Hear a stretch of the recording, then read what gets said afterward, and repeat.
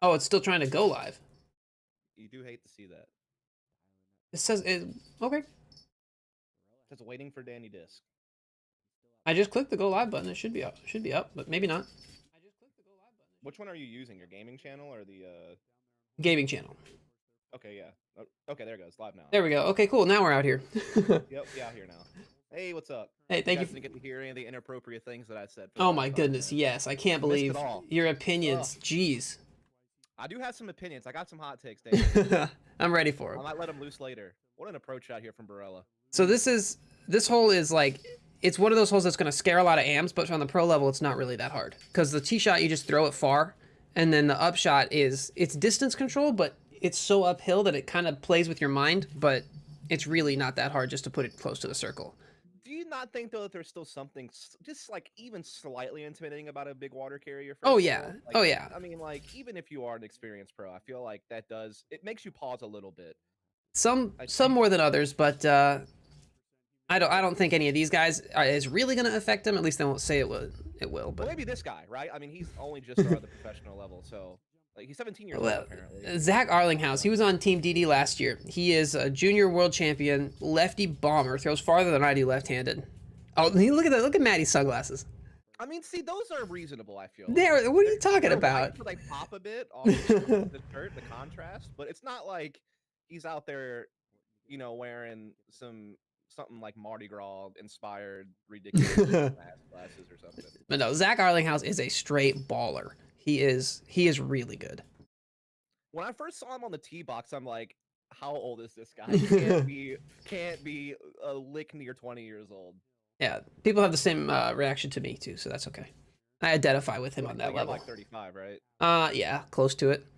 Really? No, 25. Okay, I wanted to say I was just. Well, I'm almost 30. I turned 30 in like 3 weeks. So I'm cool. I think I'll actually be a boomer. Like technically. I think I think once you hit 30, you're a boomer. It's just over at that point. It is. These My girlfriend asked me what I wanted for my birthday, and I was like, "Why don't you just go ahead and start paying for the plot of land that I'm going to be buried in? Get that fun rolling." You like cargo shorts, socks and sandals, and a floppy fishing hat is just at 30 years old. You just have those. Yeah, I think I'm gonna have to start buying New Balance, like the white one. And yeah, all right, Matteo. Definitely not biased at all, of course. Just a neutral commentator with no affiliation to anybody on the course. And I'm shocked he missed that. I'm so shocked. That is such a short putt. How? No, that should have been a roll tide moment for Matteo. That should have just been. It's funny some of the stuff he'll say on the course when he capitalizes, by the way. Because I was caddying for Cam Coldlaser at Championships in Mobile, and for those of you who don't know, like Cam and Matteo are like literally neck and neck every local tournament. Yep. The last 2 times they played against each other, which was Championships in Mobile and Bay City Open, it was 1 stroke difference between first and second between Cam and Matt. And then usually like 20 strokes between them and third. We have a couple of players who are starting the challenge now. Okay. By like 5 strokes. Like I can't remember. I think it was Championships in Mobile. There was one guy who was super close to Matteo for second place. I can't remember his name off the top of my head, but he's coming up and he's actually quite good. I want to say Jared Neal from Team DD is down there in that area. I don't know. Like we have Michael Gibney. Yeah. I can't remember who he plays for though. Prodigy. He's the team manager for Prodigy. Yeah. So if you're trying to get sponsored, just suck up to him. Just letting you know. Yeah. Oh, thanks. I appreciate it. Got you. Not trying to get sponsored. Definitely not even close to good enough. All I can do is be like, hey, I have a lot of Twitter followers. Can I use those? I mean, that works for some people. You know, you never know. You never know. You never know. I actually have to look up the other guy. Anyway, point is he says some crazy stuff when he's doing well. Filet mignon is like a word that he likes to use a lot. Him on commentary is just hilarious. Say that again? Him on commentary is hilarious. If you ever get to catch coverage with Matteo on commentary, it's fantastic. I've never heard that actually. He's just got his own flavor. He's definitely a funny guy. All right, let's see. Who are we really looking for? I know want what it is Kevin. now. Christopher Downey. He's not sponsored. He's that's Jones 990 rated. And yeah, he's quite good. He's done really well at local tournaments. He was 3 strokes behind Matteo earlier this year for Championships in Mobile. Wow. Pretty solid. Yeah. Okay, so who are we looking to watch to do well? On lead card, we got Ricky Wysocki, Greg Barsby, Kevin Jones, and Andrew Presnell. Dude, Kevin Jones looks unstoppable so far this Yeah, tournament. Kevin Jones, I is my favorite to win this event. He's got His the circle power. two putting is unbelievable right now. He was kind of favored to win Idlewild and performed poorly there, and so, or I guess poorly to everyone's expectations. Yeah. So he's looking to come back and prove something here. Although chasing down Ricky Wysocki is no small feat. So Yeah, but of course you don't believe that it'll work because obviously you don't like Wasaki now because he doesn't. I mean, yeah, he doesn't throw our discs, so he yeah. sucks. So That makes him a worse now player. You basically underrate him whenever possible. Objectively, not throwing I've our been discs keeping up make with you a the worse memes, player. Yeah. So I figured I'd make you proud by keeping up with the memes. I appreciate it. Yeah, I'm just looking out for you. This is your stream, so I'm trying to play into it, leaning in. My concern about Kevin is he throws a lot of hyzer flips, right? His style is he starts with like a lot of hyzer, which works great, but in the wind that requires throwing less stable discs, which isn't as consistent. Obviously, Kevin knows that. He knows how to adjust for it, but his natural, like his favored style is that super hyzer style. And His so forehands have been insane this year, though, I feel like. yeah, he's always had a really good forehand too. So like that's where I think Kevin could struggle is if the wind kicks up. I just think his circle two putting is going to really help him out here. Yeah. He's really been hitting those circle two putts. He's with, always just been so deadly from circle two. He used to putt with Wizards, so I'm really curious what he's putting with. Does anybody know what Kevin putts with from Prodigy now? That's similar to Wizards? He used to swear by the Wizards. I don't know really anything about Prodigy, to be honest. Yeah. Which is funny because that brand is super popular in my area. Like almost everyone here throws Prodigy. Nice. Mostly because of Matteo and Cam because they're both Prodigy sponsored players. But yeah. But yeah, I've never really taken to Prodigy. I've tried some of their stuff, but I don't know. I think their 400G plastic feels nice in the hand, but for whatever reason, all their stuff just feels too stable to me.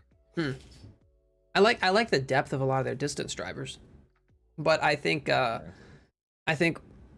what I've heard some of the touring players say is when they find a good run of them, then all the touring players grab those, and so there's not exactly the good runs available for the general public as often. Yeah. I mean, obviously you can find them. I think it's also the classic flight number difference between companies. Because a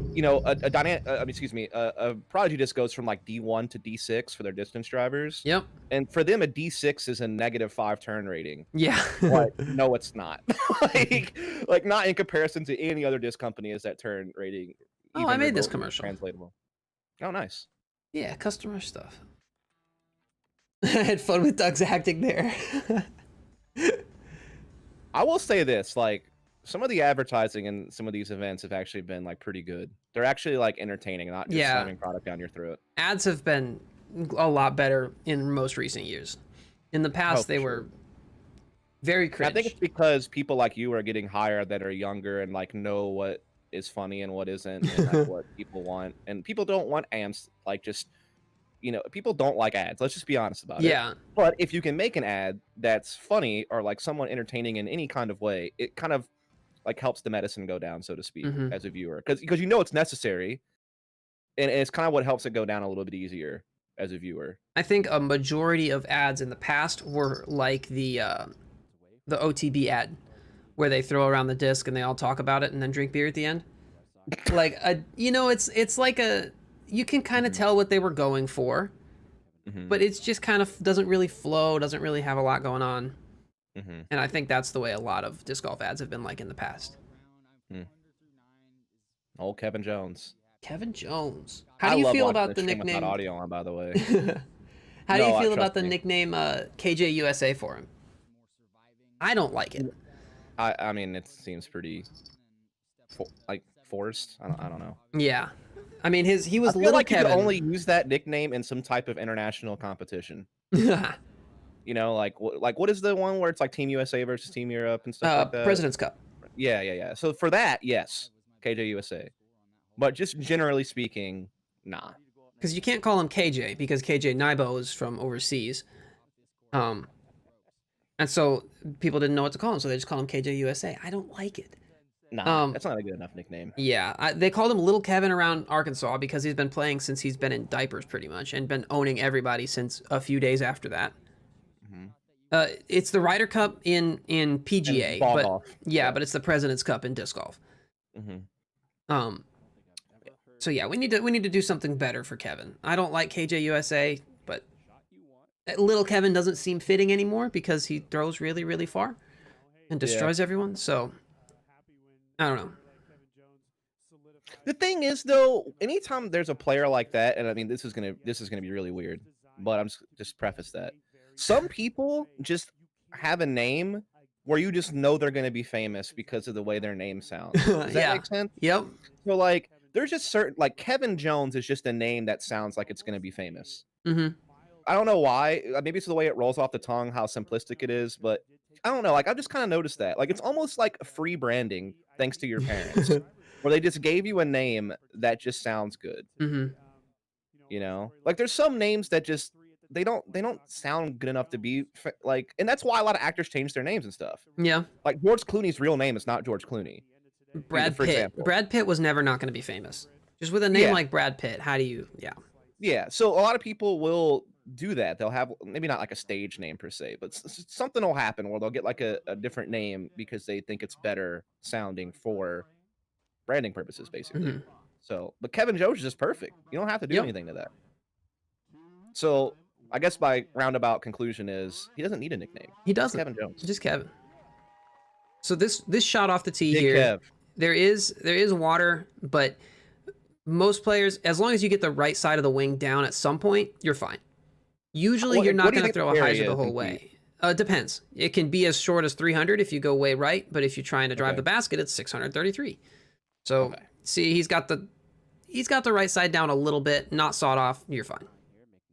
Yeah, this is pretty much where everyone on the first card went, except they went a little bit further down the hill. So this actually gives him less work that he has to do to approach. Yeah, there's kind of a balance there, where if you throw it far down the hill, you get flat footing. So if you're comfortable throwing from a hill, then you kind of want to cheat it a little bit more towards the basket. Sure. We'll see. I like the style of Barsby's swing. His swing to me looks kind of more like a golf swing than it does a disc golf swing.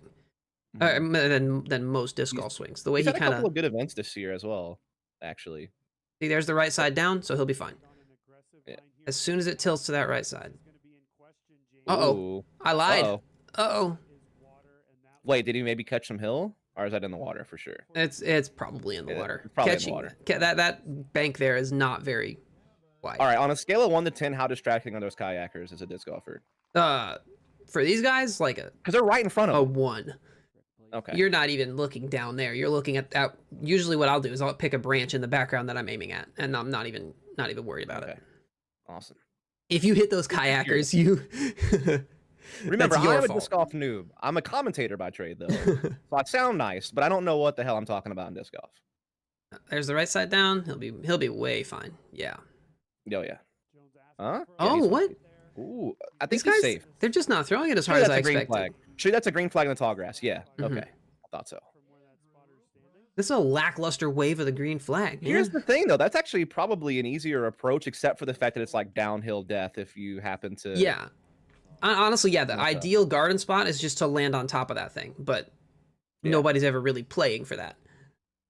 Here's There are crazy. some players, if they're trying to get really aggressive, they can just drive the basket here, which is kind of absurd. Wow. I don't think in this wind, but I think like Double G or someone did it last year. Wow. Yeah. There's only like a handful of people I would even like think could do it, Mm-hmm. which none of them are on this card, and that's OB. Oh, Wait, no, skip nope, back in. that's Love okay. it. Yeah, Andrew Marweed, get your bag out of the way. So I was actually some discussion. I actually messaged Andrew yesterday, Andrew Presnell, to ask how to pronounce his name because I thought it was Presnell. Because when you look at his name, it looks like Presnell, but Not it's to be, I think Presnell for sure. Double L. yeah. Am I Well, wrong? the emphasis is apparently on the second syllable, Presnell, and I feel bad because I had made I would've fun of thought Nate that Doss too. for saying Presnell the whole time, or for saying No, I think- Presnell the whole time. Nah, yeah, I think that's fair. Presnell is what I would have assumed actually. The graphic on the left side of this screen right now is for actually Northwood and not this is the Eureka Yeah, Lake this temp is- course. The bottom of the This screen is correct though. definitely. Yeah. Now this hole was really hard the first year that they played it, but once people figured out just how big the landing zone is, then it got a lot easier relative to the field. Someone had a little bit of a hiccup there in production. Come on, That's Johnny not V, get your crap together. Oh yeah, it is him, right? Remotely. Yep. I can't even imagine how hard that must be right now with COVID, where everyone's having to do things remotely. Like the commentators are somewhere, JVD somewhere else. hmm and then there's the actual people on the course. And this drop zone is like, it tempts you to go for it because it's only like 480 to the basket, which for these guys is definitely doable. But from the drop zone, that's the smart play from Greg. Just get it to the right, call it a day. There you go.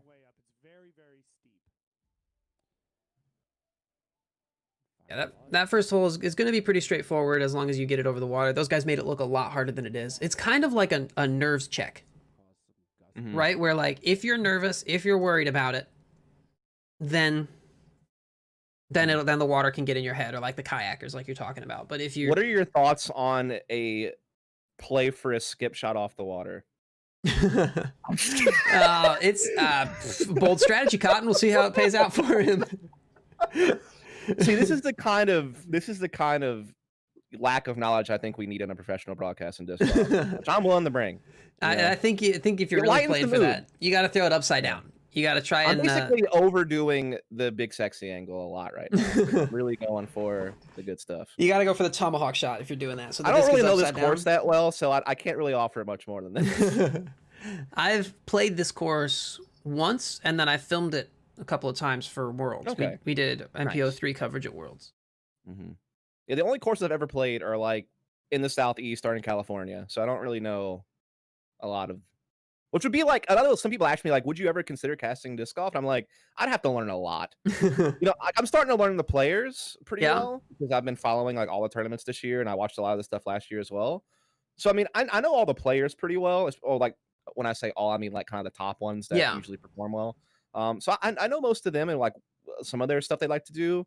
But courses is probably the place I'd have to learn the most if I was ever actually going to step in a casting booth. Yeah, and I think the commentators have like a day where they set aside to go through the drone flyovers, and they talk about maybe they interview some pros, what they would do here.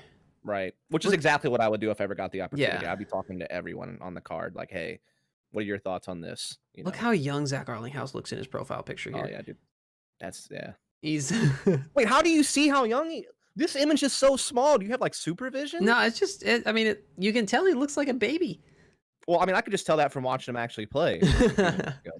It's actually surprising that usually at the beginning when the lead card tees off, some people from the chase card have caught up to their scores because they've played more holes. They've had a chance to get farther under par. But I think that kind of speaks to the difficulty of this course, is that some of the chase card or other hasn't. Oh, is Fresno OB? Yeah. Surely not, right? Unless the line must be not the road. It must be something closer in. Yeah, in the past it's been the road, but there might be a line there. Interesting. Yeah, I don't know. That is odd. That's brutal. Especially because now you have to start to wonder if Marweed's bag actually messed up. Oh no, yeah. Now you actually have to ask that question. Yeah, I think in the grand scheme of things, that's not Marweed's fault in the slightest, because he's that's a tee pad there. Yeah. At least it's a bag and not a snake.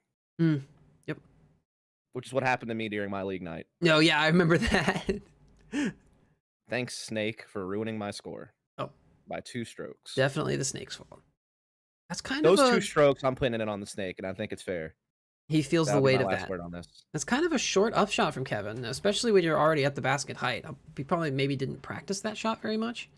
I wasn't sure how to. I mean, yeah, what are the chances you think you're going to land there? Yeah.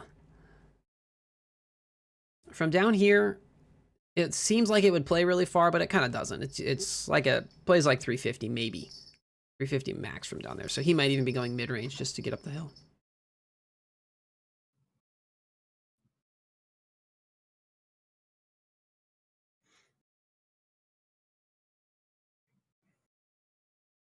That might even be a putter, which is honestly a good play. A little short, but something faster is going to have more fade, going to finish more towards that OB, more towards those trees. Yeah. It's like what, like maybe 25 away? Not bad. Edge of the circle, yeah. Interesting to see. Usually the galleries are just huge. Well, aren't they limited for this event? I believe so. I thought the rule was that only a certain amount were allowed to. So I don't know. I'm not following the exact.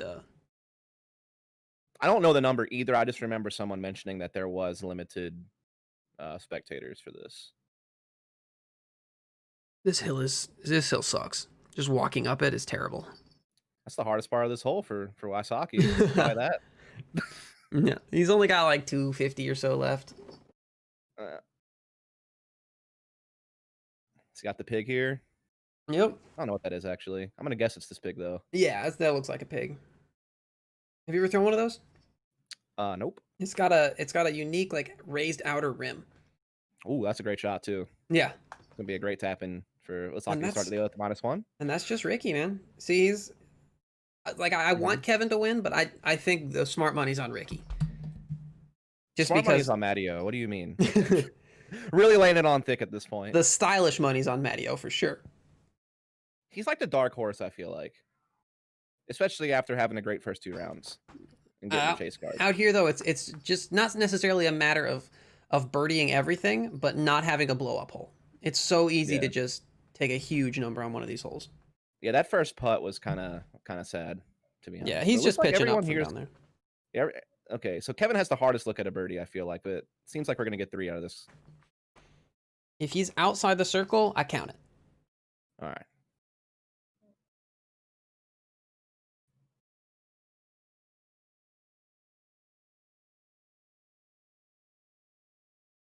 Oh, left side, don't roll. That's sad. Okay. Yeah, he's safe, but yeah. That's okay. Just a par to start out with. How much of an advantage do you think it is for Kevin Jones that his natural putt is a straddle? Like, it feels like he has to make less adjustments in tight situations with his footing because he's already used to straddling. Yeah, but I mean, there are Is that a thing? situations where you can't straddle. Sure. So I feel like those situations he would feel just as unnatural. But aren't those more rare? Yeah, I think You so. would think? Yeah. I've always wondered about that. So it's like what, him and Sexton are like the most famous straddle putters, Yeah. probably? I'm trying to think of any others. I don't know any off the top of my head. Yeah, me neither. Solid cleanup from the pretzel. Nope. So par, and looks like we can only get 2 birdies now out of the card. Yeah. Which I would have thought Kevin Jones would have definitely been getting it too. Unfortunate.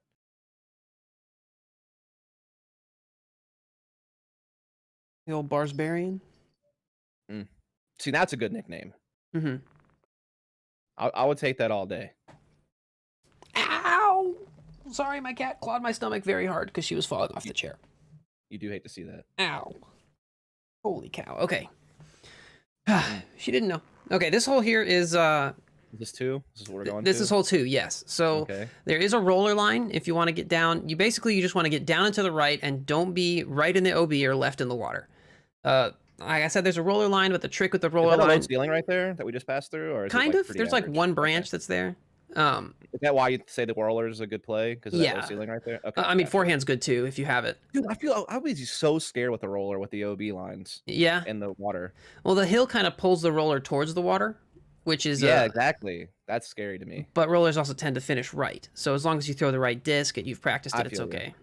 There is actually a double G went for it at Worlds, is a line through the right side where you just bomb it through all those trees. It's skinny, but it's there. And he was like probably 15 degrees from getting the skip off the road. There's a road back there. There's a gravel road. 15 degrees from getting the gravel skip to go in, to make it in, which would have been like in awesome. The basket, like an ace? No, inbounds. Oh, okay. He might have gone OB and then had that shot. I don't remember. Okay. This park is beautiful. Yeah, it definitely looks like it'd be a fun place to play.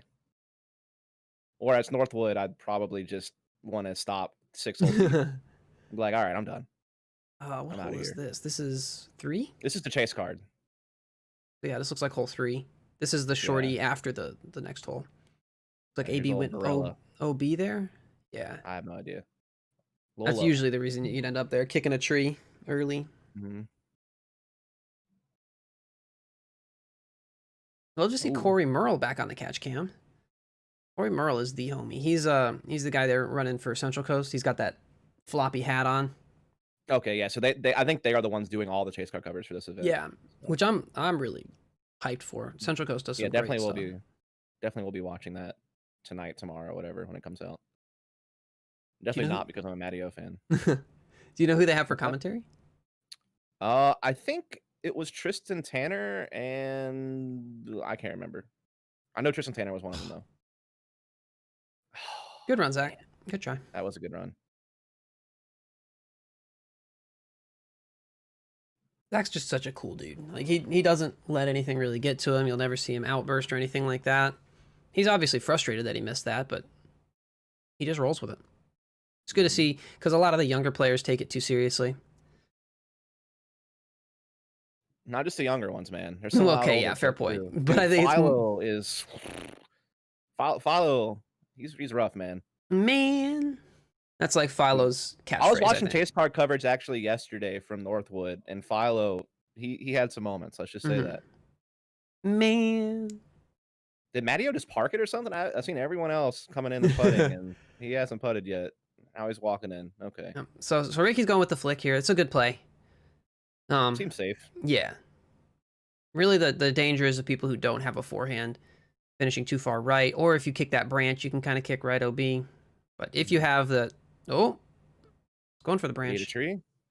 That's okay. Oh no. You're okay. No with water that. though. He's yeah. in. As long as you don't kick left or right off that, you're okay with it. Cool. I think you might be a little bit ahead of me. I'll try to do a little refresh.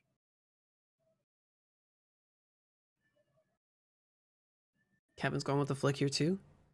No surprise. Yeah. He's really been trusting it. That looks good. Oh, now you're ahead of me. Uh-oh.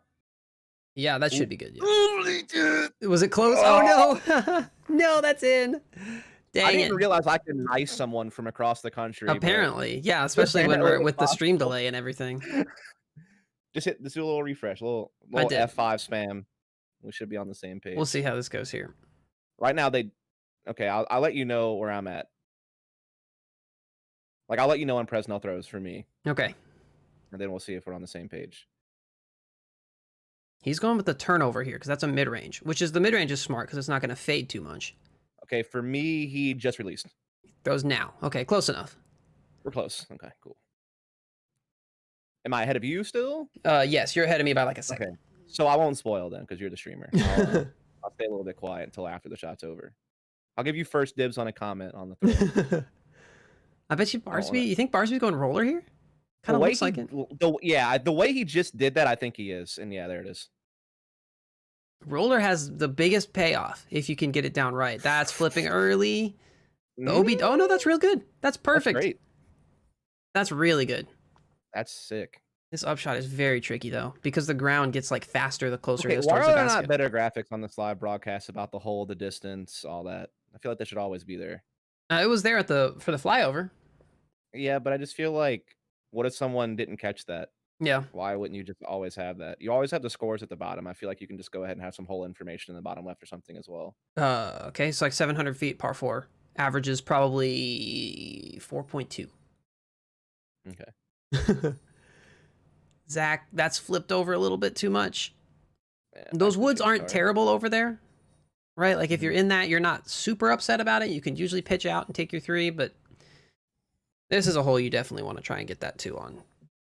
Especially because there's not a lot of birdies. Get better graphics for your broadcast. I'm paying for this. I want information. All right, I'll get off my soapbox now. Is that turning? It is turning. Yes. Ooh. That might putt. See those woods? Maybe just in circle 1. Those woods might have a tree in his way. Yeah. Depending on how deep. I don't think there's a ton of poison ivy over there either. There is poison ivy on this course. You do hate to see that. On bushes similar to the one to the left of Rick right here. It was real bad one time. That looks pure. Yeah, as long as it doesn't fade too much and skip OB. That's okay. That tree is a putt. It's a kneeling putt, but these guys are familiar with that. They should be all right. Okay, see, it's inside the circle. Yeah, I see it now. Okay. That's actually great. That looks so pure though, up until that branch. Mm-hmm. And this upshot on this hole. Might have been coming in hot. Yeah. I think that was a softer putter to where it should help grab the ground a little bit. This upshot here is 100% determined by how you landed, right? You're never going to have the same upshot twice.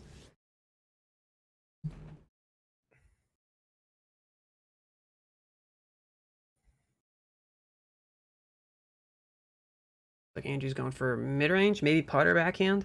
But that's the problem with the backhand is like Ricky's was, is it finishes towards that water, and with the downhill and the fact that it's a green means more people walk on it. So as the week goes on, it gets more beat in. That's a good angle. Wow. Oh, same spot. Unfortunately, Okay. it's a little under those branches, but like you said, kneeling putt, so still has a shot at it. I bet you one of them makes it at least. What, like the second throw? Or you mean birdie putt? Birdie putt. Yeah, okay. Surely. I feel bad for Jones, man. His forehand looks so good. Yeah, it just got a then- little bit left there. That left wing just Yeah. came down just a bit. Oh, apparently he can't even find his disc. Oh, it was just right there. That's one of my favorite things on the Or course. maybe they're debating still where he went out at. I don't know if that's why they're chatting. When somebody's when you're showing somebody around a course, or they're showing you around, they say, "Oh, it's just right there." Just where the basket is as far as from the tee pad.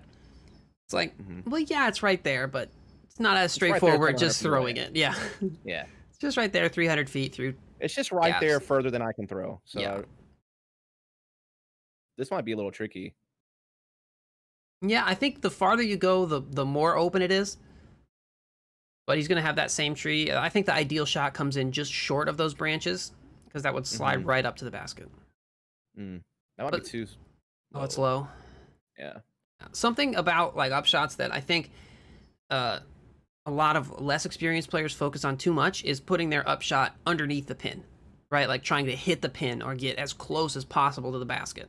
Whereas something that can benefit a lot of players is try to throw it just inside the circle, or just know whatever your confident putting zone is and aim for that. Yeah. Because it's a lot easier to throw it within 15 feet than it is within 1 feet. Yeah. See, Barsby's kind of pinned up behind that tree, but probably just has a nice backhand. Otherwise, like Do you know any of these people who are caddying for them, like their relation and stuff? I know that's Barsby's girl. I don't know her Okay. name. Kevin's girlfriend, I believe her name is Madison. Okay, I didn't know if it was like girlfriends, family members, like who usually is caddying for these people. Yeah, I believe. I know Kevin and the Barsby's. I know some events didn't even have caddies allowed. So Yeah. that's Oh, what I'm Idlewild, sure. they didn't allow caddies. Yeah, they did. they? Because Eagle's girlfriend caddied for him when he won. Huh. Ratana or whatever her name is. I don't know. It's some like obscure name. Because I remember watching like one of Eagle's vlogs on his YouTube channel where she was there. Yeah. And I haven't watched Eagles vlogs in forever. I should catch up on those. That's flipped. There aren't that many. So Bye-bye. uh-oh. Yeah, that's gone. Yep. That's OB. The basket actually used to be right at the base of that leaning tree. Oh, I bet that was rough. Yeah, people hated it. There was one guy who, in protest of some of the absurd OB at this event, just threw his almost his entire bag just in the water on that hole on like a video, and he actually got suspended from the PDGA for doing it. Yeah, okay. apparently it's something like artificially inflating your score. Is you can get, I mean, obviously disqualified from the tournament, but also suspended from the PDGA. Wait, artificially inflating a score by purposely going OB a bunch of times? Yep. How does that inflate your score? Well, it's because it's golf. Oh, so is it because it would have like got thrown out because it was too low, like or too high of a score? Yeah, I mean, artificially I shooting see. worse. Not Yeah. necessarily just so it doesn't account for your rating. Good putt, Kevin. Yeah, that's more what I expected from Kevin. That's a solid par save. And I He's think that's having a great great because time. he's obviously probably was a little bit frustrated with missing the first one, and then they hit an even harder putt immediately after you've made that error. It's Yeah. probably just makes it feel Yeah, good. and going OB, that has recipe to just spiral out of control. That too. Yep. So the fact that he's going to get the par save is pretty great. And that's one of the trickier holes. I don't know how it plays to par as far as averages, but it's tricky. But hopefully he can use that because I mean he's still 3 strokes behind Wysocki. So Wysoki's got but a I birdie mean of putt course at a this whole one. other day of golf. So Yeah. this might be a little footing looks real off here for Bardsby. Yeah, the bank is kind of rocky, so he might have solid rocks he can stand on as opposed to mud, but Hopefully that doesn't affect his putt stroke here too much. Actually pause for a couple of seconds. Hopefully we're like more in sync now. okay. A little floaty, not gonna happen. Barsby's putt's always on a lot of hyzer. Seems like he's Yeah, it's always really floaty. Mhm. To me, it seems like a scary way to putt, but obviously everyone has their own preferences and I heard a rumor. comforts. I heard a rumor that he practices Are you about putting to? without chains. That seems really metal. He takes the. I mean, he's a metal drummer. Oh, okay. Well, He yeah. takes the chains off the basket and just tries to dunk it in. Oh, so Andrew doesn't have a putt. I've seen some people do that temporarily. Mm-hmm. Like not their main form of practice putting, but like every now and then they'll do it. You think Rick's trying to make this? Yeah, it seems like it. No.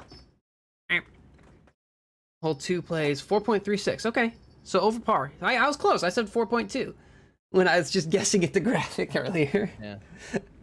Just a little bit over par, probably just because all the OB. Listen, I think we're still doing a good enough job. Pro Tour, come hire me and Danny will commentate this stuff. I'm sorry, but I just can't stand some of the commentary on the Pro Tour. I know that's gonna be a hot take. Oh, Let me specify. I think Nate DusT is a fantastic color commentator, and I won't comment on anyone else. And then you can just read between the lines. I would say that's honestly a less that's more of a hot take. I think people prefer Jamie over Nate. No way. Yeah. Surely not. Now I am gonna have to be a little bit more detailed. No way. No. Listen, Nate DusT, he won Worlds twice? 3 times. 3 times, sorry. He is a valuable color commentator in the sense that he can bring a lot of insight. Now, does he need to work on his delivery a bit or how he meshes with other commentators? Maybe you can make those arguments, but his knowledge base is already a great foundation to build a commentary career off of. Maybe you got to make some tweaks along the way, but hardly anybody else that isn't actively playing will be able to fill that slot at a Pro Tour level, in my opinion. Mm-hmm. Like someone would have to retire from playing and focus on commentary before I would change my mind on that. And that's probably not going to happen. So until then, I think Nate DusT is probably one of the best knowledgeable permanent color commentators you can have, right? Because everyone else is like just volunteering for other coverage when they can. Mm-hmm. So for a full-time person, I think he's actually great for color. But the problem is that I feel like Jamie almost steps on his toes a bit and also tries to be very color commentary oriented. And to me, that doesn't make any sense. If you have a pro in the box with you, you should facilitate him doing that kind of stuff, and you should focus on something else. That's my opinion. And I just watch it, and I know when I like it and know when I don't. And I feel like Nate DusT actually sounds like more excited and passionate when he's commentating than Jamie does, and Jamie's supposed to be the play-by-play commentator. That kind of throws me off, too. So hole 3 here, that's actually a really smart play from Rick, to flick up the gut with a pig. Not a lot of, I guess maybe a lot of players do have the power to do that. I don't. Usually you'll see a backhand putter up the gut. There is kind of a sneaky backhand hyzer line if you're scared of the OB. Otherwise, you can throw a forehand through those 2 big oak trees on the left that kind of skips in late. But any of those kick a tree, they have a potential to be OB. Yeah, here's that forehand line. That's really good. Yep. This is one of those holes where that's I'm the taking thing. a 6. It just has to come back at the end. Oh, man. Yeah, you got a nasty kick. Yeah. That's just, I mean, it's kind of an elaborate poke and hope, but when you take that forehand line, it kind of turns the hole into a poke and hope. Yeah. Yeah, for me, I'm taking an 8 on this hole all day. But just like, oh, that's a lot of trees. This is going to be more than a bogey. Listen, I'm telling you this. As bad as I am at disc golf, if there's more than 3 trees on the fairway, I'm done. Like, so it's over. You can't, listen, I can miss 1 tree. I got you. Okay, wait, let me rephrase that. I could probably miss 1 tree. There's like a 75% chance I'll miss that. Oh no, that's a terrible kick as well. That's the Almost problem with into the the outhouse. Up the gut. Yep. We actually, I guess that's an outhouse. It kind of during looks like AJ's practice round, the video we made on DD channel last year, it poured down rain, and there were some people that were cowering in that outhouse. It just out of nowhere. Is that actually an outhouse? I don't know. It's a storage shed. I don't know what else it could be. I mean, yeah. I guess it could be like a small tool shed. That's a good flick from Barsby. That's sick. Yeah, that's great. Honestly, the gap in the trees to make this hole not a poke and hope is really far down. So you almost have to play to be long of the hole when you're throwing that forehand. But that's a daunting So gap. the reason why Sexton isn't on Jomez last up because he's not traveling. Yeah. He has not gone to any of these events. He's been staying at home. I think maybe he played a local event, but with COVID and stuff, he didn't really feel comfortable traveling.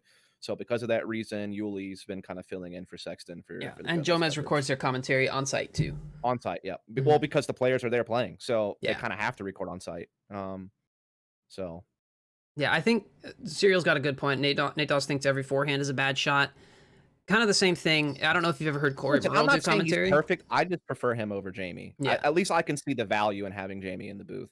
Okay, Macbeth having a hot round, which he Yeah. needed, It's a lot of which he birdies. absolutely needed. Because I think now he's probably in the top 10, but he was coming in pretty rough after Northwood Gold. It was just surprising because usually he shreds in the woods. I mean, he shreds Yeah. everything, but like, Yeah, I mean, he won worlds playing those courses. He's been looking off, like, you know, obviously the Idlewild final round, he had some struggles. And yeah, he had some struggles in Northwood, more than I would have expected. Mm-hmm. I think the first day, I think he came out of Northwood Gold with like only like a -3 in the first 2 rounds or something like that. Which I know that's a tough course, don't get me wrong, but Yeah. Uh-oh. Oh, that's so unfortunate. Mm-hmm. Just a little bit. Oh man, he just needed like 8 more inches, and he would have been in. Mm-hmm. Just a little bit more grab on that grass. Mm. And he knew that out of his hand. Yep. That's unfortunate. Yeah, the thing is, if you're the Disc Golf Pro Tour and you're the elite of the elite and you're charging people money for the product, then you should put out a really, really good product, and that means you need top of the line commentators. Mm-hmm. Which I don't know if any of those exist in disc golf. Again, many of the best commentators are actively touring, so they can't focus on this full time or don't want to yet. Yeah. I imagine over the years, the product will get better as certain pros decide, you know what, I'm kind of done the touring life. I do just want to take a full-time position, even though you're still going to be traveling because you're probably going to be on site. But at least maybe they're just like, you know what, playing. I don't know. The thing is, I don't know what the age would be where you would make that decision. Yeah. I don't know. I think playing Masters is definitely not as profitable. Oh yeah, as a touring player.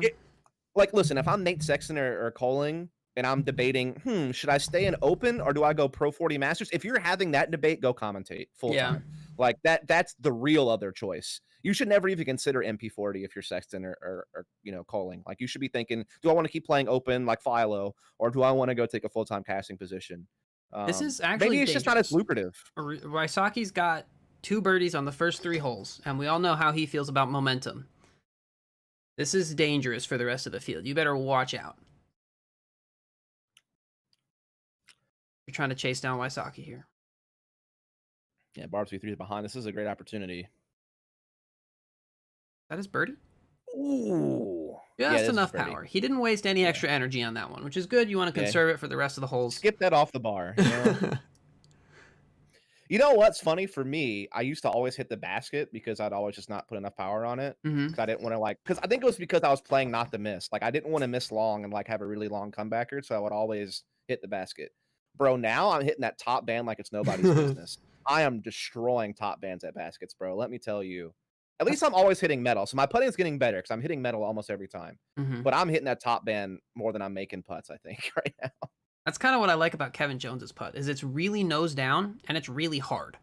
I don't know if you can tell. I mean, obviously not on this putt because it's a tap in, but in general, his putt is very nose down and very hard, kind of like Ricky's putt.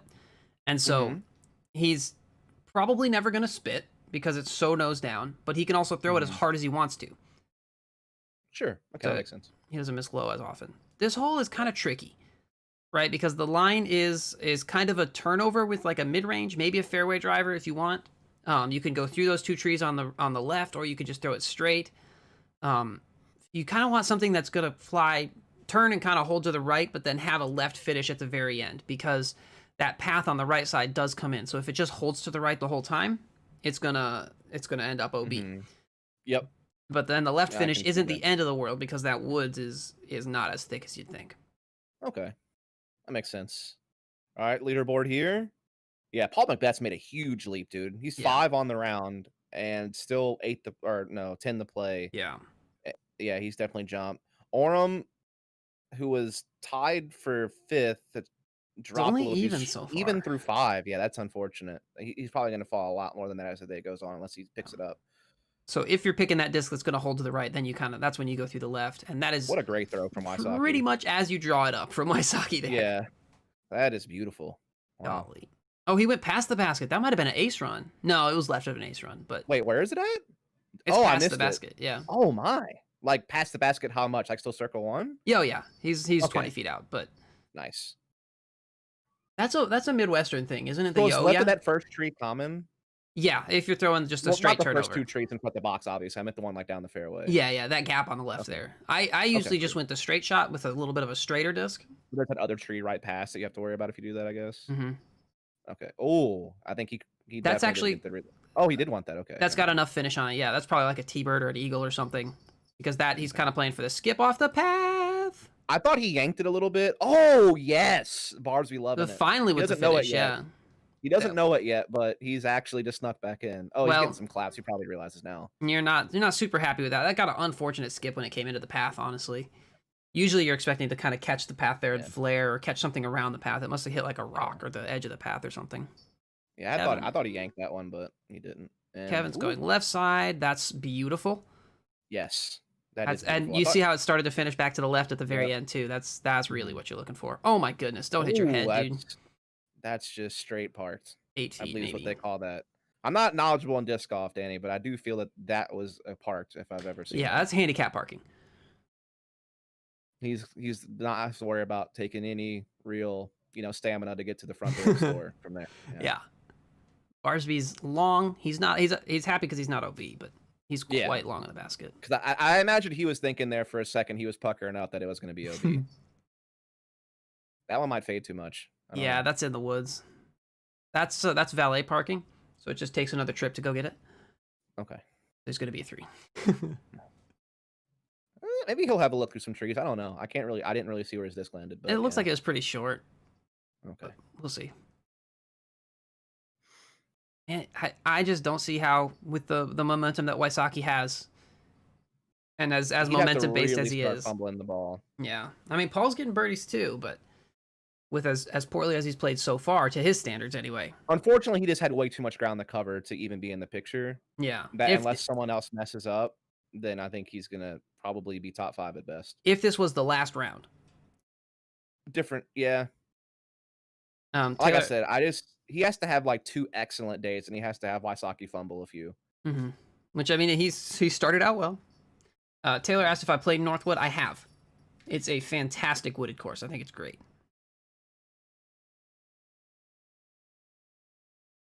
Me no like woods.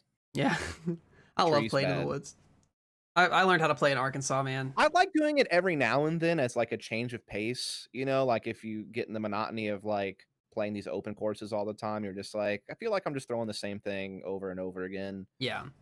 This is definitely the case. My problem is, it's like I can play wooded courses fine, but I'm just never gonna get down the fairway very far because I'm so focused on being accurate that I don't really have the power I need to do much. So yeah, it's like I can't do both. I pick one or the other. Either I'm blasting it, not on an accurate line, but accurate enough to do okay, or I'm making it through gaps, but I'm not getting anywhere. Yeah, that just comes with playing it. I'm actually more confident at higher power. So if I throw at like 80 or 90%, I feel like I'm more likely to hit a gap than if I throw at like 70%, 60%. And also from just watching some of the film as someone who isn't that knowledgeable about disc golf, some of the holes on Northwood look unbelievably hard. Oh, he actually ran that. Okay. Yeah. You were right. He had a look at it. That's a scary basket to run because it's so high and so downhill past the basket. Right. I feel like if you're gonna bid it from there, you have to play it in a way where it's like kind of a partial bid. Yeah. Dave says use a hyzer flip for a combo of power and accuracy. Yeah, because the hyzer release is definitely most accurate. Yeah, I don't really have a good hyzer flip disc right now, unfortunately. The the disc I thought would be a good hyzer flip disc are actually a little bit too understable, so they roll a little bit right more than I'd want to. And then some of the disc I had that I thought would be a decent hyzer flip disc are just a touch too stable for it to actually work out. Yeah. Right. It's tricky. So I either have to hyzer it. I either have to hyzer my understable disc like a ton more than I feel comfortable doing. Oh, Barsby's not like that perfect. It's like that perfect point where like you either hyzer a little bit too much and then you don't get the flip entirely, like you actually get too much stability. So it's like that finding that fine line, which I'm not good at yet. Oh. To answer Taylor's question about Northwood, it feels really fair for a wooded course. There's the fairways are all open. As far as there's not like in Arkansas, they give you a fairway, they give you a shot to throw, and then they just put a couple trees right in the middle of it just to throw a lot of luck into it. It feels like if you hit your lines, you'll do well out at Northwoods, which is that one par 5 looks insane at Northwood though. It is really difficult, but again, that's a combination of if you get aggressive, that's when a lot more of the the pain and suffering comes in. Yeah, I thought Barsby might have like a straddle jumper look at this, but he's having to go patent pending just to toss it up there. Oh, that was He might have been trying to not make bad. Yeah, that actually looked pretty close. that. DusT, can you confirm whether or not you breathe? Like I said, man, I commentate all the time, so I've learned how to never have to take a pause if I don't. It's a cycle of breathing. Yeah, and the other thing that you have to understand is that in the type of commentary world that I do, you don't really get a second to breathe. Don't roll. Oh no. Oh, that's brutal. That's brutal. Oh, It looked like it was just no. left side out of Kevin. Yeah, that's momentum is firmly in Ricky's court. Yeah, so I mean it's only 4 holes in. So definitely he also change. fudged 1. He went OB on 2. Yep. He went OB on 3. Despite the fact he made that really nice par putt after the OB, he's still having a tough time overall so far. Hopefully he can at least make this to stop the rod a bit. That putt is just so high above him at that point because the basket's Isn't uphill that where he and was also on basically that originally putting from? Yeah, it might even be a little farther away. Oh, man. And Rick's got this for 2. Yeah, Dan, it's kind of a necessity for us to be able to do it. Yeah. Because action never really stops in most esports. So you never really get down periods. Obviously, you have a co-commentator, so you can bounce back and forth, and that gives you a break. But if you get caught in the thick of it, in like a really chaotic situation that persists for, an extended period of time, you just have to be able to keep going, Whereas in traditional sports commentary, it's not really even normal to talk as much as we do. There you go, Kevin. Second chance. Nice. That's the other adjustment I'd have to make if I actually did ever commentate disc golf, is learning to not talk as much. Yeah, there's definitely value to letting the footage breathe, especially on post-produced coverage. Yeah. Just because it's more of a casual atmosphere. Mm-hmm. Fresnel cleaned up a 3 there. Kevin with a bogey. Barsby with a 3. Yeah. That's why I'm hoping I get to start with some local coverage one day, because we have I don't know if you've ever heard of So Blue Productions. Not off the top of my head. They cover like a lot of stuff in the Southeast. That's a hole. This hole. Paul Macbeth threw a Luna in Worlds. He threw a putter and parked this hole in Worlds. It's like 480 feet, I think. Damn. Come on, dude. Yeah. Mac, I'm planning on it. Yep. I'm planning on Mac. Mac's my one of my duos for Overwatch. Oh, nice. Yeah. I can't do Overwatch anymore. It's a lot of stuff going on. Any joy that I would have had playing it, which was already very little joy, and then that little bit's also now gone, so I can't play anymore. And Rocket League, yeah, Mac. See, I could get back into Rocket League. I feel like I played it a lot in the past when it like first came out, but then I kind of fell out of it. But I could definitely get back into it. The baseball field hole, the sandwich taco hole, right? Yep. And this is Ricky's feeling good because he went for a pretty aggressive line there. He shook his head no, like he felt bad. No, I guess it's not as aggressive as I thought it was. Yeah. The basket like he didn't like it for whatever reason. Nah, it's all right. He probably just doesn't like laying up. Yeah. He's in the middle of the fairway on the right side. Yeah, it seems like he wants to put the gas pedal on. Yeah. Which is he's already he's already up there, but yeah. That's what this course really punishes you for, is trying to get too aggressive. I want to say Barsby did something nuts on this hole at one point. Like throw it way past everything and go OB. Did he just do it again? Yep. No, I think Barsby might have aced this hole or something. No idea, but he definitely went really OB. Yeah, that's like a lot OB. Mm-hmm. So this I bet you Kevin goes for the 2 on this hole. And so, yeah, as far behind as he is, he probably feels a little bit pressured too. I guess it depends on the wind. What was the wind doing? Don't know. Somebody squeezed the disc outside the cage. I believe that was Macbeth, and I think Barsby aced it. Andrew playing the safe shot and yanked it. And OB. Yep. I kind of thought he yanked it when he first let it go, but I wasn't sure. Yeah. And But yep. Kevin, All right. Kevin's lining up. KJ. Here we go. Yeah, I'm he's ready. looking that direction. I want to see it. It's got the height. It's not Yeah. flipped over. That might be good. Oh no! No, that Just was barely deep. That's a problem I Man. regularly have on this 430-foot hyzer. going deep. No. I don't think I would ever think to myself, you know what, I might go deep on this 420 foot Jeez, hole. yeah, that was a crunch. That must be a luxury thing to be worried about in disc golf. If you think you're gonna go long on 430 feet hyzer, yeah, that must be nice to have to worry about that. Mhm. And this hole's tricky because you gotta, if you're going for the basket, you gotta keep it high at the end too. Yeah. It's not like you can, if you just throw 430 feet, you can reach this hole because And there's old Wysocki getting interviewed. he's got a lot I'm better glad on he camera, came I out think. and was transparent about the whole Lime thing, by the way. I don't know if many people saw that, but he actually sat down and did a video on his YouTube channel with his actual like nutritionist Yeah. where they explained the whole situation in more detail. Because I think that a lot of people came out of it thinking like, oh, this guy's dumb for not taking the doxy and like, you know, taking the antibiotics and doing all this other stuff. And I think a lot of people were like really overly critical about it. And even I was like really skeptical, like, really, man, like you're gonna chance your career on like not wanting to do the traditional route of medicine. I don't want to get too deep into it, but the point is that he did an interview with a nutritionist and he basically cleared the air on everything. If It's you go awesome. and watch the video, and it makes a lot more sense why he didn't when you watch that video. Which the short of it is apparently he didn't realize it fast enough because you have to get the doxy in your system within the first like 72 hours of contracting Lyme for it to actually have an impact. And I think he didn't realize he had Lyme until like 2 weeks or something down the road. Oh, this to is where wide right again from Barsby. Yeah, it might be able to make it back. Oh. Nope. Wheels have fallen off of the Barsby train. At least on this hole. Man, 3 people went OB. Oh my gosh. That's... Well, yeah, you're right. 3 did go OB. Only 1 really went for it too. Yeah, only KJ went for it, right?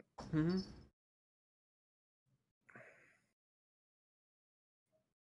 This seems like a really scary drop zone, to be honest. Yeah. I mean, it seems like you only just hyzer it, but It's like it's not that short. It's still probably well over 350. yeah, it's also kind of a skinny like lines, like between the fence and the Yeah. OB line. You The don't fence really get a does lot act- of breathing room. Yeah, the fence does act kind of like a backstop though. So like you can Sure. just skip it up against it. Yeah, so if you, yeah, I see what you're saying. That's inside the circle, or maybe just outside, which would be ideal. Yeah, that's circle too. In the years past, I think at Worlds they might have had those tacky discgraph banners all across that fence. Do you remember those? Listen, I don't know why you expect so much of me. Oh, did Beth just go OB? I think so. Uh-oh. That'll stop a hot round. Or he can afford literally no more mistakes if he wants to win. Yeah, they had they have characters for a lot of their discs. Like there's a Thrasher, there's an Undertaker, there's all those stuff. Yes. And they were just plastered all over that fence. Which And how did it impact like the disc or something? No, it just looked really goofy, I think. Oh. But apparently Serial didn't hate them. I mean, they looked cool. They were... Dude, I actually love... That's one of the cool things I like about Discraft Disc is, like, their Big Z designs are actually pretty cool. Yeah. Some of them look really cool. Like, the Big Z Zombie is basically like a zombie bee from the Buzz, and it's kind of funny how they did that. So, like, little things like that I actually appreciate in Disc design. Well, yeah, because of how they spell it. It's Z-O-M-B-E-E, right? Yep. So it's a zombie. Exactly. So, it's actually really neat how they did that. But, yeah. Yeah, there's Ricky just pitching up. He's going to get his nice, easy 3. This is a whole, like, if you go for it and you're OB, you feel really dumb. That's why I wish access to like cooler discs was like easier to do. Like for example, like so I can do something a little bit more comfortable for you. The Oakley's trespass stamp for the hybrid trespasses actually looks really awesome. It's like the whale and like the waves and stuff. Have you not seen this? Is it Tina's hybrid trespass? Or is it both of the Oakleys? It's K Oakley Tina. I imagine so because Eric Oakley's the other Oakley. Yeah, so TK Oakley. Yeah. So yes, it's hers. Oh, cool. Yeah, I've seen that. It looks awesome. Yeah. We But were they're hard to trying find. to do more characters and stuff for our stamp. We have like a judge stamp with a judge on it that's like a cartoon slamming down a gavel. We have a raider that's like a cowboy on a horse. Yeah, I've seen the Cowboy Raider. Um, We were talking about doing that. to me, it's like too much. The Cowboy Raider. I Yeah. don't know. Like if you did the judge and it was just the gavel, but not the cartoon character judge with the gavel, but just the gavel, I feel like that would look pretty Oh, sick. Kevin. Not looking great for Kevin. Just right side. You also have the hand-eye stamp, which is really cool. And yeah, Crispin does all the hand eye stuff. He's insane.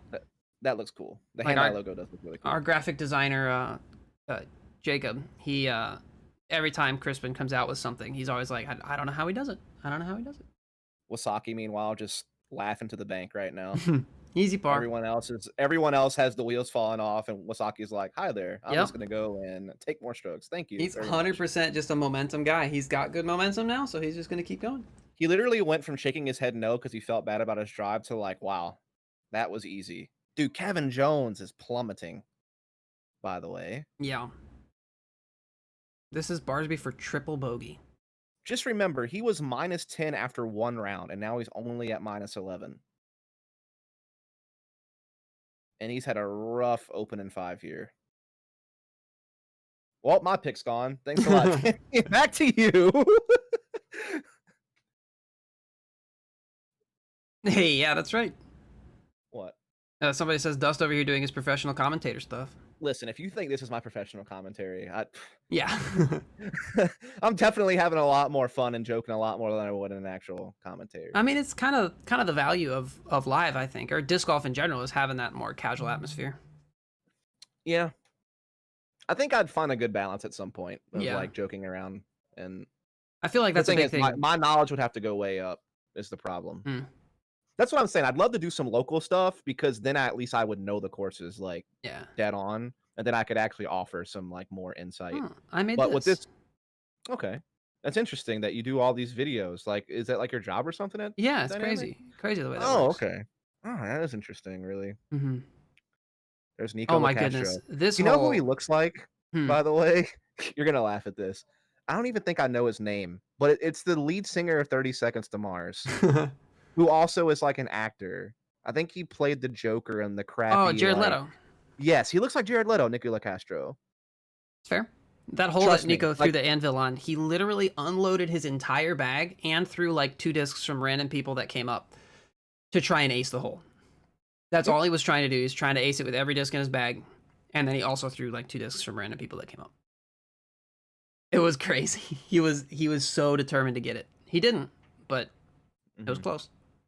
Ended up getting footage of every disc in his bag too to use for the in the bag, which was handy.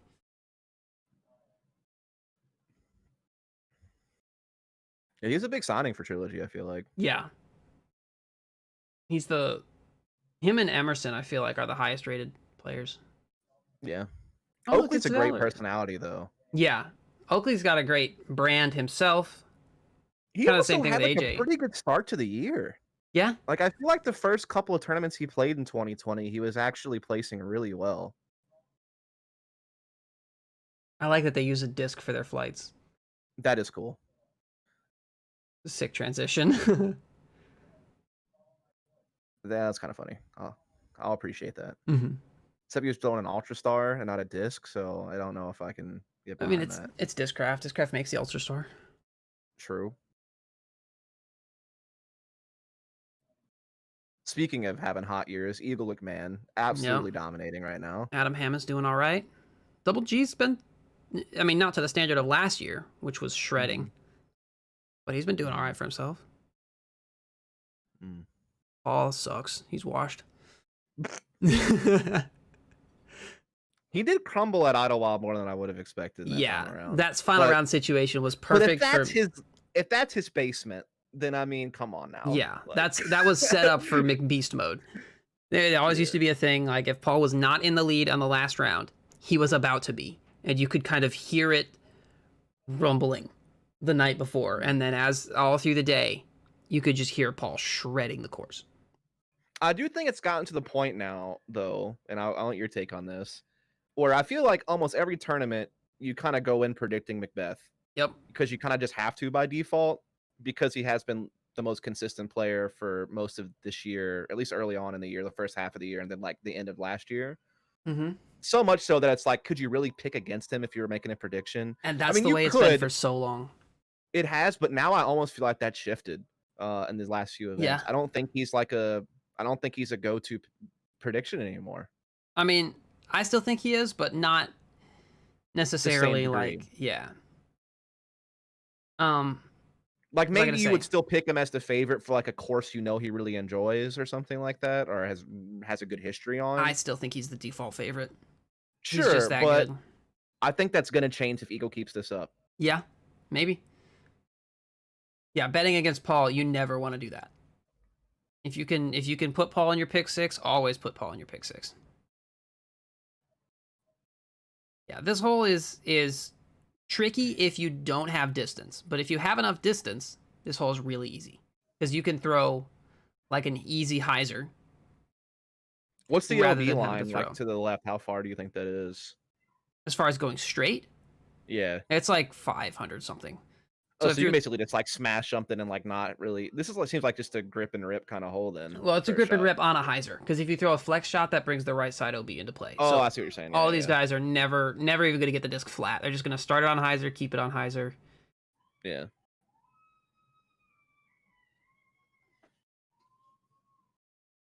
Paul getting 10th and 5th doesn't make me think he's slumping hard. He's not. He had one bad round at Idlewild. And then he had a struggle at this tournament at Northwood. But on a course where outside of Kevin Jones blasting a -10 in round one, it's not like anyone was knocking the socks off of that. Yeah. What I think, like the first round, Ulibarri also had like a 9.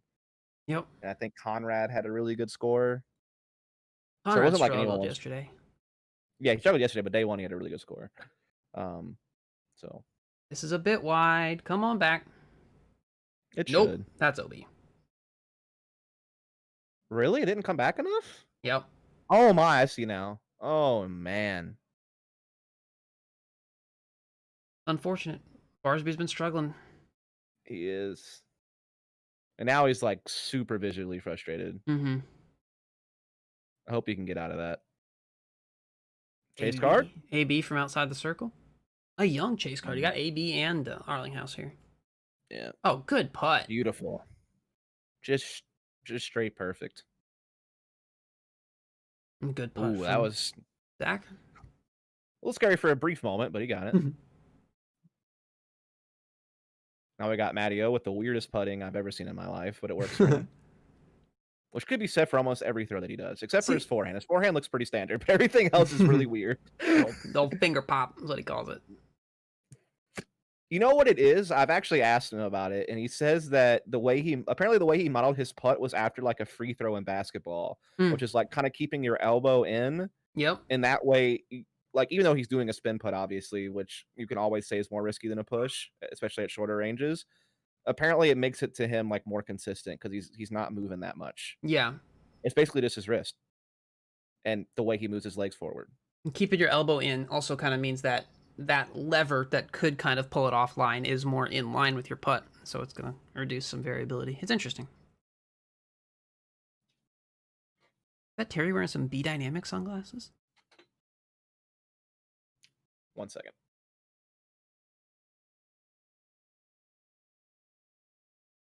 No, I don't know that anybody's going to be going for the green here on the second.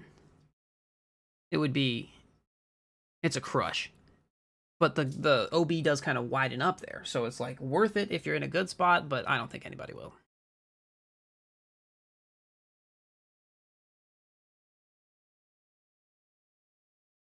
This hole's cool. I don't think as many people know about the wide hyzer here, just skipping off the road. Pretty much always gets you edge of the circle. But it's fun throwing up the gap.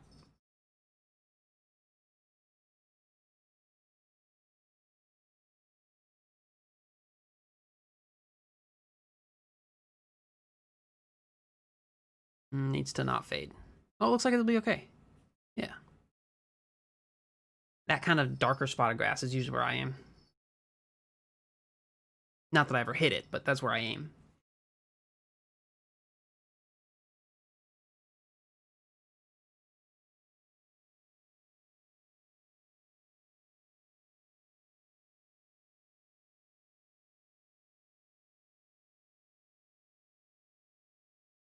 This hole. All right, I'm back. I don't know that I like this hole. It's just because, like, you think Kevin's going for the green here? It's like really far away. I'm gonna be real with you. I have no idea. I'm the worst person you could have asked that question. I don't even know what the green is on this hole because there's ropes everywhere, and I'm really confused. Oh my gosh! What a shot, though.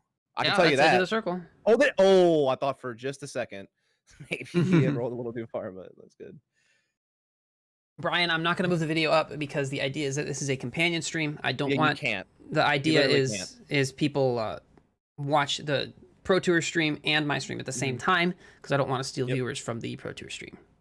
If you don't have a subscription, you're welcome to hang out and chat about disc golf. But yeah. Obi. Yikers. Ricky's made his first mistake. Wheels are falling off. He's washed. He's washed. Every bad shot, just someone's washed easily. Yeah.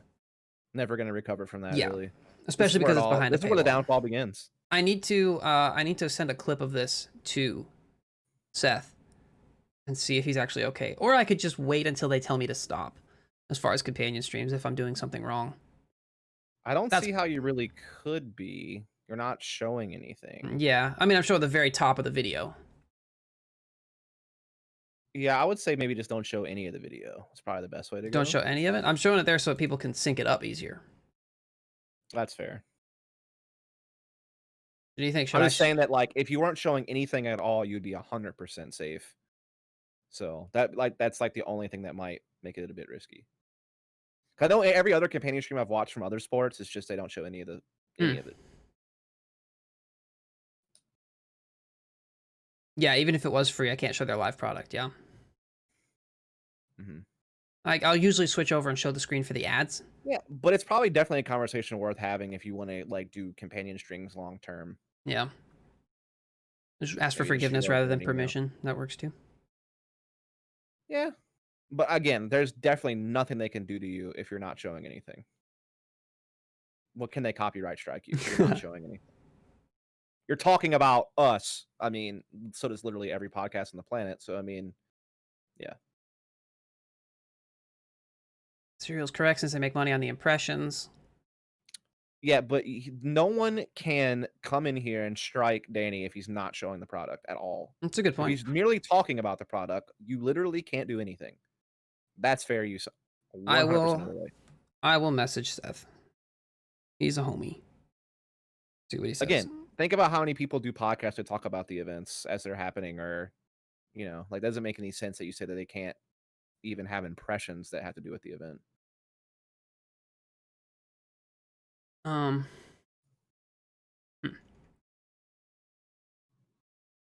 You're probably right, Sarah. It probably is fine to show the top strip. I'm just saying, to be 100% safe, if you don't show anything, there's nothing they can really say or do. Watch companion game streams that will show minimap for syncing purposes, and they've never been busted. Or usually there's a timer in games, and that makes it a lot easier to sync. There's not really a timer. Well, I know I did a companion stream for the major for CS:GO. It's literally called the No Majors Club because we don't try for the majors. But anyway, and yeah, like we could show it because it's in-game Go TV. So the Valve owns the rights to that. So a TO. Oh no, AB. That's a tough one. The 3 putt too. All right, Ricky. If he makes his putt, he's gonna win the tournament. Nope, washed. All right. Second place for you then, Ricky. You've opened the door for Macbeth. Seriously though, I feel like if he makes that putt, there's no stopping him. That's a cool little birdhouse. Well, there's a bird in there. I see some straw in there. Imagine if a bird just flew out and hit Kevin in the back of the head while he's mid-putt. Yeah, there's one of those. Just live with it, I guess. For bird interference? Live with it. That's a great birdie from Kevin. Let's hope a lot of snakes. Is there any rules for that? Any rules for snakes? I can test my score. It's considered a distraction. You can wait and throw. Yeah, the problem is I didn't notice it until I already let go of the disc. Or as I was letting go of the disc, I should say. I like to contest my score though with the PDGA and my rating. Ratings are dumb. No, Barsby. See, He's that's done. the thing. You gotta have no. You just take the chains off the basket, and he would make it every time. I don't know how Barsby's going to recover at this point. He's had so many rough holes now. I don't know much about his mental fortitude, obviously, but it just seems like I mean, he's been it's playing the piling game on. for forever. Yeah. He's been playing at a high level for forever too. Yeah. So I would bet he's been in this situation before. Sure. But how many lists can you take, Danny? To get to the center of a Tootsie Roll Pop? I was actually thinking that the whole time, and I was waiting to see if you were going to say it, and you did. It proves to me that we're perfect co-commentators for this call.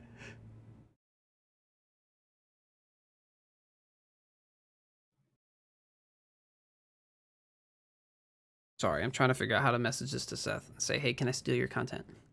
But But not hey, I'm allowed to do a actually companion stream where I don't show any of the video, but I talk about it. There's a big hyzer from Mr. Macbeth. Off the around water the tower, thing. don't roll. Okay, No. you're good. Okay, that water. I've seen this hole a lot of times, and that seems like such a scary shot. It is. Just because also the OB line as well. It seems so nasty to me. The T-pad. In the past, the T-pad's been angled backwards too. Like tilted, or I guess tilted up at the front. Dude, he's having a scorcher of a round. Yeah. This is McBeast mode. He's not messing around. Yeah. Apart from the bogey, this is McBeast mode. Yeah, he's pissed.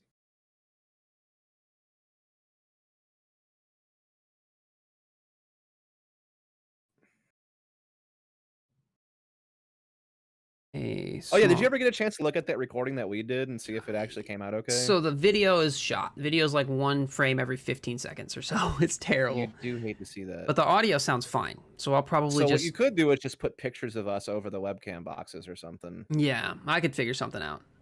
That way you don't have to worry about any video being involved at all. You just put some images over the top. On like some, or you strip the audio, maybe make some kind of cool overlay with just pictures of us or something, and then yeah, it's definitely doable. The problem is also the recordings in like different chunks. There's like 2 or 3 different pieces, so I might have to record like a interim bit explaining how we got to the points that we're on.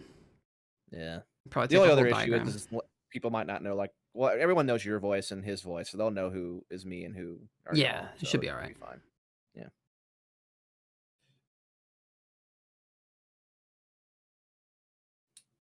Who's climbing? Calvin Heimberg. Geez, 6 down. Who was trying to argue yesterday that Calvin Heimberg's a Woods player?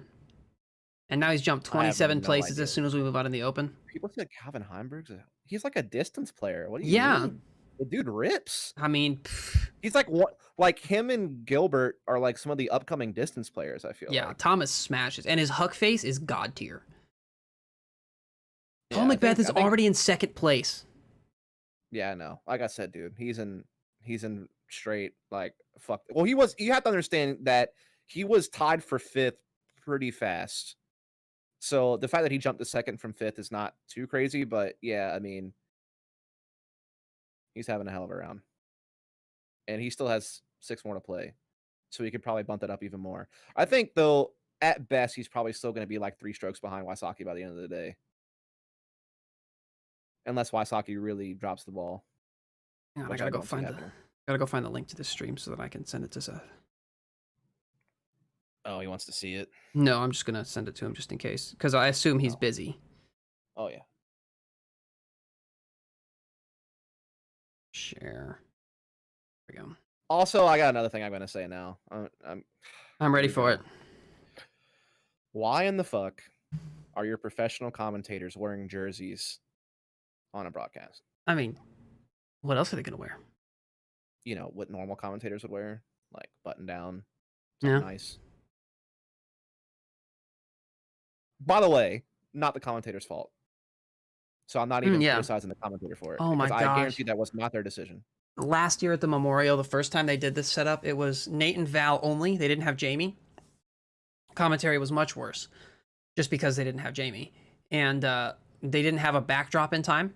It wasn't shipped, and so they just hung up a wrinkly bed sheet behind both of them. Yikes. It was the biggest meme in Barsby. Oh my god, he cannot catch a break. The bed sheet, it was so funny. Yeah, see, that's bad. That is bad. that's categorically not okay. The addition of Jamie, apart from just Nate and Val, is huge.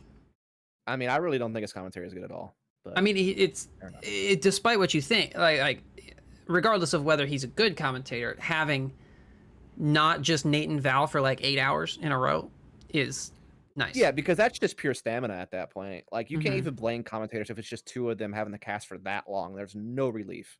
You're right. That's just gonna be. Jamie made the commentary better, but it's still trash. I just don't think that. I don't like it at all. I actually think DOS has a foundation you can work from that could be really valuable, but that's all I see. And also, I think Val's actually great for FPO. I will say that. Val does a great job. Exactly. Like I think she's actually really good. I feel like Doss needs to just relax more. Right? Yeah. I feel like he's been. But if he's not, going to do that, he needs a really good play-by-play to balance him out, in my opinion. It feels like he's not comfortable, and he hasn't been But comfortable even for a while. Jamie sounds bored out of his mind as a play-by-play commentator. Which is kind of wild. You pay more to get the video without commentary. I just want to hear the sounds of the golf. Yeah, I'm down with that. And again, it's not like I'm trying to say he's absolutely bad. You have to understand the context at which I'm critiquing him. He is at the pinnacle of commentary for disc golf right now. This is the Disc Golf Pro Tour. So in theory, he's like the #1 commentator as far as the prestige that he gets to work in. He gets to work at the best events. Who the heck is Kyle Opfer? I don't know. Apparently killing it. So that's why I'm a little bit more harsh. Like if he was just doing commentary for like A-tier events or like maybe chase card coverage or something like that, I wouldn't even really say much at all. I think he's fine. I just don't think he should be like the #1 commentator in pro disc golf, which is basically the position he's thrusted in right now. So hole 8 here, 793 feet. This gap off the tee is pretty far down there. And so the line that you have to throw, you'd think just throw like a big flex distance line, but it helps a lot to release the disc with hyzer. So throw a big long hyzer flip, because then the disc will hold straight while it's flipping, and then it'll kind of work right and finish. Man, that is a narrow fairway where the basket is. Yeah, the upshot here is very tricky. Yeah, usually I play this one for 4. Just throw it through there, pitch up to the stump, and then pitch up to there. But there are players who can go for it, get aggressive. I wouldn't be surprised if Kevin does it here. In the past, we've actually seen some players go up and over around everything on a big hyzer line, but usually that is going to be the play for 4. Yeah. So if you're trying to get aggressive. Right here, Danny, that we're looking at, this should never go away, in my opinion. Oh, on the top right? Well, the bottom and the top right. This should never go away, in my opinion. I don't think it obstructs anything really to where you would want to remove it at any. Like, I don't get why you would feel the need. It's like a permanent scoreboard in any traditional sport. Yeah. I don't see why they feel the need to rip it away when people are throwing. I really hope Seth is still the media coordinator for the Pro Tour. If he's not, it's going to be really awkward. He's like, I got fire, bro. I don't know. Seth's done so much. He'd be. I mean, you really can't get rid of him. I agree with you, Marshall, overall. But I think that there's still some graphic stuff that they could do to I just want more information when I'm watching. And I feel like some of the information is just necessity. Yeah. It should never be a blank screen and just a golfer throwing, is my point. Keep flipping. Yeah, that'll be okay. You'll find a lot of the people that miss this gap are trying to throw with less hyzer and get it right, get the disc to turn right earlier. I have another random question. Okay. Does Jomez just own the rights to any type of follow flight technology in disc golf? No. So why is that never on live coverage? Oh, because it takes 45 minutes to do one throw. Ooh, really? Yeah. When we've done it for the DD coverage, we call it the flight line. Obviously, we don't do it nearly to the quality of Jomez, but Rusko, when we were doing coverage for Worlds, we were like, okay, we'll do one, and Rusko was like, yeah, do it. And I started doing it. I said, okay, I'm starting it now, and I took a note of the time or whatever. And Rusko, we were just sitting there chatting, whatever. And I was like, okay, I finally finished it. And Rusko said, yeah, that took like 10 minutes, right? And I was kind of showing him the steps as I do it. And like, Rusko, it's been 45 minutes. Oh wow, that's crazy. Yeah, it takes obviously that much of a. Obviously, for Jomez, it probably doesn't take quite that long because they're really good at it. Well, they had the luxury of time because they're post-produced, so it doesn't matter.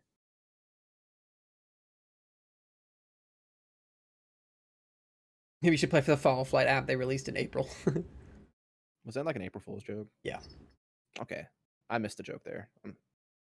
Because yeah, you've got to put it in After Let's see what Effects, put a 3D camera tracker on it. That's a great shot from Barsby. Yeah, that's the one that maybe gets you back in the zone a little bit. Oh, well, that's a good idea. Have a ticker at the Yeah, bottom that just ticker to shows see what's scores. going on at chase card and stuff would be great. The thing is, though, I kind of like the fact that they have the permanent scores of the people we're watching on the bottom. Yeah. So I don't know that I'd really want to get rid of that. But I think a ticker overall is a great idea. Sure. This is Zach, looks like. Yep. Yeah, Central Coast has done the coastline too. They've done the follow flight kind of thing. Obviously, everybody has different names for it. Great. Or we've seen it on different ads and stuff. We've done them on disc reviews. Just outside circle one here for Barella. But I mean, he's tall enough; he can practically still reach the basket, so should be all right. Well, this is more of a 30-footer for him rather than the 40 that it probably actually is.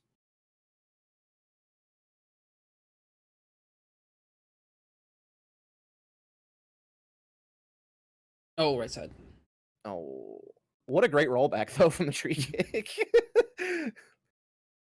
Also, here's another pet peeve.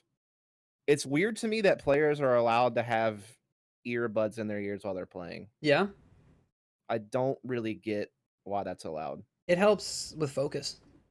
Yeah, but exactly why would you allow that then? What other sport allows that? I don't know. None. Oh, Ooh. I have a feeling this is why Orem's having an off day. I feel like his putting just doesn't seem on. Like every putt we've watched him do so far, like starting at 1, it seems like he's just not on the mark on the putts. I don't know that for sure, obviously, but we've seen yeah. him miss at least 3 putts in what coverage we have seen.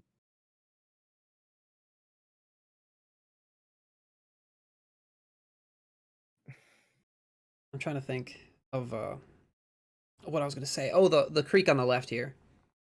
It's because the way the mound is right before the basket, lots of times upshots will kind of catch an edge and roll into that creek. I would have loved to know what that putt was for birdie, for whatever. Sure. Everybody got their rangefinders now. Yep. They were... Which I think that's a fun addition. I don't have a problem with that, but I think it is weird that you would allow people to have earbuds in. Oh, that's what we were talking about, yeah. I mean, I've played with earbuds in. Lots of times if I have an annoying card mate, I'll just pop them in. I think in a more casual setting, it's fine. But like if you're in a pro tour event, I don't think that it makes sense to Is allow it just that. because of the look? Well, that's 1. 2, like you said, maybe it gives you some type of competitive advantage you probably shouldn't have. 3, let me ask you a question. What if someone's talking in his ear? I mean, By it's fine. giving him advice and stuff. Is it though? Yeah. Because Same I mean, as a I know caddy. caddies are allowed, but how many are you allowed more than 1 person to talk to you Yeah. in a round? Or just you and your caddy? Feldberg, legendarily, is that a word? I don't know. Has had multiple caddies in the past to carry so many bags because he throws a lot of discs. Just categorically. But I meant, are you allowed to have more than 1 caddy that helps you with information and stuff? Yeah. Okay, well, never mind then. Then it doesn't matter. Never mind. I mean, I didn't realize that was the case. There's really I thought you were only allowed like 1 caddy or something. As far as competitive advantage, I don't really. I mean, because everybody can do it, it seems fine. Yeah, I didn't realize you could have more than 1 caddy, so that's my mistake. At that point, yeah, you're right. The ear doesn't matter. The only downside is if people are trying to ask your opinion on something, like where did I go OB, or was that a foot fault, or something like that, and you can't hear them. I do think it does look bad though, as well, just from a broadcasting standpoint. But that's not really a big concern. Does seem like people are dressing better now at the Pro Tour. Yeah. Which is good. Apart from who always used to do it, Josh Anthon. He used to just wear basketball shorts and a t-shirt. And he's shredded too. He's so good.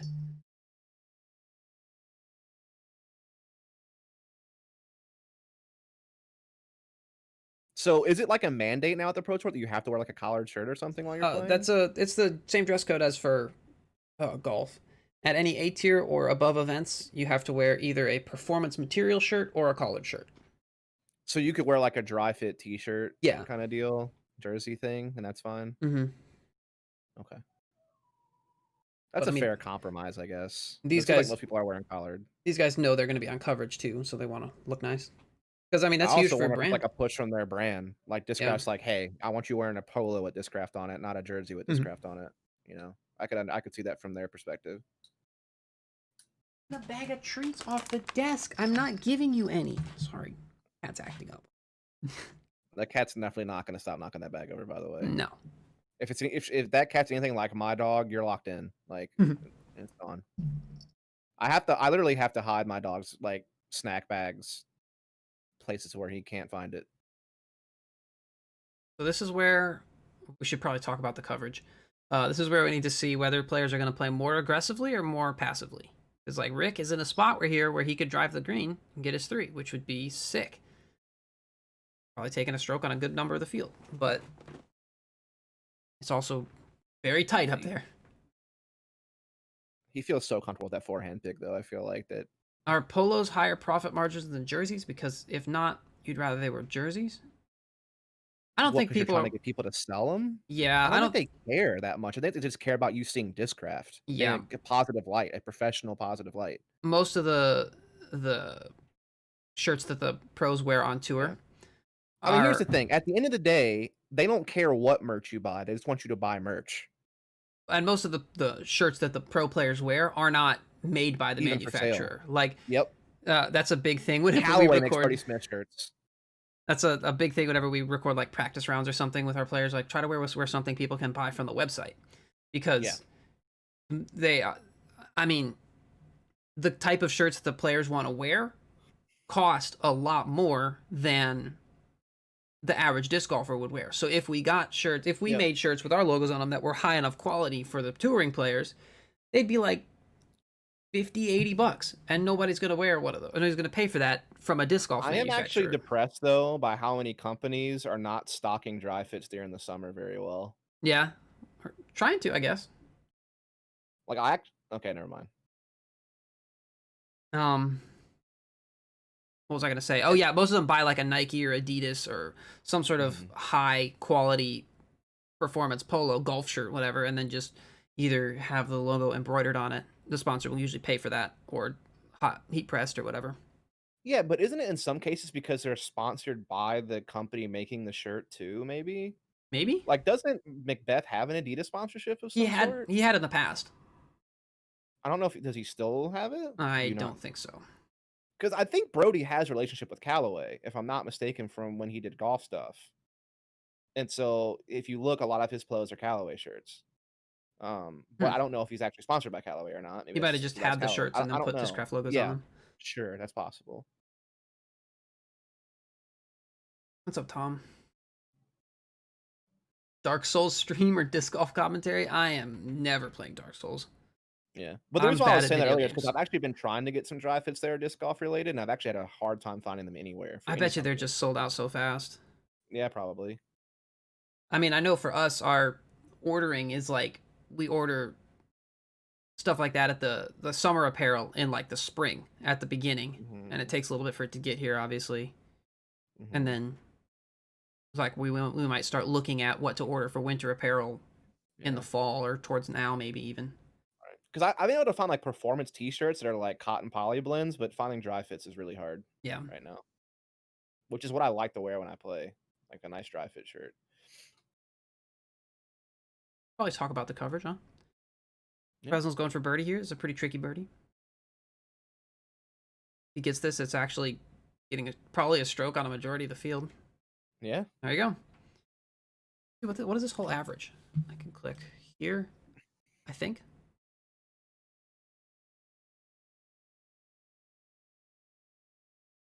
Oh, 8. Course stats. There we go. Average is 4.4. Average is almost a half a stroke over par. Jeez. I mean, it's so narrow at the basket. I could see why. Feels like it wouldn't take much of an error for you to skip into the water on that hole. Yep. AB. Oh, this is why they're showing so much AB. He's in 3rd. Yeah. He might be tied for 2nd now, actually.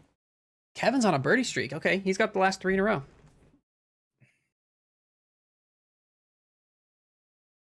Oh, so there's like what I no wouldn't wind. give to play in 85 degree temperatures at this point in time. Yeah, it's It's like straight up 100 heat index where I live almost every day. I yeah. literally don't even feel comfortable starting around until at least 5 in the evening 'cause it's Yeah, just it's so just hot. so hot. Yeah. Oh, man.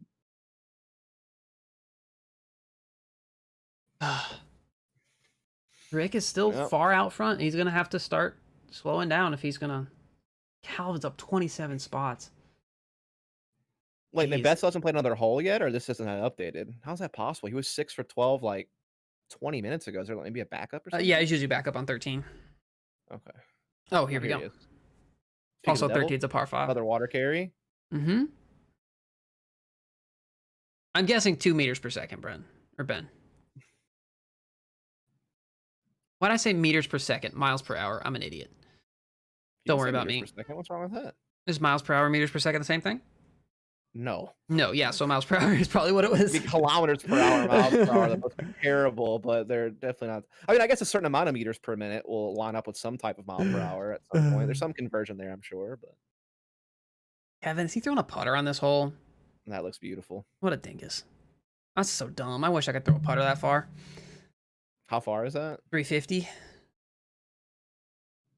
I threw a I getaway think here. my max putter distance is like 250, like at most. How many newtons of force does the wind have? This seems like weirdly scary because the bridge is so thin. Yep. Like the first however many feet that is. It's definitely just a mental thing too. It's like a tunnel shot, but there's no trees involved. It's synthetic metal rods that are just wrecking you. It's a fun shot, I think. But the gap at the end is 100% just mental. Because if you ignore it, I guess it takes the big hyzer out of play. But if you ignore it and just try to throw straight at the basket, you'll be okay. Yeah, probably. I think you give me too much credit. I'm definitely hitting that metal. Okay, yeah. I mean, I'm not saying I never have hit it, but I will definitely hit it. Probably a good 4 out of 10 times I'll hit it. Is that a pig? Good. Stop throwing putters, guys. You're making me feel bad. Oh, yeah. You best believe that if Ricky can, he's going to throw the pig. Mm-hmm. If it's an option, it's getting thrown. Well, they can't throw a harp, so we might as well. Play into the meme. Play into the meme. Nah, Ricky threw harps so well back when he threw Latitude. I have a harp in my bag. As good as anybody can throw a disc was Ricky's harp. That's left. That's safe. Yeah, but that's still not doing him any favors, putting wise. But yeah, I have a soft harp in my bag actually. Nice. Use it for like approaches I don't want to skip too much. Yeah, the soft plastic definitely. Oh yeah, the double G, the meme about Barsby is a double G. Everybody calls Garrett Gerthy double G, and Barsby's always like, man, I have more G's than that just in my first name. So call him triple G. Isn't he like quadruple G? Greg Barsby? No, just. Oh no, yeah, just his first name. GREGG, yeah. Yeah. When Ricky wasn't draining every 75-foot putt with his AVRs, I was joking. He would with a dagger. I mean, yeah, probably. Ooh, wait, why was he complaining about that? Oh, I it's guess OB. he is a little too far. Oh, was that? Yep, there's OB on the left. What? Yeah. Okay. Like I said, I don't know this course that much, but now I can see why people are frustrated. I mean, it's a crushed forehand. This course is like walking a tightrope the whole time. As soon as you try and do something fancy or you actually try and throw a fun shot, you get punished right away. There's not a lot of fun shots. From a broadcast perspective, as a viewer, unless you really know the course well, the fact that OB doesn't show up that well to us as a viewer because it's like these artificial ropes that are like maybe only a foot off the ground that aren't very visible, especially like on a 720p 60 FPS quality that we have, which is a whole nother thing I'd like to rant about. But anyway, I wish there was a better way for the broadcast to let us know what OB was, or you do a better job of marking OB. Mm-hmm. I mean, the rope is as visible as it really can be, because the alternative is like paint or stakes or something, and the rope is better than that because it's continuous. But it's just like on this course when they're ripping from really far away, like that throw from Burrell, I couldn't tell that was OB. Yes, it would be nice if they had like a graphic that came in to say, "Oh, that was actually surprisingly close from back there." Oh no, that storm is coming. That might be trouble. Yeah, I think they're gonna get wrecked by that. What was I talking about? The OB. Oh yeah, if there's a graphic or Yeah. something that could notify when people went OB, like they do on the coverage. But the problem is, Yeah. hard to tell. You have to know right away for the booth. Mm-hmm. Usually the commentators will just say it. No, Rick. But like on some areas, the OB is like a little wall or something, which Mhm. is cool. So if you could just do that, but I imagine that's expensive to have that Well, much players wall don't around. like the wall because you can't skip in. Right? If you're a lot of times shots will land OB, but they'll skip and they'll end up inbounds. That's true. And that doesn't happen with the wall, which is why like I feel like the rope is, I don't know if it's the best of both worlds, but It's okay in situations like this when we're up close as a viewer, you can Mhm. really see it. But like on TOS, sometimes you can't see some of the roped off areas, so you can't. Like I thought that shot from Brella was fine, for example, Mhm. but it was OB. I didn't know that. There's kind of a lot of ropes over there too, because there's an OB gap in between two of the fairways. Granted, it's also course dependent too, right? Like a lot Mhm. of other courses, they have pretty well defined natural OB that you can very clearly tell. Yeah, like here where the tall grass is past the OB, it's pretty easy to tell there. Yeah. That's a good putt from Andrew. Mm-hmm. Ricky went out of turn. Stroke him. Get him a stroke. Give him a stroke. I mean, we didn't hear if you asked or not, so that's about as much as much as much weight as the foot fault comments have. Right? Like he went out of turn there. Give him a stroke. Stroke. Because the response to the foot fault comment as well. Nobody on the card called it, and we don't and we also don't know if like they talked about it. For example, yeah, if Rick probably said either off camera or out of frame, said, "Mind if I tap?" and people will be okay with it. But because we didn't see that, we don't have the whole picture from the camera. We don't know. Mhm. How is Nico playing at this event? Is he even playing? Oh, he's 15th. Yeah. Only 2 down on the day though. Yeah, that one event where he won and looked really hot, but Yeah, other than that, I feel like hasn't he's playing had much okay. consistency. Yeah, Good putt, he Alex. just popped off that one event. Yeah, You this. know what's wild this Hmm. year is that like Simon feels like he is mega slumped. Really? Yeah, I don't know. I would have expected him to do a little bit better than he has. He's also missed a lot of events. Is he at this one? No, Hmm. he's playing some event in Maine or Hmm. something. I don't know. This course. He also Yeah, Simon and Eagle wasn't don't at like this Idlewild, course. right? I'm sorry? He also wasn't at Idlewild. Yeah, I don't think he likes those courses. He was Which only. is- I mean, he was at Toboggan. I know that. Yeah. But that's really about it recently. That's big. This course is one of those courses that like people, the pros play it because of the money. They don't play it because it's a good course. It's a good course as far as determining, as far as being fair and determining who the best player is, but it's not a fun course to play because as soon as you throw a fun shot, you're probably OB. Right? Yeah, Like on I this think the shot, a course fun looked shot to throw would be beautiful. like a huge booming flex shot or, you know, something big. But if you do that, you might be OB left or you might be in the bushes on the right. It's just very punishing as soon as you try and throw something that's fun. Yeah, which is like it kind of stinks that it comes down to that where you have to come up with these synthetic ways to make the course more difficult because like the landscape doesn't allow you to have a lot of natural things that make it difficult. Hmm. Like it'd just be super wide open otherwise. And so I get it that you're like working with limitations with the geography of the course. But I just wish there was like better ways than just like throwing random OB lines around.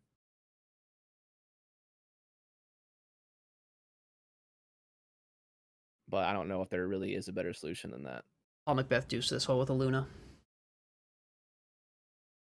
which is a putter. And this hole is 425 feet. Just so you can be aware of where you stand next to Paul Macbeth. He throws putters 425 feet. So that was his putter throw right there? No. Oh. But in the past, Paul Okay. Macbeth has deuced this hole with a Luna. Oh, okay. And like parked it too. I've seen a lot of people be able to bomb the Luna. I don't know, there's like something weird about that design on that putter or something, but like I feel like everyone bombs that particular putter in premium plastic. It's probably because Paul Deuces was a Luna, so they try to throw it like him. Like I know Drew Gibson is like a go-to just for him as well, but he Oh, also yeah? can smash literally anything you put in his hands. So Yeah. He could probably smash a CD if you gave it to him.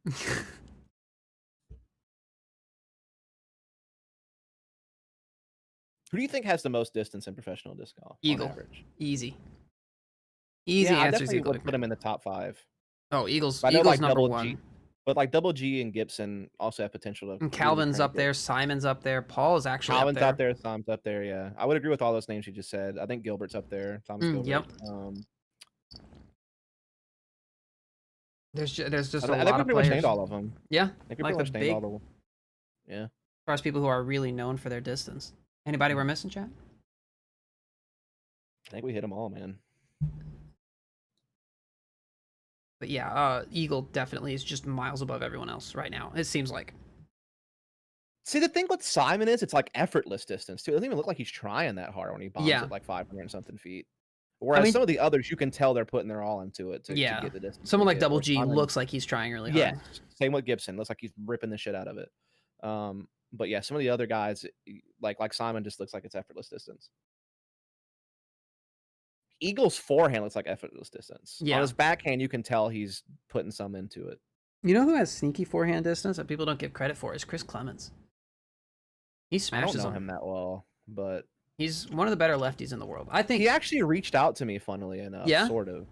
Yeah, I released like a disc golf video on my YouTube channel, and I put it like I think on the disc golf subreddit, and he commented on it. Sick. I don't know how he found it. He's a homie. He's on the Reddit a little bit. His Yankees 23, I think. Well, apparently he's like a big gamer or something like that, from what he told me. Yeah, he plays. We've played Overwatch a bit. Yeah, so he plays WoW.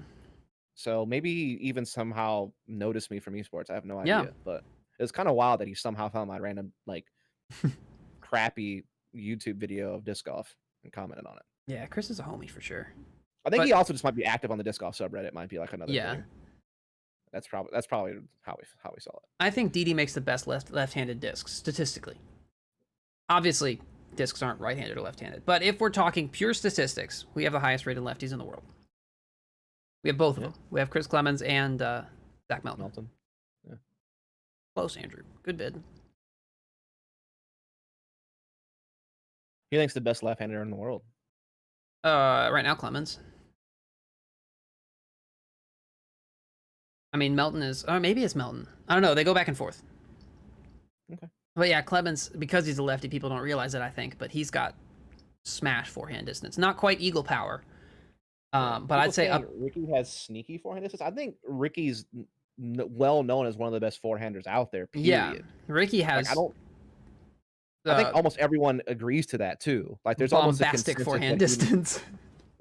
Ricky, I know Ricky's forehand dominant too. That's the other thing. I think that's why people don't talk about it as much, is because he's definitely gone a lot more backhand now. But he might be like a top 5 forehander in the world. Yeah. I mean, so I don't think it's sneaky. I think people realize that he's quite good with the forehand. Barely over the rim for Kevin there, but good putt. It's always like, just makes my heart skip when it's so low. It just barely goes over the rim. Wait, what?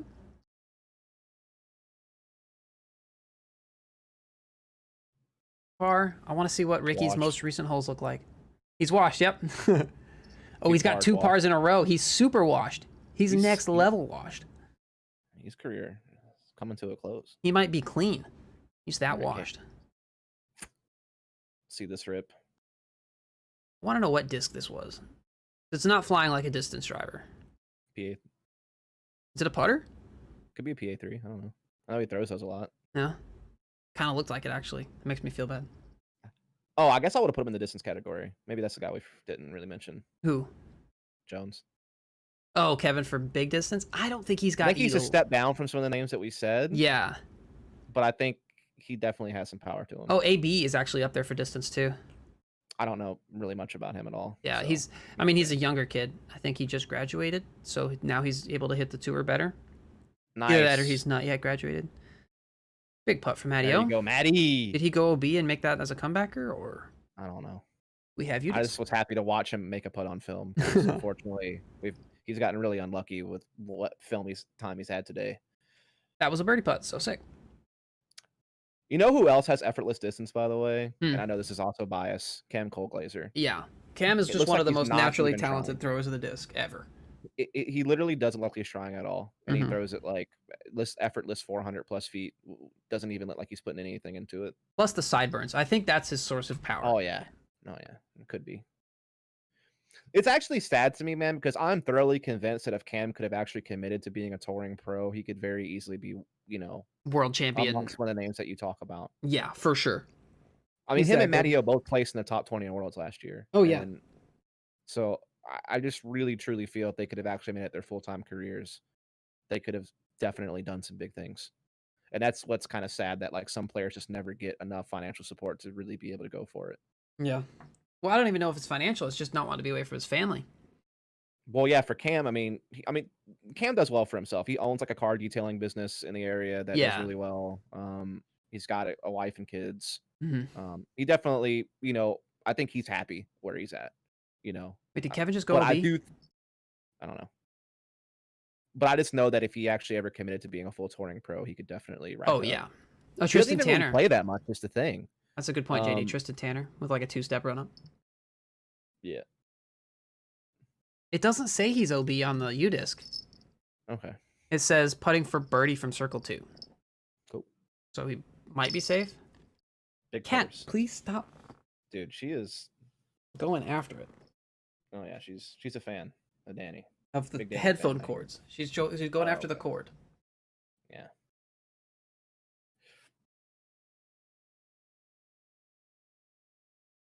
She likes fingers too. She goes after my fingers a lot. Yeah, you're right, Serial. It should be hard. He said I do understand pros being frustrated by a tight course, but it's a top level tournament. It should be hard. Yes, but that's a lot of the reason why people like Simon and Eagle aren't here is just because the course isn't fun. You can have a top level course that is also fun. I think but I really feel it would be different if it wasn't artificially hard. Yeah, I think that too. Like if it was natural boundaries, like roads and wood lines and Mm-hmm. water. Like I don't think they would be nearly as upset. But when you just have like a bunch of roped off areas that are like more abstract, then I feel like that's what gets frustrating. You'd rather watch this than the wide open bombs at the Minnesota course? Yes, but I think players would rather play the Minnesota course. I mean, put it this way, I felt like Idlewild was a brilliant blend of like open stuff, Mm-hmm. wooded stuff, but natural OB that seemed fair. I think Northwoods is Um, a great example of that as well. I think Idlewild just looks prettier to me than Mm-hmm. Northwood. I don't know. Idlewild has a lot more elevation than Northwood. Yeah, I think Idlewild looks awesome. It's a fun course. Then like Toboggan, like all the OB there is pretty natural. There's not a lot of Ow! artificial lines going around. Can on you that leave course. my headphone cord alone for 12 seconds, please? Danny, Golly, this is exactly why you need wireless headphones in your life. I do. I have them, but they're not as comfy. She dug her claws hard into my arm. Okay, yeah, that scoreboard can't be updating because it still says that Macbeth is 6 for 12. Oh no. Something seems really off with that. With that score graphic. Well, it might just be a really big backup. For real, the 13 has We had just saw like him throw though. 3 or 4 We saw him cards. drive. Remember? It's also a par 5, so it could have taken him that long to just finish the hole. Oh, okay. I feel like that was so long ago that we saw him drive on stream. Yeah. I have earbuds that I could wear, but I don't know where they are. Which is a problem. Okay. Like Andrew was I'm OB. with you, Serial. But I would like a blend. Like I love courses that have elements of both. Like there's those long bomber holes where like you get to see the big distance and you get to see people just crush it, but then you also get those technical lines that you have to hit, which I really do think Ottawa is like a really great blend of both. Like hole 1, you just get the smash.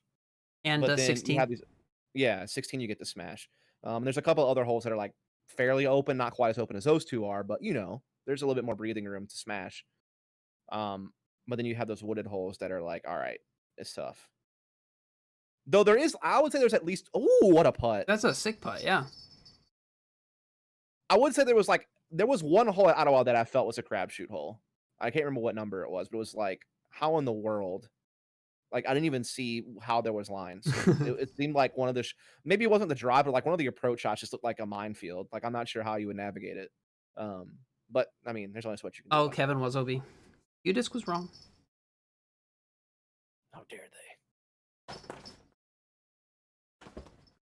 Good putt. Yep. He's still in the hunt. He's not washing or anything. Are you Like sure? Ricky He is, looked. but- He got a par. That means he's washed. In most it's gonna take a contexts. couple of more. Yeah, you got to get a few pars. Maybe even a bogey. I mean, he did have a couple of bad holes, but he shot back up to. He's gotten like 3 birdies recently because he was at -11 not that long Yeah. ago. He's back to -14, so he's definitely starting to recover a bit. That's nice. The momentum is definitely shifting back. Yeah.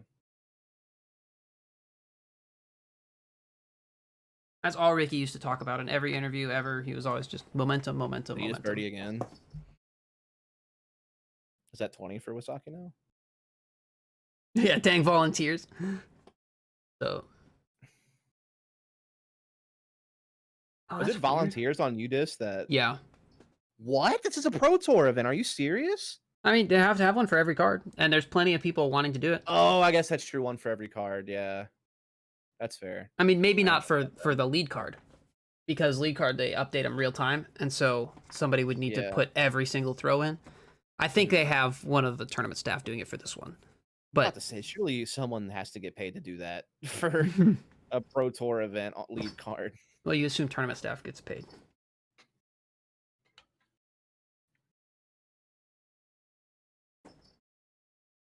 I gotta find these headphones, dude. Tracer seems like a fun pet. She is attacking everything right now. Dude, your chair is now a tree. Oh, it's shredded. It's shredded. I don't know. You're not gonna be able to tell on camera, but there are just there's holes in the whole thing. Especially How long the have you headrest had there. the Tracer? A month and a half, maybe. Is this like your first pet? We've had pets as a family, but Oh, but like your first yeah, pet independent. Okay. It's always fun. yeah, that's a good point because of how many people want to work in sports. People are underpaid. Yeah, it's true.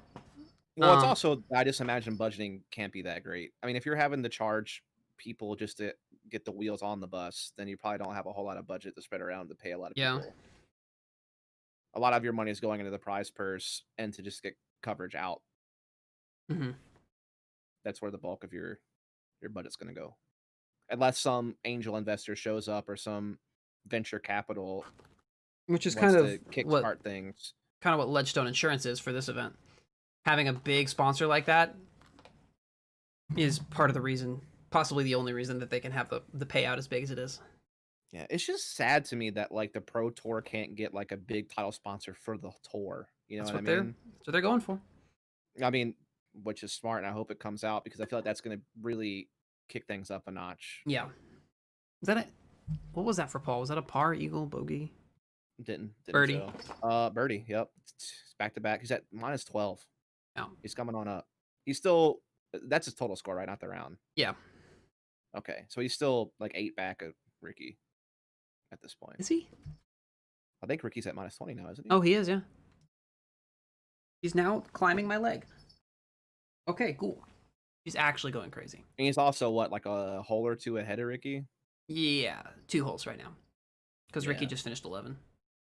Again, he's gonna have to hope that Ricky starts dropping at this Yeah. point. Well, with I Paul, feel like Ricky has such a commanding lead right now. Paul putting the pressure on, that's time for Ricky to crumble, I guess. that's if Ricky's gonna crumble, it's gonna be under Paul, because historically Paul's been the only one able to put that much pressure on. Paul is out of it for the W, but a 15 spot comeback to take second would be lit. I don't know, at this course you can take a 15 on one hole. Paul seems like the kind of guy that now that he has like probably a pretty comfortable contract with Discraft, nothing matters except the win. Yep. Well, I mean, and even in the past, nothing has mattered besides the win.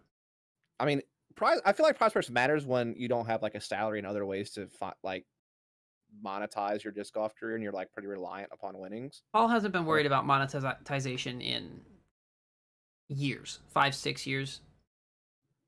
Yeah. Very long time, because he's had his name. I just know for some players it does matter because that's what keeps Yes. you on the road. For sure. For a lot of players, yeah. But Paul, it's either he Whatever. wins or he counts it as a Doesn't loss. give a shit. Yep. Yeah. But Paul, the way signature discs work, which is probably obvious, but like players get a cut of everyone sold, and Paul had like 5 or 6 signature discs when he was throwing Innova. Oh, okay, yeah. Yeah, so he has. But I think he's getting guaranteed money from Discraft at a pretty high yeah, and level I'm sure he without was at the Innova discs. too. Ever since Yeah, Prodigy came out, guaranteed money has been a good, more common thing. Because that was like when Prodigy first came out, like in 2013, I think, or something. Mhm. There was a lot of players switched because it was guaranteed money. And then that Really? has kind of And changed. Prodigy's the one? I And- feel like Prodigy's been like critiqued for underpaying players. Well, that's been kind of the shift. Is since Prodigy did Okay. that, then all the manufacturers were like, oh crap, And I now guess they're we better behind do the this. Okay, fair enough. Yeah, so Paul switched to Discraft for the extra challenge of learning new discs and still dominating. Yeah, that's probably it. Or he just creates the disc that feels exactly the disc that he likes. Or Discraft just offered him even more money. But he look how fast he got disc he wanted out of Discraft. Mm-hmm.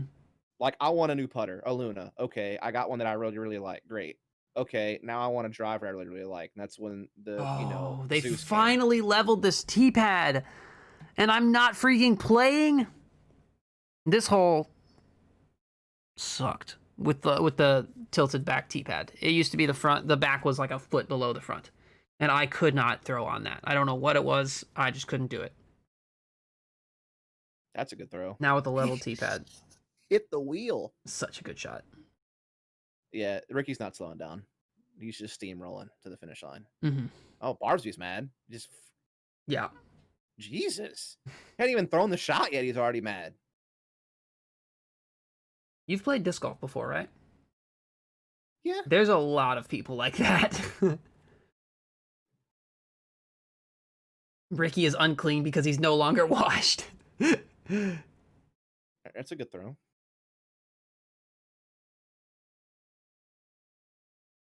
I'm still pulling for Jones. He's like the one that hasn't got a big win yet, I feel like. He this won year. Idlewild He's last had year. a lot of, But yeah, not this year. not yet this year. He had some big finishes, but he hasn't had like the really big win. I feel like Ricky hasn't had like a really big win yet this either, has he? He's had some like smaller wins, but not like a really big win. Yeah, he won Silver Cup. Yeah.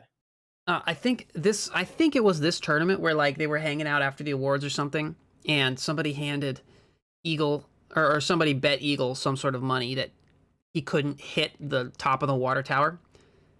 And Eagle grabbed like just whatever the lightest disc he could find and just threw it up there and hit it, and then Simon did it. There's a video of it. But they told people to stop doing that afterwards, but it's definitely a Well, thing. maybe don't put a basket next to a water tower. Yeah. You don't want people to hit it. Also right next to Tournament Central. Oh, no, that's not the bounce Yep. you want or the roll that you want. Oh, That's did it go usually- OB? Might have.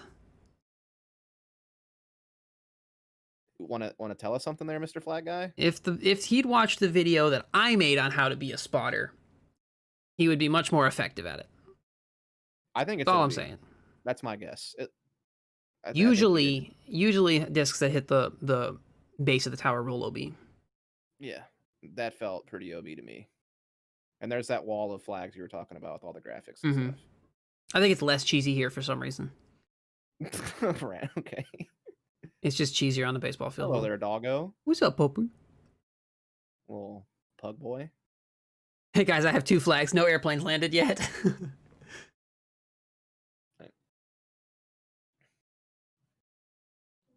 Yep. Little puggo. Oh, what a good boy. Maybe not. Maybe not. Could be like Boston Terrier. I don't know. That's a bulldog. Okay. I don't know Confirmed about dogs. bulldog from the girlfriend. Awesome. So this is drop zone. Yeah, that's probably playing He did a go, didn't he? provisional because he doesn't know. Unless if he's smart, he would play a provisional. Unless they're just trusting the spotter. Oh no. Oh, you hate to see it. Not again. It's too strong. Oh yeah, we were Oh. talking about elite forehand distance. I forgot to include Danny Big Flicks in that. Definitely. Who's I Danny don't Big know. It's I tend to have a bigger forehand than people give me credit for. He talked about himself, of course. Yeah. I try not Strange to throw you've it. never made any forehand tutorial videos. I try not to put like I try not to throw at over like 30% on the course just because it's demoralizing to everyone else to watch the disc go farther than like 600-700 feet, right? And they Well, it's literally also just don't make that you discs don't wanna stable have enough. to wait to play. You Yeah. know? Like, if you go, then you're gonna have to wait for everyone else Yeah. to throw. Plus, they don't make stale enough discs. Hey, Ricky! Oh my What happened? Wait. god! Did he get stuck on it?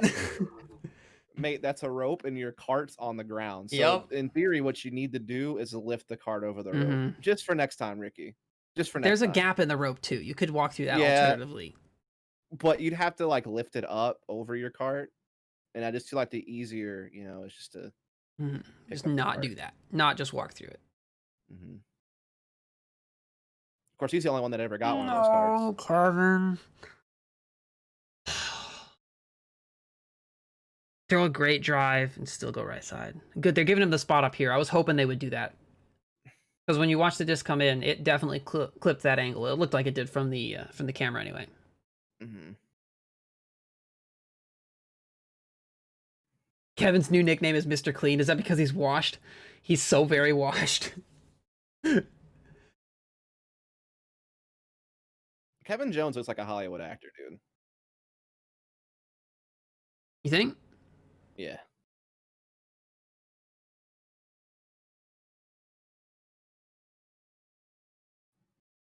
Oh, No. come on, Pretzel.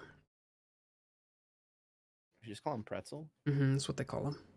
Oh, okay. Well, I've heard people call him that before. okay. Which is why I thought his name was Presnell instead of Presnell. Fair enough. Go, that would have gone in without chains. Good job. Good birdie. Ricky, easy birdie. Did that rope bother him on his putt? I doubt it, but it might have. It certainly bothered Ricky. It really got him out the zone that he had to take that extra effort to. Mm-hmm. Well, I mean, sometimes if your lie is within that rope, just a meter from it, and you throw, your back foot can catch the rope, and it shouldn't affect anything, but it might. Mm-hmm. Yeah, it might have. I can definitely see that coming up short because of it. 64% C1X putting. That's surprising. He's a better putter than that, you'd think. That's like my circle one putting stats.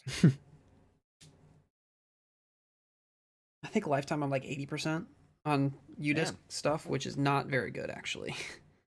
Okay. Pro Tour stuff. I use. It's basically once I get outside of 25 feet, it gets a little dicey. Yeah. Well, they don't But if count I'm in putts. 25 feet, I got you. I mean, C1X means they don't count putts that are drop-ins.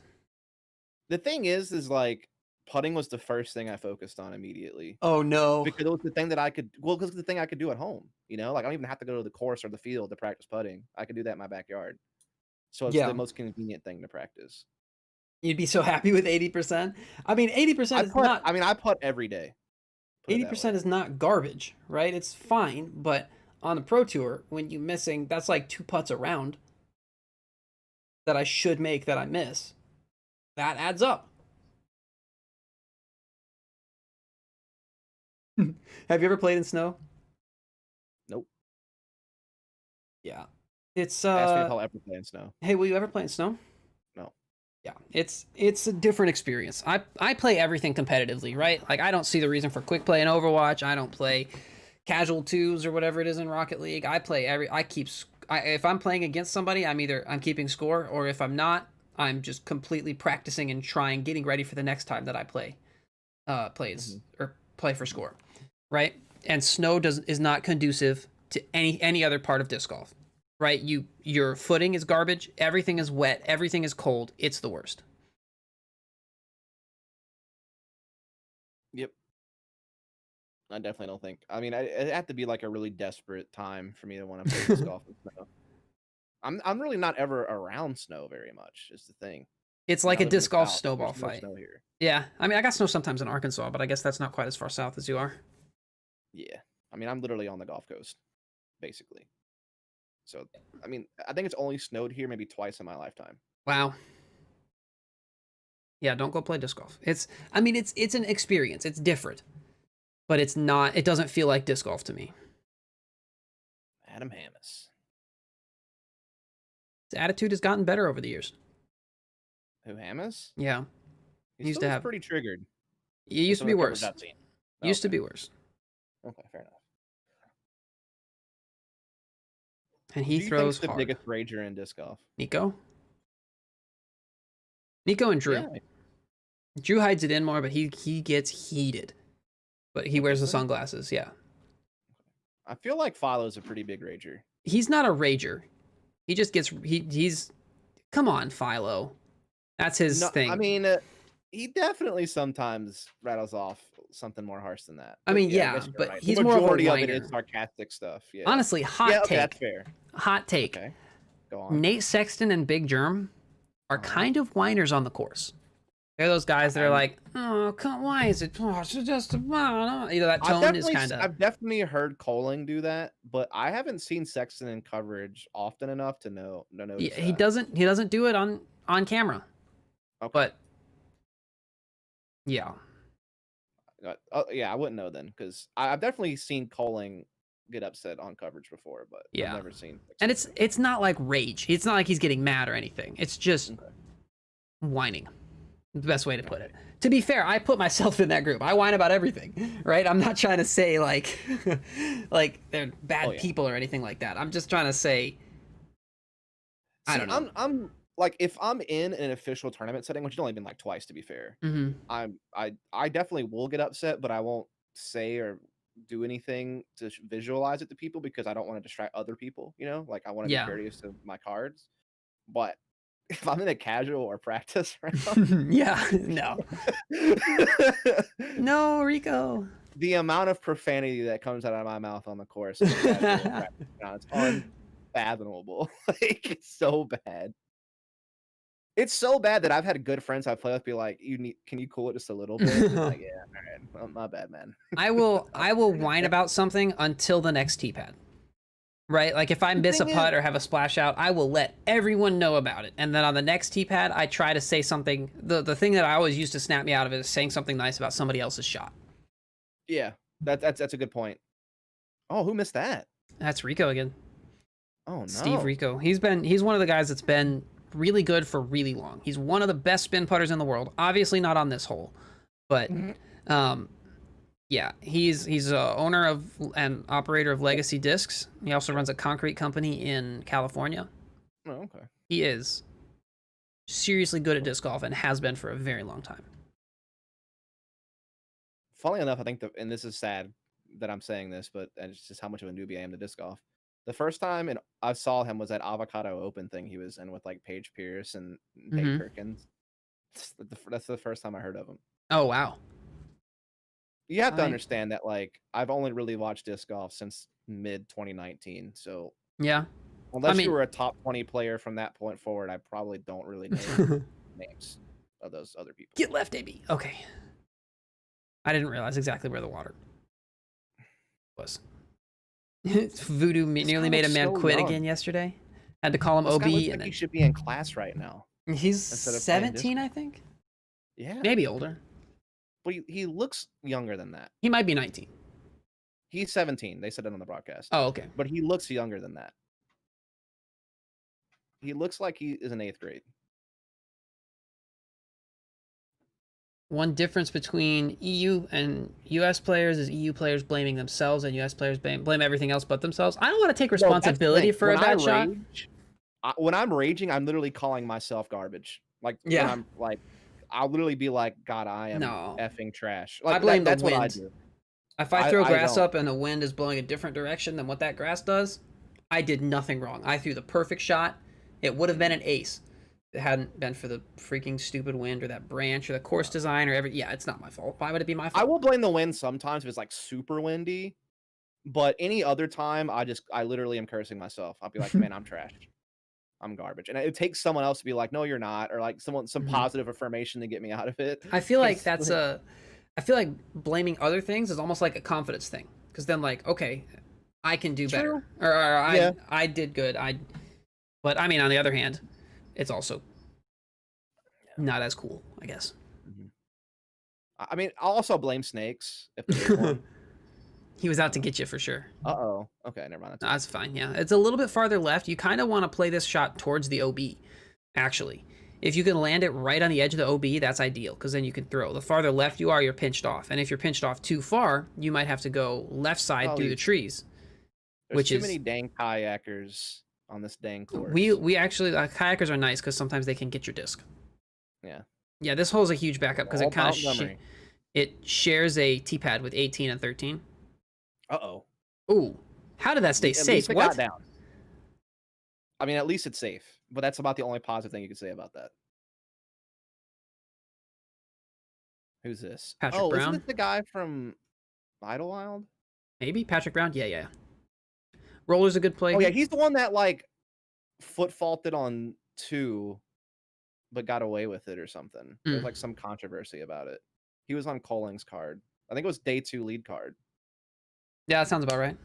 Oh 'Cause I my don't gosh, think the- is this a massive Yikes. highlighter or Jeremy Colling? Also, that shot's definitely OB. What? Did you see that for a second? It Yeah. shot up and it looked like it was. Oh my! That might have God. actually saved him. That might have changed angle enough to stay safe. Dude, that was berserk. That just happened. Mm-hmm. There's not a like better I way said, to watch this tournament than in a kayak. I'll just say that. Can you get to like a bunch of different holes from that waterway Yeah. or something? Yep. Oh, okay, that's fair then. Yeah, I feel like you would. Okay, yeah, Plus, Yeah, a lot. you can sometimes get people's discs back yeah, but then you keep them for yourself, obviously, naturally. Yes. naturally. Oh my gosh, I got my disc back out of this lake one time. A year later, might have been 2 years later. Wow. It was a green disc, like a lime green disc, and it Uh-huh. was black. Taking it out of this water. I think they drain this lake every once in a while. I want to say I wonder how many discs you would find if you drained this whole lake. quite a few. There's a substantial Like- stack. Like hundreds of them.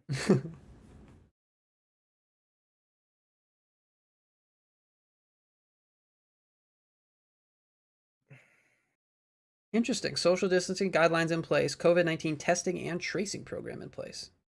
It makes sense for players. I guess, yeah. Because, I mean, as interconnected as they all are on tour, Players grouped in foursomes. Isn't that always the case? they were threesomes earlier. Or if in a tighter version of the guidelines. Where's Field Oakley in the side water? one. Oh my gosh, do you know about that? At Ledgestone one year, as they were, it might have been Worlds, as the lead card was coming down hole 18, Eric Oakley was swimming for his disc in the water, and he was just like from his neck up was visible. It was so funny because they were just playing the hole, doing the normal thing, and then they pan over and there's Oakley. Has Paul thrown on this hole yet? No. Don't know. No, here it goes. Now he is. Here he comes. Is he going mid? No, fairway. That's a fair way out. Because you kind of want to have a left finish on this, but you start it flat so it kind of works right and then finishes left.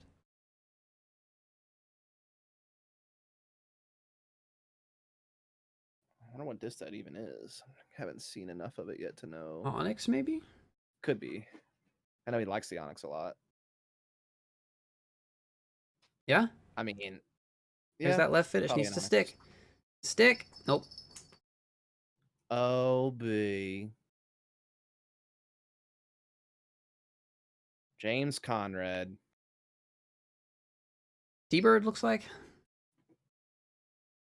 I had to guess. I know he likes You know, T-Birds. have you ever, okay, this might be a stretch. Have you ever heard people use the term treeses? Yeah. Like tree Jesus? I feel like it's James Conrad. He's Pray, treeses. pray to trees before you throw to the wooded tunnel. Yeah, shot. I feel like I'm visualizing James Conrad. When I Well, do his that. initials are also JC. Exactly. So who I knows? just feel like he is treeses. For And sure. then who is this? I have no idea. No earthly clue. Never seen this guy before in my life. I don't recognize him with the mask on. Oh, Paul Oman. I've played with him.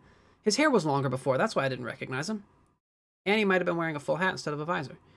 He's a nice guy. Super chill from California. I think from California. Oh, I would have recognized that throw. Weird. Very slow. Yeah, it was like slow, but also really Yeah. lanky. He's super nice. Because like Tanner is slow, but it still looks like the most fundamentally sound form ever. All right, here we go. We got Ricky going over the water. Okay. Yep. This hole is so hard, especially because usually you're sitting still for like 30 minutes before you have to throw.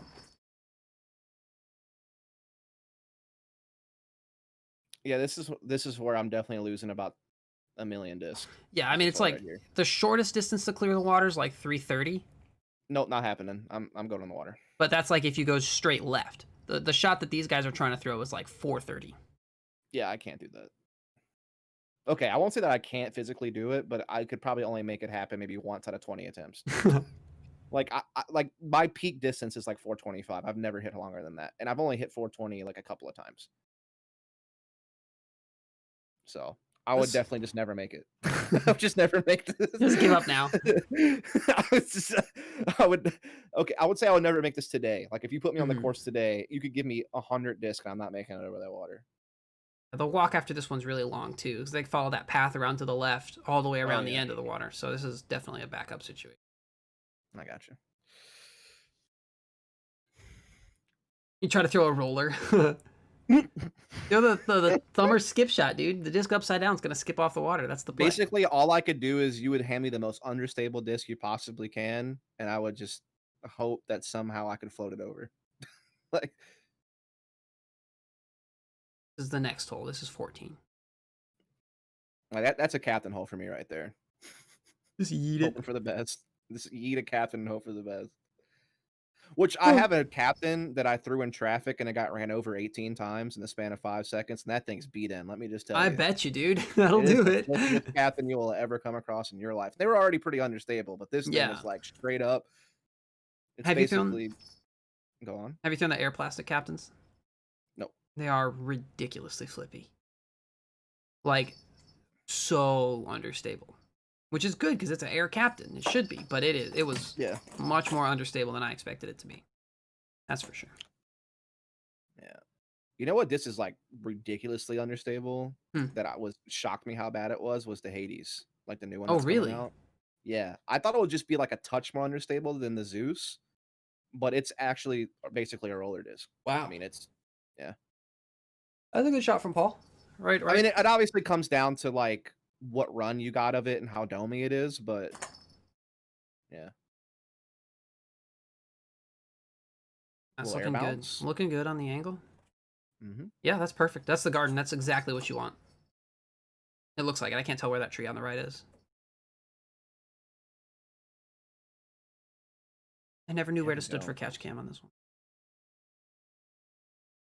Kevin is not playing well, but he's That not worked out. putting himself out of it like if he has an insane round tomorrow.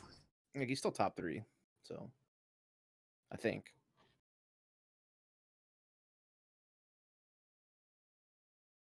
See, I would just throw a putter here. I don't know why this guy threw. I don't understand. Why did you grab a distance driver, man? There's so much less control. This is where I pull out my He's so close to the warden. camera. It's definitely a warden shot if I've ever seen one. That's not a great shot at all. You're right behind both of those trees.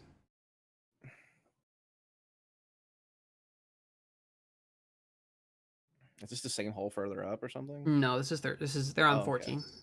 All right.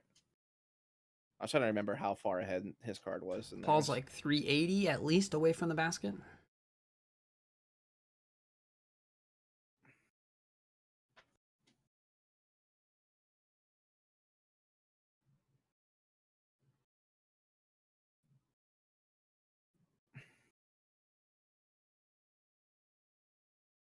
There we go.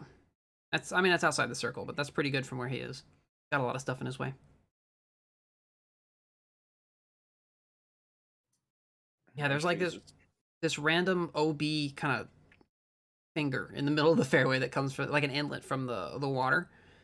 That's right where you'd want to land on this hole. So it's tricky. Oh, did I make this ad?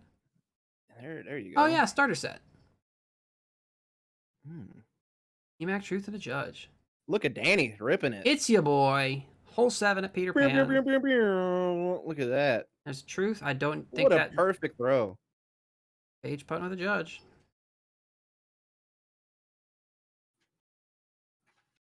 And that's a Raider. But you know, That's like my new go-to distance driver now, by the way. such a good disc. I love the hybrid Raider. Yeah, see, I had to use the backhand throw of that because when I threw the forehand, I accidentally gave it like 50% power and I just threw it all out of the park. Yeah, that's unfortunate. It's past everything. Just a backhand only disc. So. It's one of those discs that like it's like my max distance driver right now. Actually, Yeah, is it pretty beat up one? no, but I just trust it on a flex to get Yeah. the extra distance. Kind of what's gonna come back. I've got a Biofusion that is very beat up, and it is If a I bomber. Well, I have a Fusion one that's like a 168 gram Fusion, and that one kind of even rolls a little right for me, just a little bit, like Nice. just a touch. When I throw it straight, like flat. Whereas my hybrid one, if I throw it flat, it's gonna dump pretty quick. Mhm. But I still get like a decent distance out of it before it dumps. But if I flex it, that's when I can start approaching like 400 feet, which I know is still not great, but for Mhm. me, it's doing me good. Does this craft not have more ads? We just saw this one about Adam Hammons. Because basically my bag is just a blend of Discraft and Trilogy. It's like the only two plastics I have, or two companies I have. Yeah. Well, I guess Trilogy's not a company, but a conglomerate of them. But anyway, you get my point. Mm-hmm. That's out at Vista in Arizona. Mhm. Of course, it's too easy for the pros. I'm so glad they have this ad for the PDGA instead of the For Me, It's Time with My Friends one. That guy looks like an actor. Who? Him. He Michael looks Downs? like he looks like the guy. Okay, this is going to be a stretch. I don't even know the actor's name, but it's the FBI agent from The Americans. Oh, I don't know that one. Okay. Michael Downs is the media coordinator, media director, whatever, for the PDGA. But yeah, definitely not an actor. Like, but he looks like the guy that plays the FBI agent in The Americans if that guy had facial hair. Mm. I'm trying to think what else. He also plays in that new Netflix show, Space Force. Nope, never seen it. I don't consume a lot okay. of like normal people media. I can't really help you now. I consume a ton of disc golf media. Oh yeah, same. I don't consume a lot of normal people. There's only like a handful of shows I watch and keep up with. So Andrew ended up in a good spot with a good angle. It's kind of surprising. I thought he was farther back. That bush right there on the left that Andrew just cleared, full of poison ivy. Chock full of it. Pro tip: stay away from that bush. Well, in general, regardless of poison ivy, you don't want to be in that bush, but still. Yeah, Kevin's in a good spot here too. You really don't want to be in that bush. Oh, is this the one where you have to like hyzer over the water twice? Yep. Oh man, this hole would scare the living daylights out of me. It's pretty scary. I would just hyzer a raider really hard. Yep, that's all I did. I just threw defenders back then. We didn't have raiders, but yeah. Defender's a little too stable for me. Yeah, Same with it's... like the enforcer, way too stable. Paul is now the pine saw lady because he's so washed. Misses one putt and rolls long. I hope he was safe, honestly. All right, come on, Barsby. I want to see where Ricky landed. But I think he cleared this tree, but I don't know if he is pinched off by that other tree. I think he landed in the mop bucket. 'cause Oh, he's slip. washed. Ah, that's okay. He's left, so it's just another hyzer from there. But just you can't see the basket. Yeah, there's really no point in pushing this hyzer too far. Need other cleaning company mascots. There's Comet. There's OxyClean. There's R.I.P. Billy Mays. wasn't he like a pretty bad guy? I don't know. I just know him from the OxyClean commercials. I think. Never mind. Maybe I'm thinking of a different cleaning person. You know Mr. Proper? No? Never heard of that. Is that safe for Ricky? He ended up in a decent spot. The UDisc is saying he's safe, but we've seen how reliable that is. Oh, it's a cleaning mascot in Germany. Interesting. Hot take. Hair proper. What? Mr. Proper. That'd be hated proper in German. Oh. Well, Oh, hair would also proper. be hater. Mr. Hater.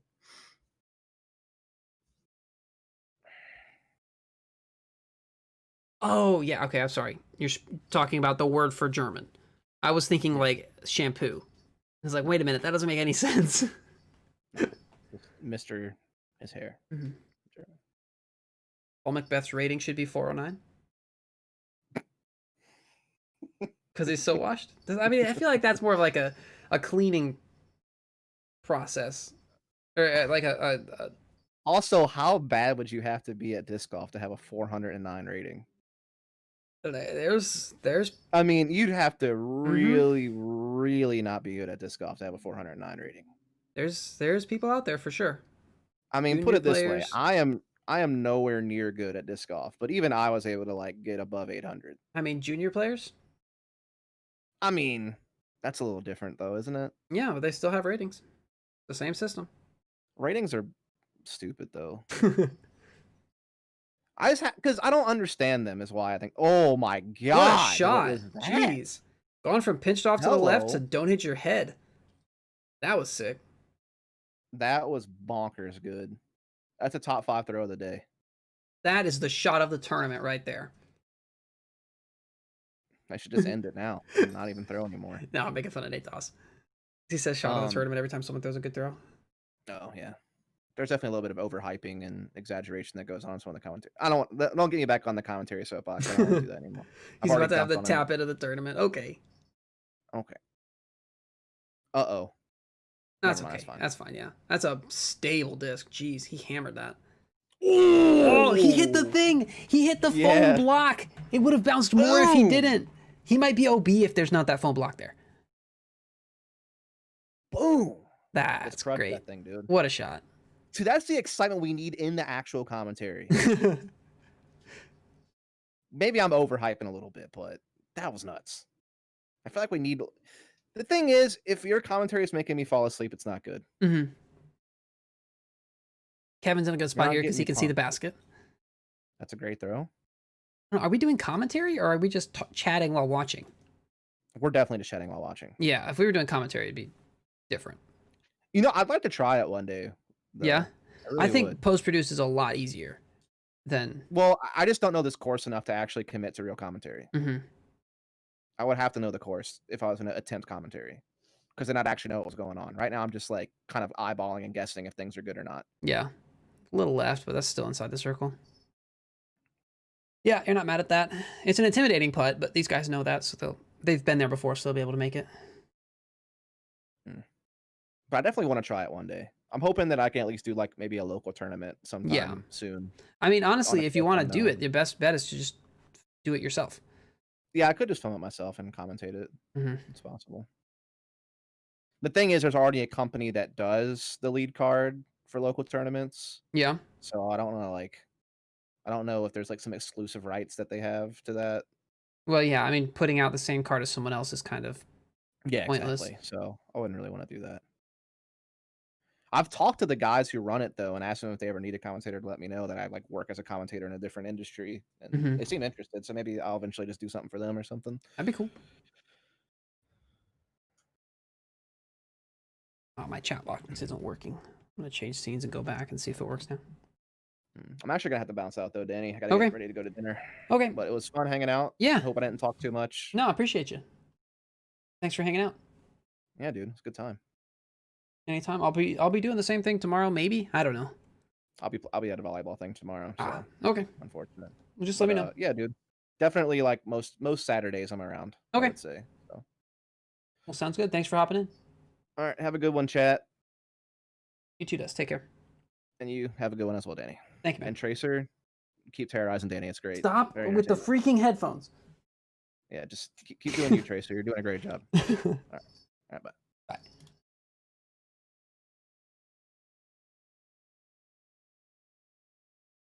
He narrowly made that dead and center in the chains. JD, are you from Germany? Because you said the thing about Germany before.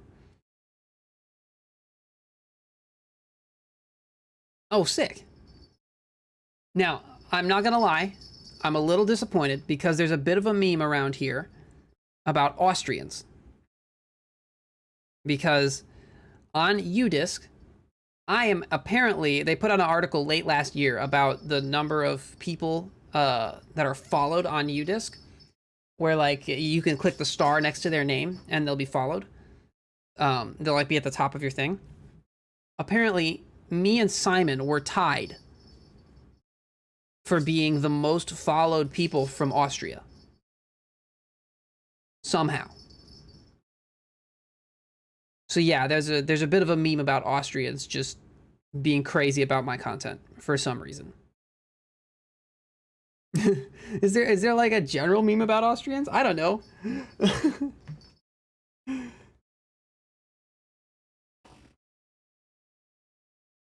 It's like every time I play bad in an event, there's someone's like, the Austrians are heartbroken over here. Don't get me wrong, my homie's from Austria. Shout out. It's like Germany and Netherlands. I have no idea there's any beef between them.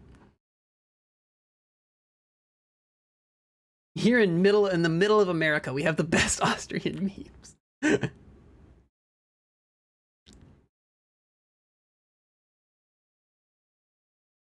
So it's like Germany and Austria. It's kind of like Germany and the Netherlands, which is sort of like Germany and France, or Germany and the UK. You know, Germany just doesn't get along with a lot of people is kind of the vibe. I'm kidding. I kid. That's like Texas. Germany and the Netherlands because of football. Okay. That's like Texas in the US.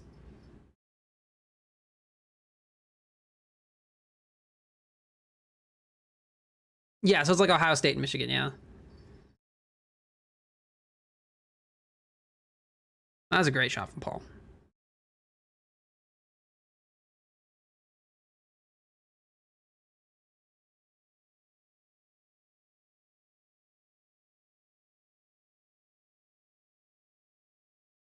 We talk football all the time. I played football like twice ever. And one time was with the Mexicans at the restaurant that I worked at. They were majority Mexicans. There's some Guatemalans, some Puerto Ricans in there, but most of them were Mexicans. Yeah, I was terrible. The fat ones could run more than me. And they could just boop, boop, and get it past me. I knew nothing. It's crazy. And then the other time I played was intramural soccer in college. I went to college for 1 year. Intramural soccer. I was the goalie. And the rule was you could have one person from the actual soccer team on your team. And we were up against a team that had an actual soccer player, like from the university's soccer team. I was goalie. So I was over, they kind of all pushed over to the side here. So I was over at that side, kind of standing there. You know, I was ready. I was watching for it. Next thing I know, I'm sitting on my butt a full 3 feet behind where I was. Because the actual soccer player on the team kicked the ball very hard and it hit me dead center in the face.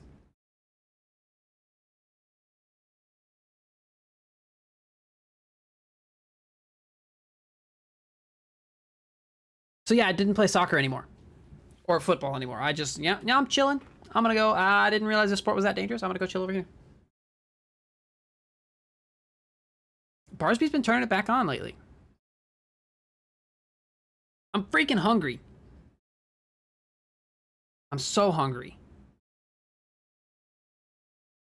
Oh, Kale's short.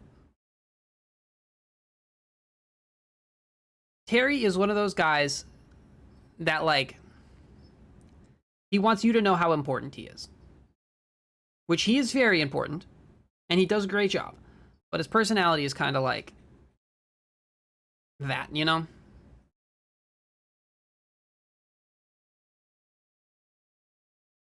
He does great work. He's good at what he does. Awesome.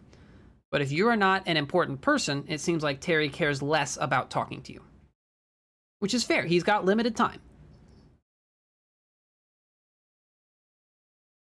But before I worked for DD, when I came up and was like, Terry, I'm a big fan at Ledgestone, he was visibly annoyed to talk to me. Possibly because he was busy doing something else. It didn't look like he was busy. It looked like he was on his phone at a table.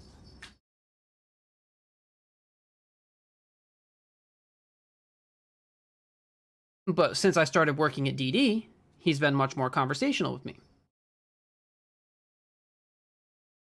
So yeah, I'm not hugely impressed by Terry Miller. His work is great. He does a great job at stuff like that. Terry is a good commentator, yeah.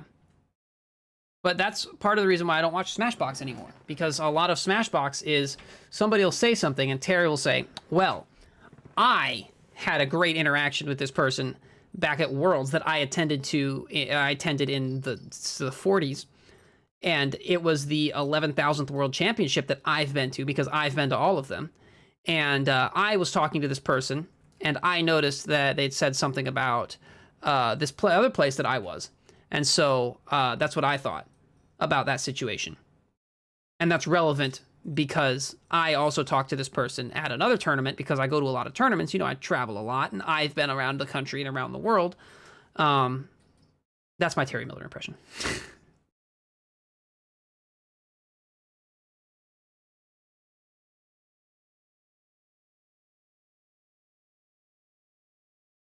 He's disc golf famous. Like, dude, it's disc golf.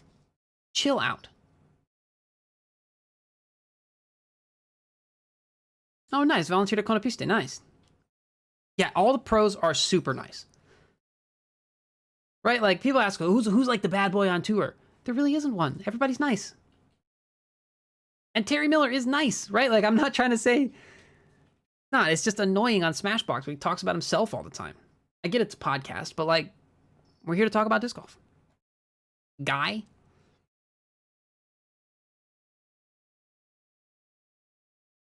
My head hurts.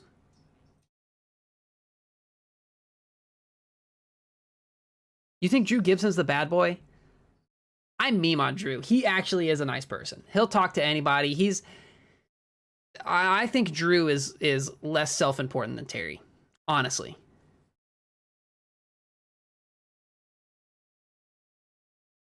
Drew and I's personalities are very different. That's such a good roller. Holy cow. But at the end of the day, Drew's a nice guy. And Drew throws really far. Yeah, he's cool to watch play. And to be fair, talking about Terry like that, it's in the context of someone who works very hard and has earned a lot of accolades, right? He's been doing disc golf coverage and disc golf media stuff for a very long time. Disc golf media would 100% not be where it is today without him. Pioneered live coverage, has some of the best post-produced coverage. A lot of times, people can't he covers events that nobody else would know about without him.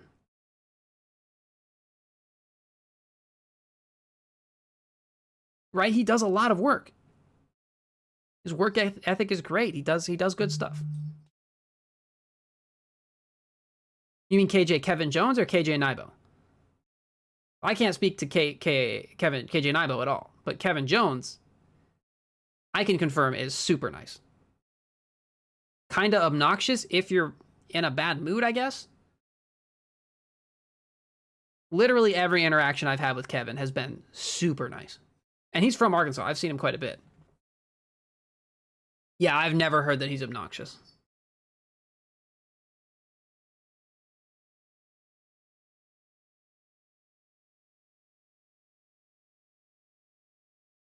Oh, awesome, JD.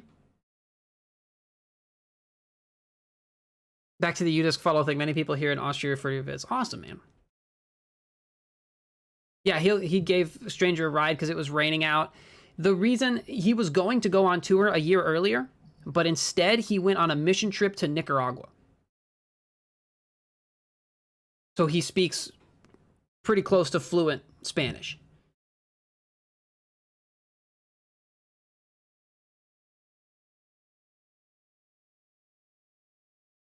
Oh, a friend of mine was like tour manager or something for Prodiscus. I would believe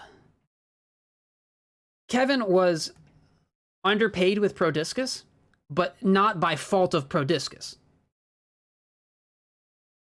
Right? Because Prodiscus is a small company.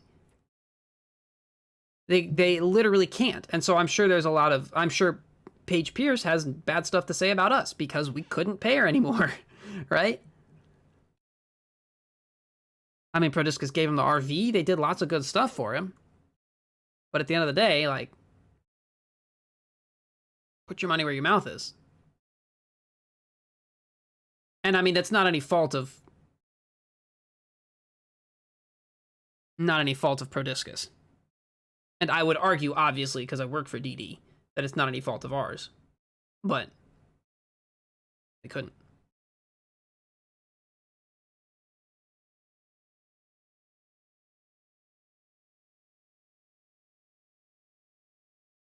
We don't have many German content creators, and for a native, your English is pretty good to understand. Awesome, dude. I appreciate it.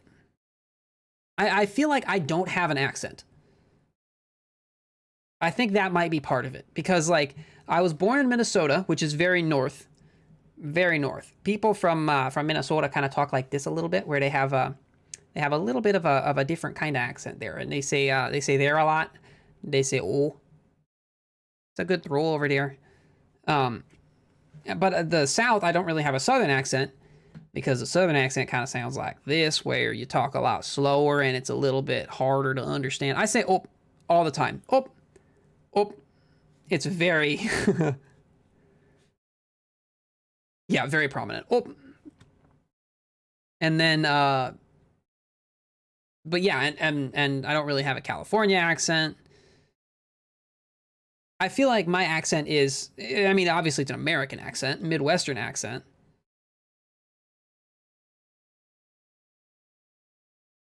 But yeah, I feel like it's just neutral. I'm the bad boy of disco. Daniel, you said g'day. Are you from Australia? Because I could try, I've done 2 accents already. I could try my Australian accent and you can rate it for me. By the way, I'm definitely not going to do that because it's bad. Oh, making a joke, the guy from Austria. The Dumb and Dumber reference. I like that. Clinics from Reiki were hard to follow. Yeah, he does talk kind of fast. To be fair, I talk pretty fast too.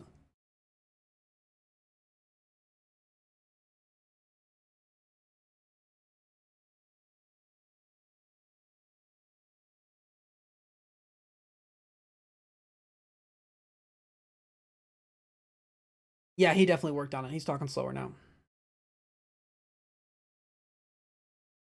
Throw another shrimp on the Barbie. This is such a good roller from Paul here. I can't watch him anymore. He's using the wrong discs. Oh, come on.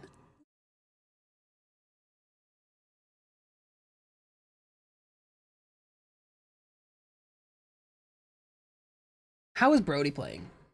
I bet you Brody really struggled in the woods.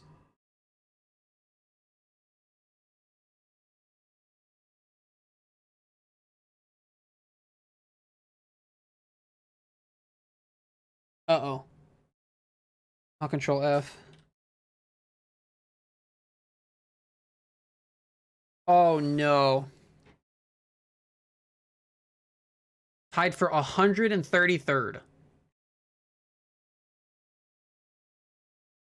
That is not what you like to see.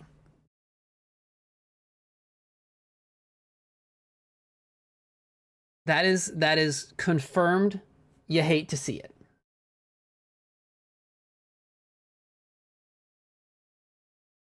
No, over the top. That's a riskier putt than it looks. Yeah, this course is definitely not at all new player friendly.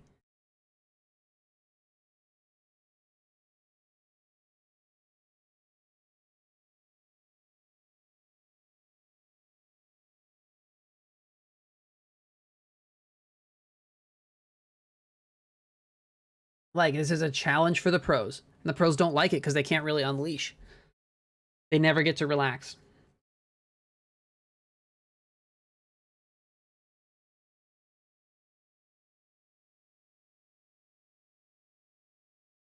What do I eat? I want to eat something. Is there gusts of wind? I think it's great Brody's getting so much coverage. Brody's famous. Brody's like legit famous. And he's playing disc golf. Put cameras on the dude. I don't care if he's dead last, if he's the Lloyd Wema. Put cameras on the dude. Because people will watch and more people will play because of it.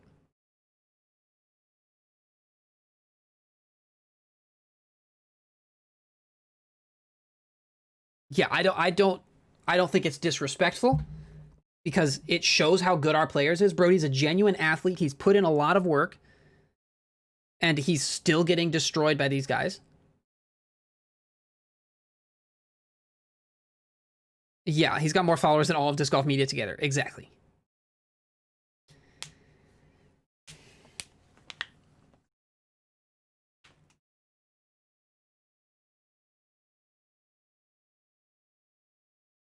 Big stretch. I gotta find my earbuds for tomorrow. I hate wearing headphones this long.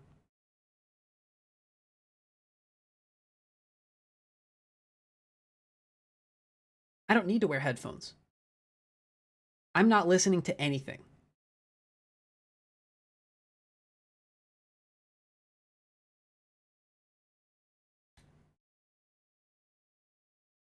Is Pro Ultimate a thing? I don't think it's very big. I think it's mainly a college thing. Ultimate is.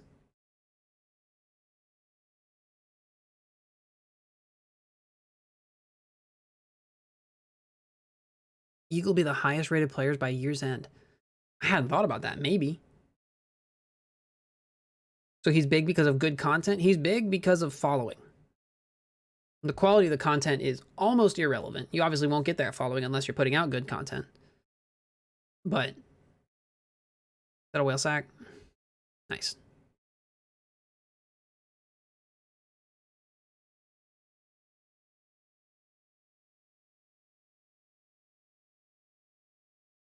That needs to finish.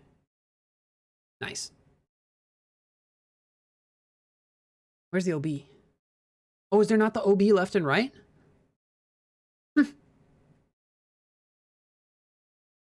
This T-pad sucked the first year. It was horrible. Gotten better a little bit.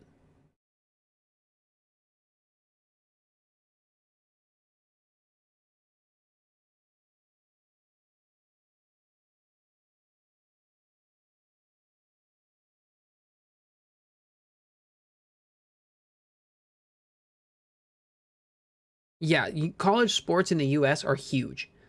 Like the Razorbacks are the University of Arkansas's team, and the restaurant that I worked at, when the Razorbacks were playing, would get maybe for a lunch rush we'd have maybe like 150 people come in, whereas if they weren't playing, we would have over 200,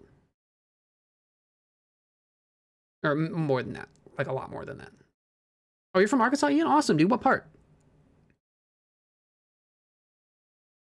Yeah, like, it's crazy. When we moved to Arkansas, we got taught how to call the hogs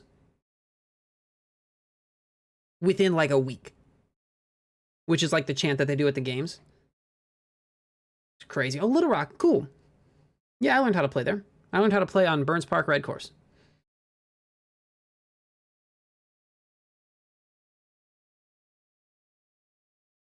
One of the biggest stadiums in Europe, and it's smaller than some college ones.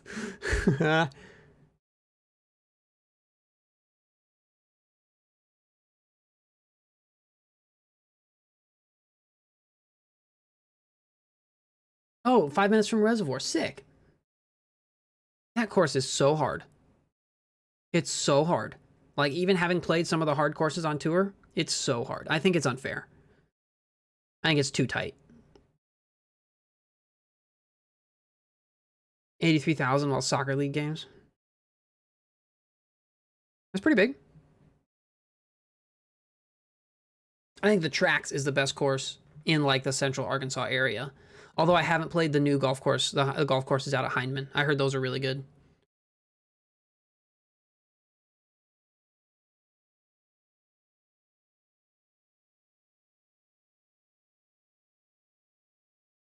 Nice.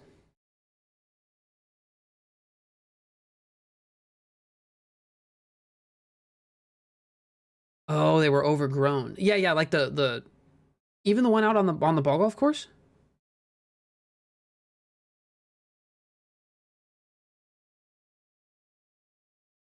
Because the old Heineman course was like 9 Mach 3s and 2 tee pads per hole, and it was terrible.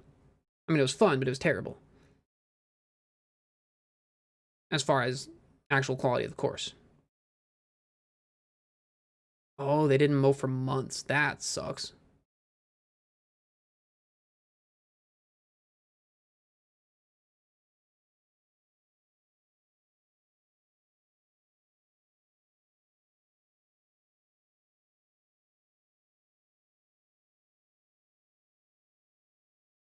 Yeah, I do, JD. That's the plan. I like doing these companion streams. They're a lot of fun. I don't know how often I'll have a guest, but yeah.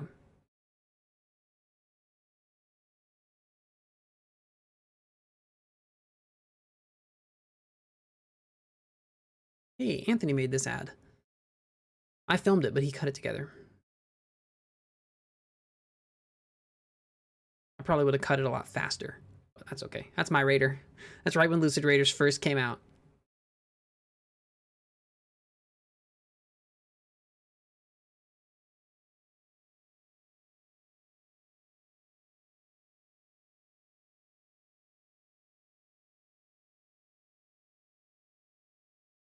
Ugh. I really need something to eat. I have cheese and crackers. Would you guys mind if I ate cheese and crackers on screen?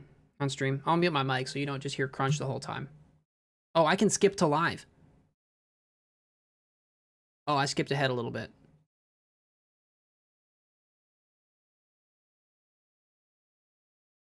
I'm gonna go grab some cheese and crackers. I'll be right back.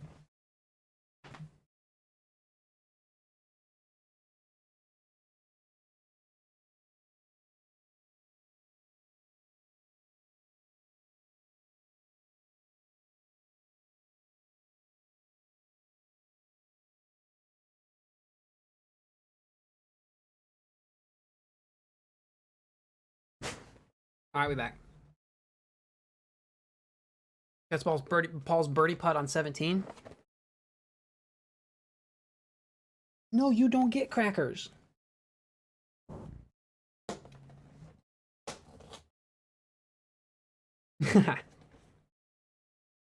Wheat Thins may do a copyright claim if the crunch sounds exactly like the ones that, I don't know, whatever. Ben, I believe that was on hole 2. Right where the basket was right next to the water. It was kind of on that tree that was leaning out. I don't remember who it was, but they actually got suspended. But no, Ben's friend. Sorry, Ben's friend. That's definitely a thing. Somebody got suspended from the PDGA by repeatedly throwing their discs OB. Oh, I forgot to get a plate.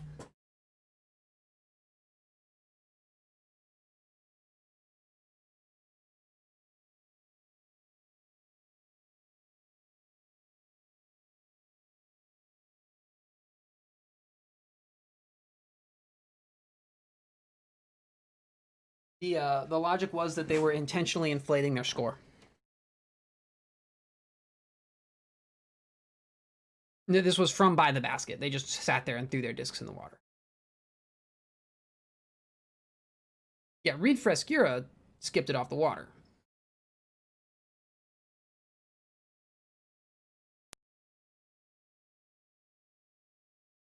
You think you can snuggle your way to some crackers? You're wrong. You're a carnivore. You don't like crackers? I didn't feed her today. I didn't feed my cat today. Ah, you probably are very hungry. Ah.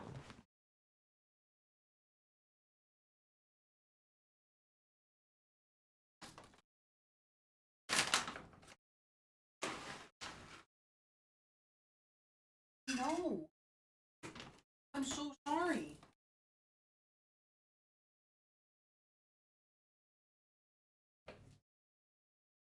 I'm so sorry. I usually feed her in the morning, and I wasn't awake until afternoon. I'm the worst. I'm gonna put my mic way up here, so you don't hear the stuff, but you can still hear me. Okay.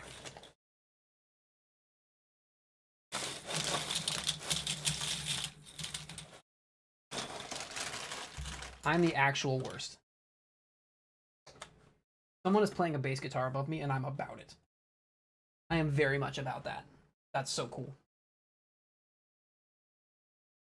I don't know who this guy is. Apparently he's doing well, though.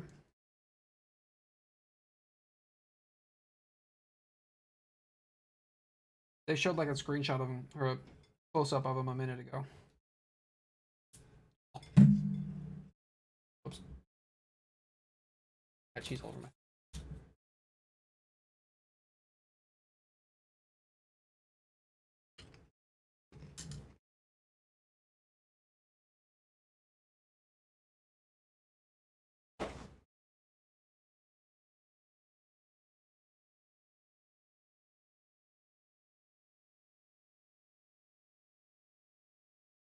Oh, he birdied hole 12. Okay, sick. That's actually sick. That hole is like impossibly hard. It's very hard. I'd say the number of male disc golfers with long hair greatly exceeds the average male population. You are not wrong. I'm not going to sit here and tell you otherwise.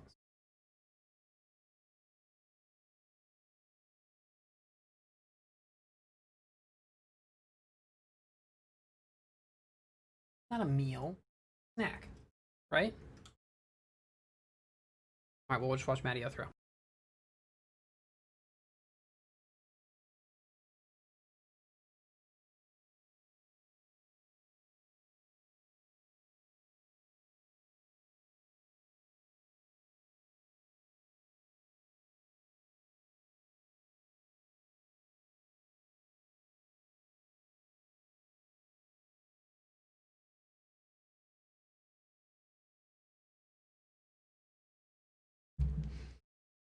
Alright, Serial says this is plastic cheese.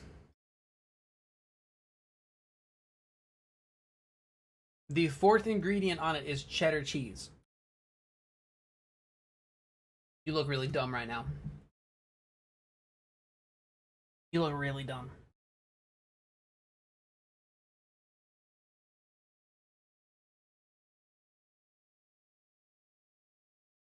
The first is nylon. That's the third, actually.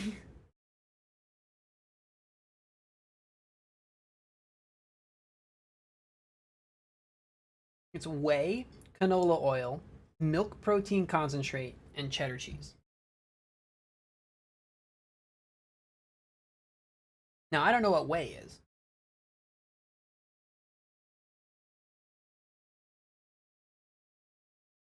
But, you know, it's a thing. Good shot. Or no, is that OB from Greg?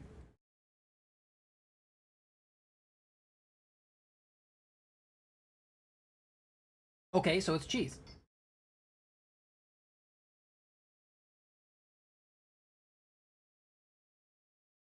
Is it not? Plus, they make like whey protein. So obviously, it's, you know, good for you. I'm seeing more arguments that this is good than bad, honestly. Yeah, Barsby's not doing very good.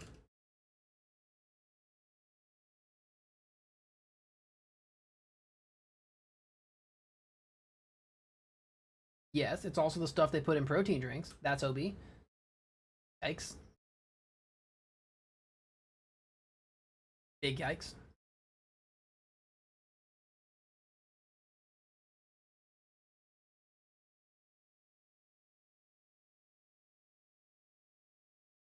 Who hasn't thrown yet? Has Andrew thrown yet? Dude, you want to talk about struggle? Andrew Presnell, man. That sucks to see.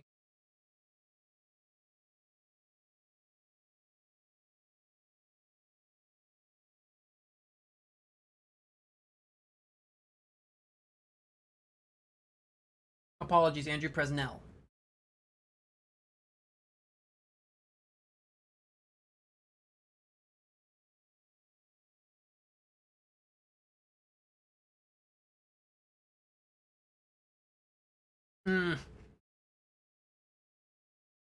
That's a hard spot to be.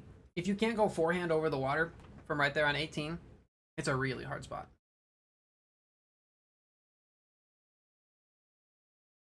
My mom wants a kitten update. Should I tell her that I forgot to feed her?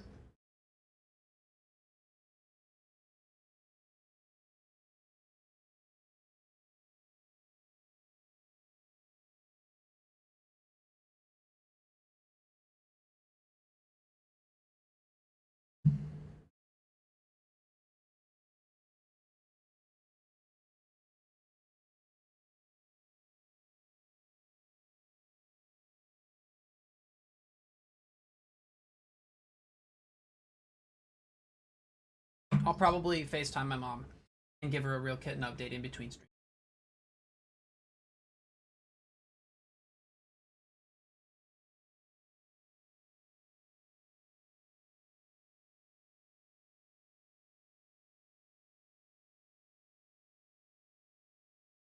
So Paul went OB. Wait, Paul Macbeth or Paul Omen? So, where did Paul's shot go off the tee? You disc? Oh, he's on the fairway. Okay. That's such a good round. He's 9 down. That's sick. Is James Conrad giving Paul the business? What do you mean by that? I can't hear what's going on.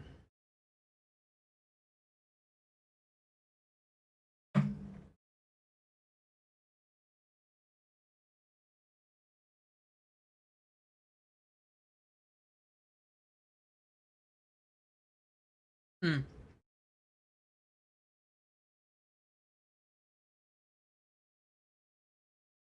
I do as well, and also I'm not wearing headphones. So there's that. Heck gum, these crackers are so good. Holy cow.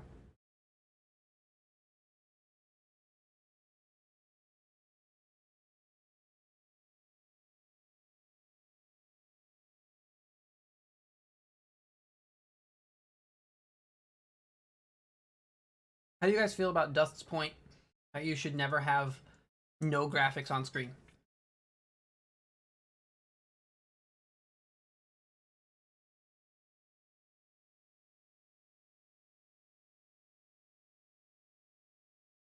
What are your thoughts? I disagree. I think having the graphics on screen is fine, but I think letting them breathe or having other shots without it kind of adds to the artistic value.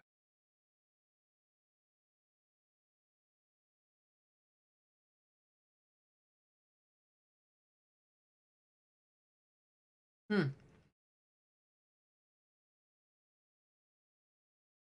Oh yeah, Parsave does so good, but they always take forever to put out their coverage. It takes at least like I say forever. It takes a couple days.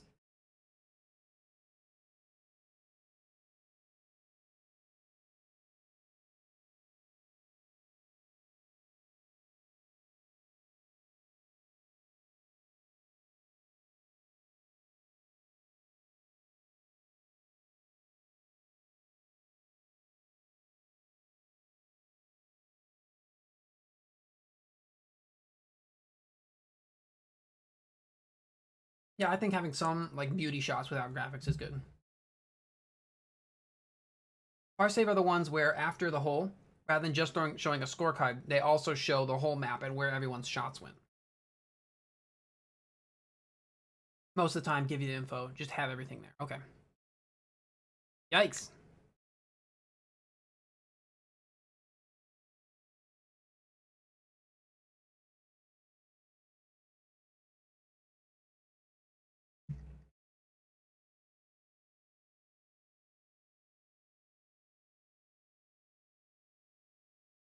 But I can't imagine how long that would take. That would take forever. How do the commentators get paid? I know German Nate have a Patreon. And I don't doubt they get some of the money from Big Sexy Discs and stuff.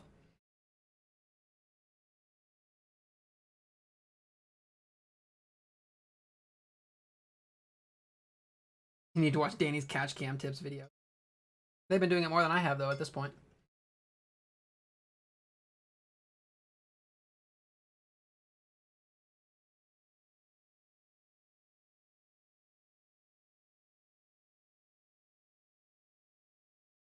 You think they're doing it poorly? I think he's up that far because he's trying to show where the disc lands.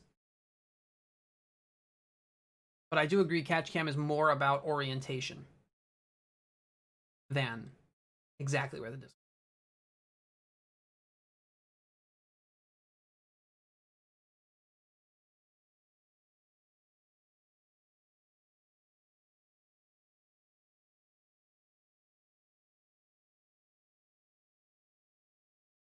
On some shots, zooming in looks great.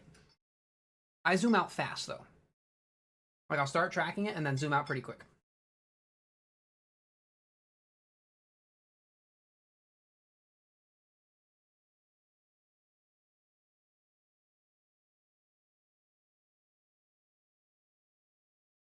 Zooming in a lot makes it feel like golf. Because in golf, they hit the shot and then it's just the ball. That's all you can see.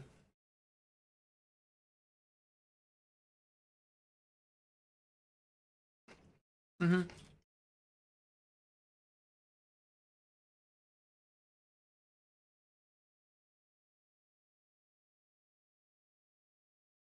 That's kind of the deal. You zoom in as the disc comes in and then pan to the or zoom out as the disc comes in and then pan to the basket. To give context.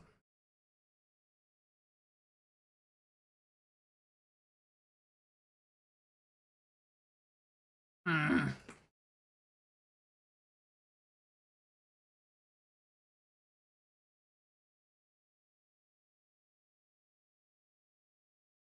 Do you think that the paywall could be a danger for the old content creators if paid live is a big success? No. I don't think they'll have the paywall forever. I think eventually they'll get rid of it. And free is always going to be bigger than paid. It just always is.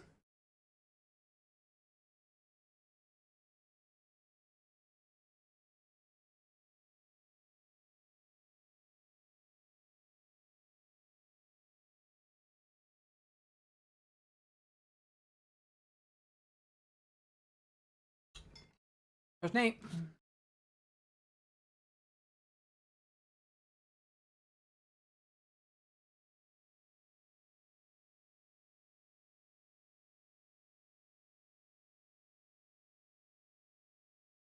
Do you think they'll change commentators next year?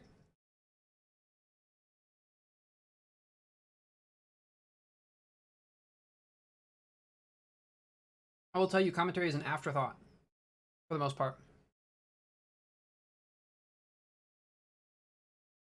I don't know. I don't know if they'll change.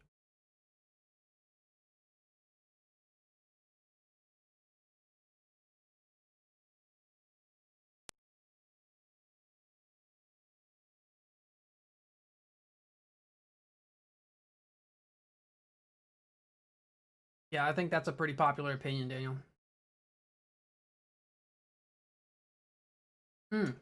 I've watched the first part of Around Live and then the conclusion of post. What time is it in Germany? It's probably like midnight there, right? Maybe later than that. 1:30.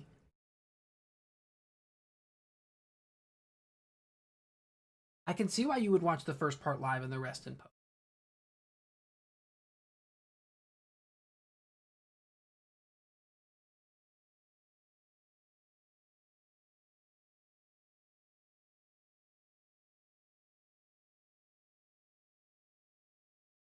So Paul did bogey this hole. Kevin's putting for bogey though.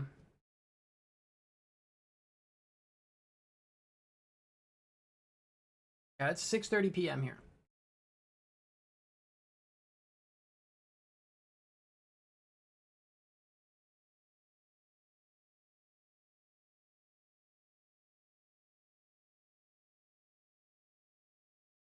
You hate to see it.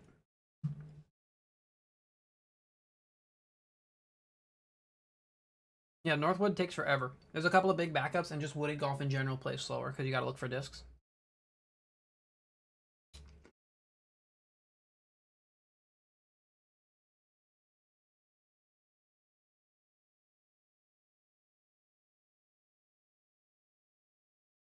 Oh, because you had to work on Friday. Okay.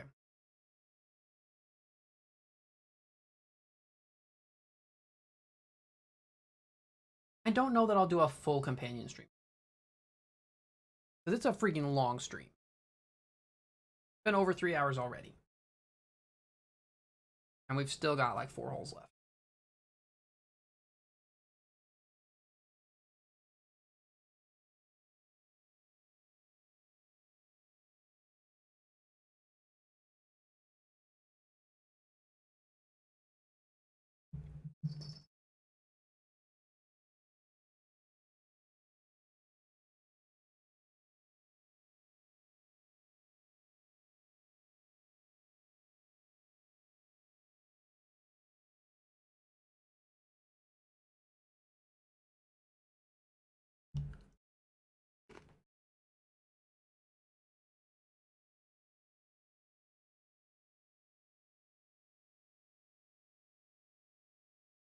Mm-hmm.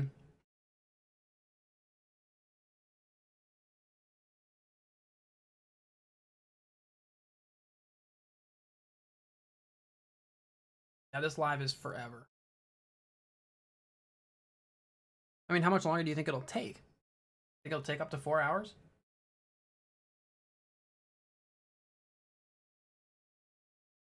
The hardest to watch is the Super Bowl on a Sunday. Wait, you watch our football too?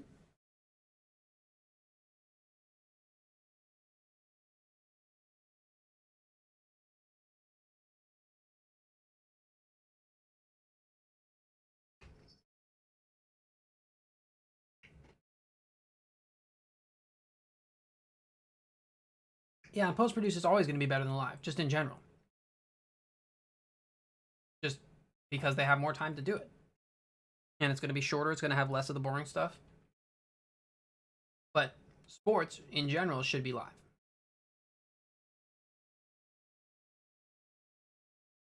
Nice. Who's your team? Who's your team if you like American football?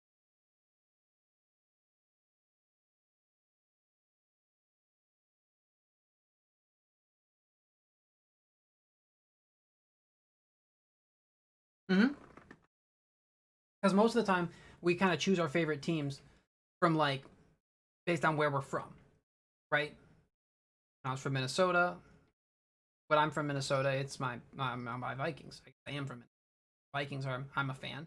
My mom's from Wisconsin, and plus they suck less, so I like the Packers. Nothing down in Arkansas. But now I live near Kansas City. Everyone's around me a Kansas City Chiefs fan, so I guess I'm kind of partial to them too. I'm kind of weird, but most people are like, yeah, this is my team. This is who I like. Yeah, Sirius from Kansas City, so Chiefs.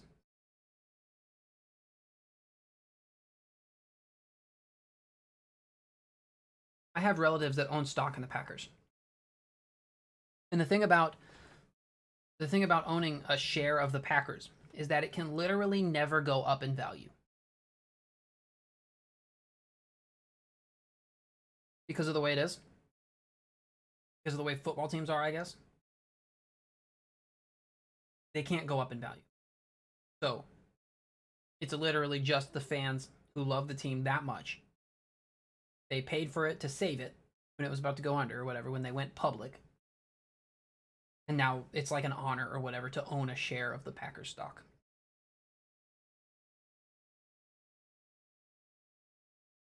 Barsby has been definitely struggling. He's just been off.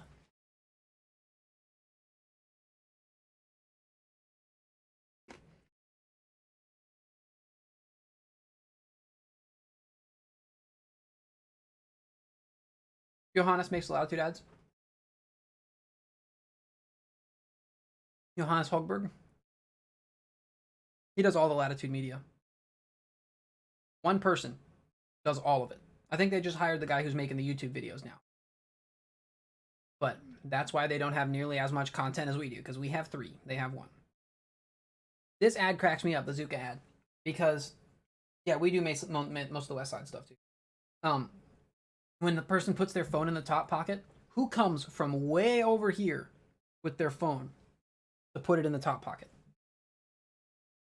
Literally nobody. Like, here comes the airplane.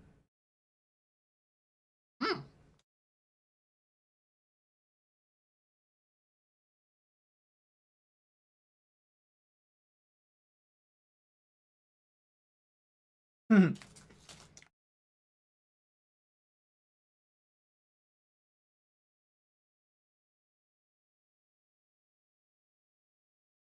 putt, Greg. What's up, Carl? Here for KC because it's near DDHQ. Yeah. Yeah, New England is just. They're the best. They know they're the best. And it's annoying.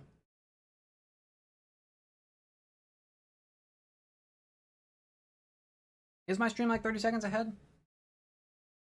Chiefs are the best now. All right, I want to say exactly when Andrew's putt hits the cage, okay? That's how you'll know. Gonna hit the cage. Right now. Oh, it went over the top, but that's when it was over the basket.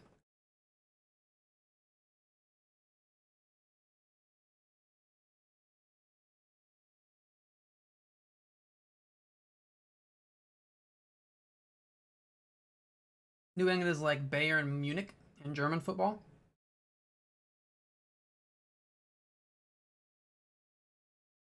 Ricky's putt hit the cage. What? I'll spoil everything if you're behind. You won't be surprised by anything. You can also, Daniel, you can also, in the YouTube player.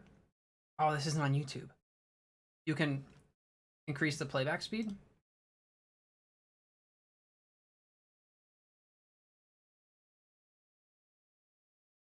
Kevin made his putt. Kevin made his putt. Wow. Wow, imagine not knowing that Kevin made his putt for like 10 seconds there. I can't. Couldn't be me. Couldn't be me.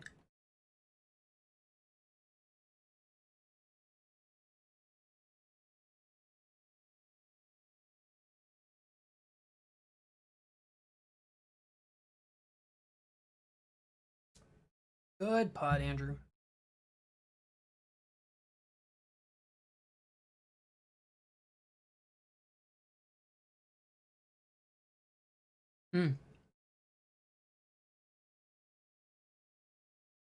We're even now. Oh no.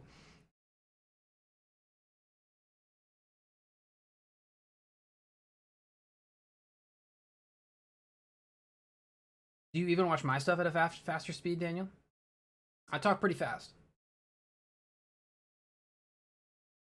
I'd be surprised. I've had a lot of criticism of, dude, just slow down. You talk too fast. I'd be surprised if someone can ingest it even faster than that. You watch my videos at 2x speed, so I'm dropping bars. I'm like an auctioneer over there, like.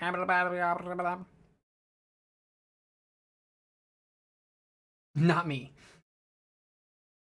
I try to make them at least worthwhile. All right, I got a triple decker cracker here. I'm gonna mute for this one, otherwise the crunch might be too loud.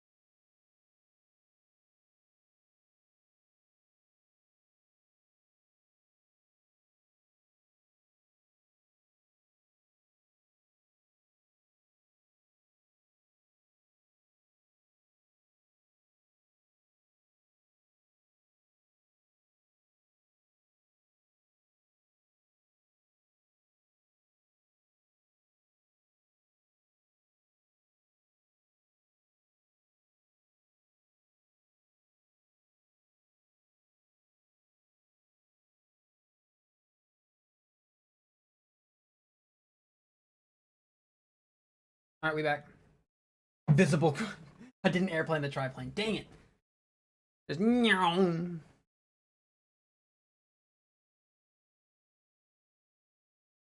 That's a good point, Serial. Don't tell anyone that all of my content is already out there and I'm just rephrasing it. Don't do that.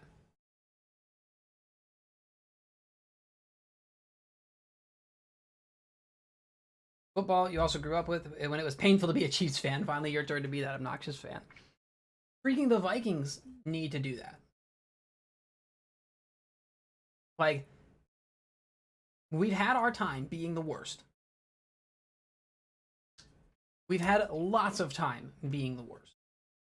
We've had more. We've had like 2 or 3 of our times being the worst.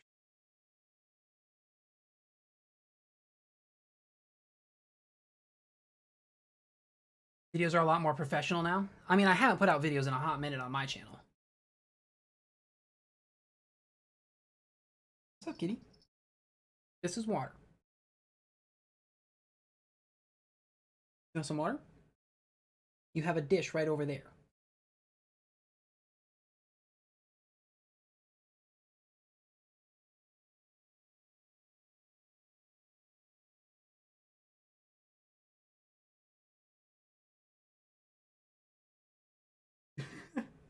He's sniffing it but looking at me.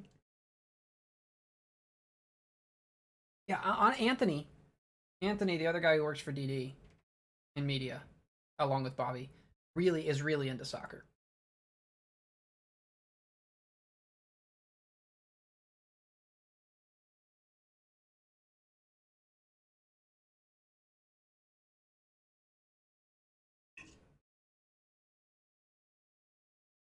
Woohoo! Oh, that's salt. I can tell the salt from here.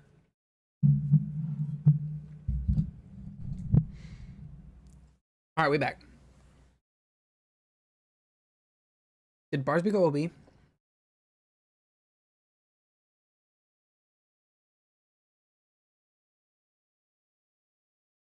They switched to Zach instead. Oh, he's in the bushes. Those bushes are not fun. Very thick. If he's right on the edge, he'll be okay. But if it cut in, he's dead. You're not having a good time in there.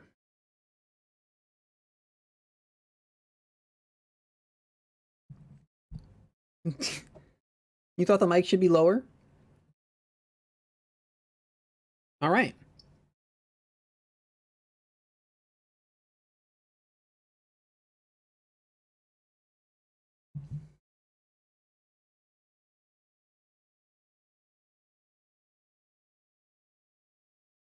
Yeah, New England is a lot like the Yankees too. I don't feel like they buy their players as much. Yeah.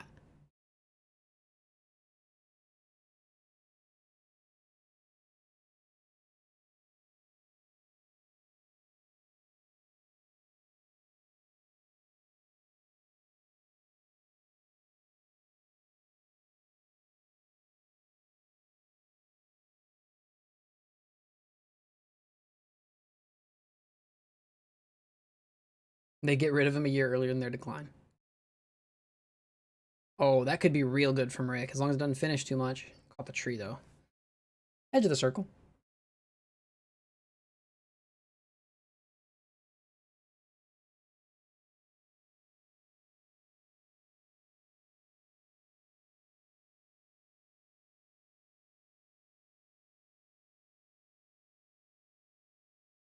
See, the problem is I don't really follow football that much either. I know roughly like general concepts as far as teams and stuff. But yeah, I don't follow it that much. Does Andrew not throw forehands? Has he not thrown a forehand this whole time? Because this is such an easy dump forehand from here.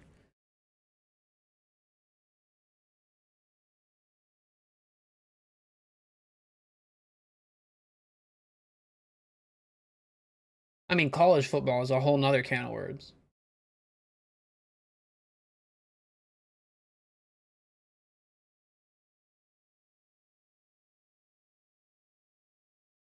What a shot.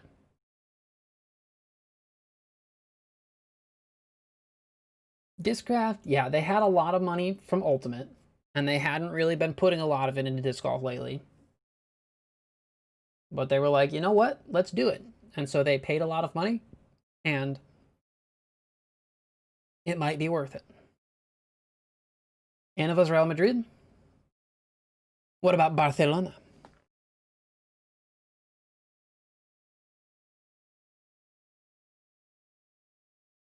Who's Barcelona? The way they say it in Spain. But it's Barcelona in Peninsular Spanish. It's weird how they have different accents. Yeah.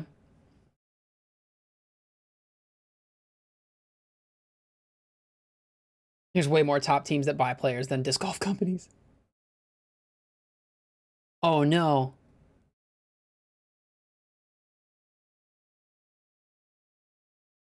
Vibram, so they got like canceled, just completely discontinued?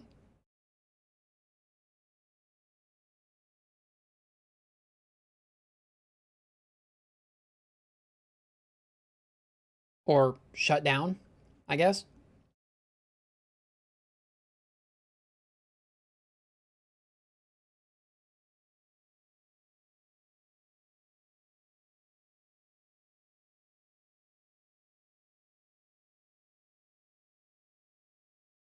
Barcelona Prodigy, their best days are behind them. Yes, Kevin. Oh my gosh. I want to see the slow-mez for that one. Holy cow. He's midair when he made it. Show me the replay. He knew it. He knew it was going in.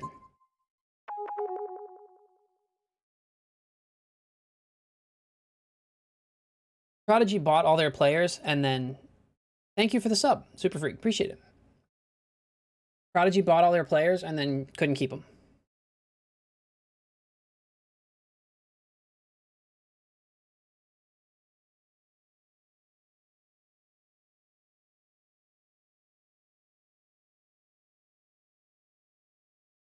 Now they're trying something a little different. They're investing heavily in a few players. No, Mark slipped on the T-pad, lost a disc. Yeah, I hate to see it. What's up? Food's gone.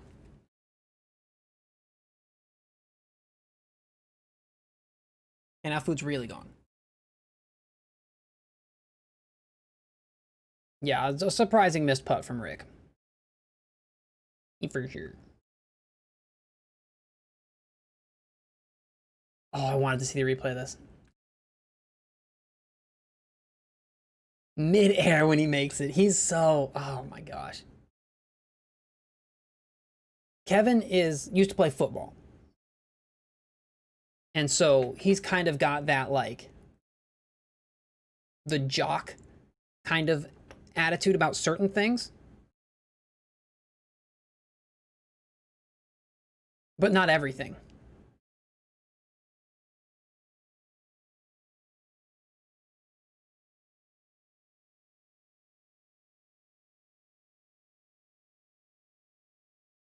What's up? I'll lean back so you can sit us down there.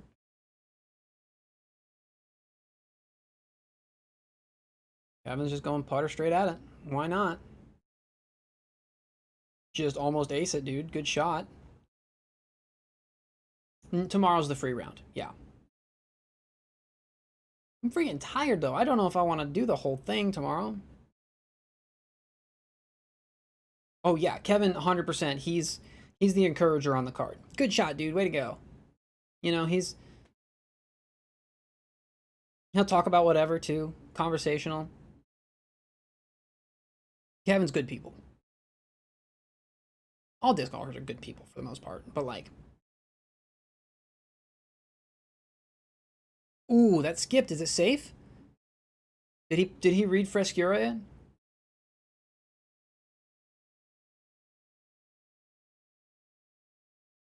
Well, I've been live for 3 hours and 22 minutes.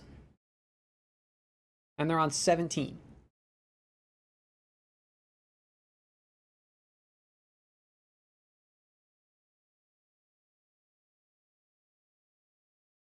Okay, Daniel, you could actually run a marathon. Maybe.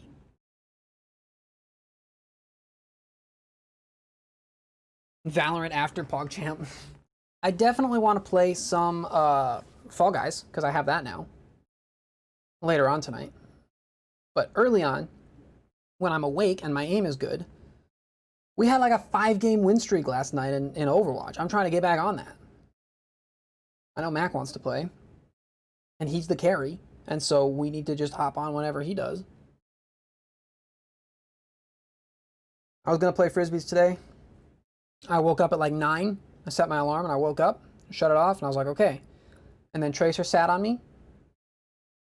And then, yeah. Then it was like 2:30 and I woke up. I'm blaming you. Last 64 import because of my last name. My heritage is Swedish, Finnish, and German. My dad's side of the family is very Swedish. That's where the Lindahl name comes from. And then my grandfather on my mom's side is full blood Finnish. So we sweat a lot because the Finns invented the sauna. So yeah, we are very sweaty people. And my grandmother on my mom's side is full blood German. She is hardworking, very yeah, strict, but very very loving too. From where in Germany? I have no idea. I just know she's full blood German. I wonder if I could ask my mom. Where in Germany is Nanny's family from? We call her Nanny.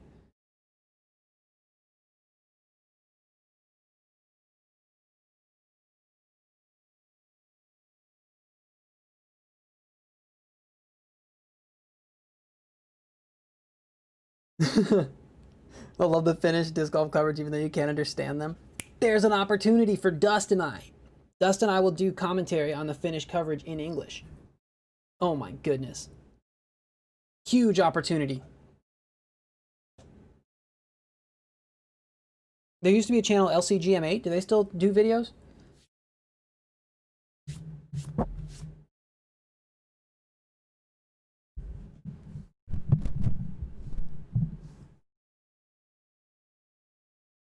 Ooh, that's safe. That's safe. Very safe. 100% safe. I could probably do okay with Finnish names. Oh, natural born disc golfer. Cool. I'm thinking post coverage, post produced coverage, not live, right? There isn't any Finnish live, is there? I feel like I could do okay with the names. Or if not,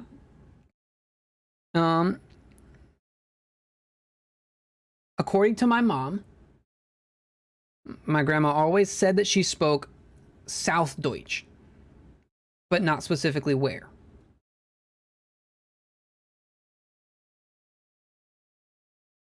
So from the South.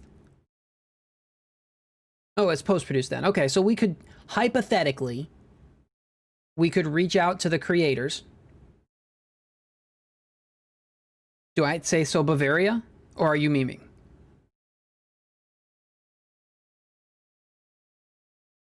We could reach out to the channel that does that and offer to do post-produced commentary on Finnish stuff. So they're debating whether the rocks that the disc is leaning up against are surrounded by water. If the rocks are surrounded by water, then it's OB because the rocks are OB. But if there's a line of contact, a line of ground in between,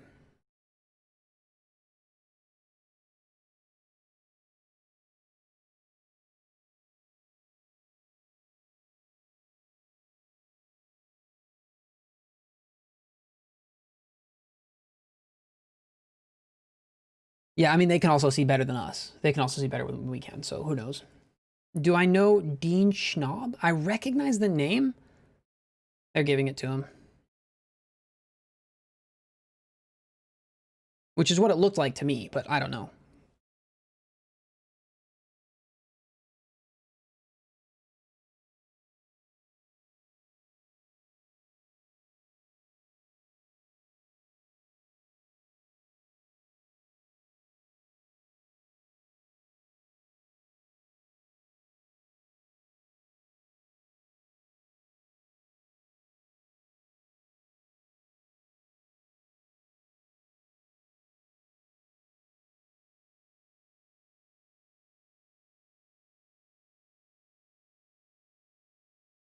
Kyle Weir. Is that the guy who's playing really good on tour right now?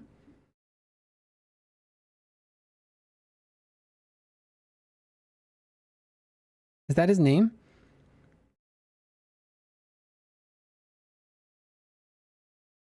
No, that's a different guy. Okay. It's a good putt, yeah. Oh, cool.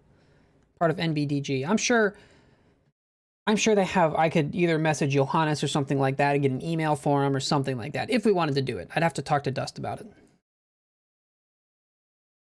One of the hosts of the Perfect Flight podcast. Interesting. I wonder how big of a following NBDG has. I'll check it out after this. I guess I could also just check it out over here.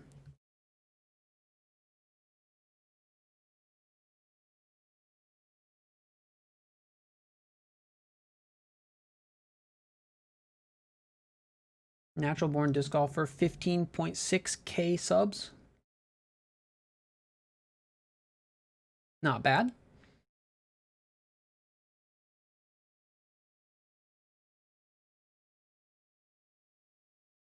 I will say Hannah Bloomers has some top tier backhand form. She throws so well. Sorry, I'm wiping all the Wheat Thins crumbs off of my mouse pad. Yeah, it doesn't look like they have anything in English. It's all in I'm assuming Finnish.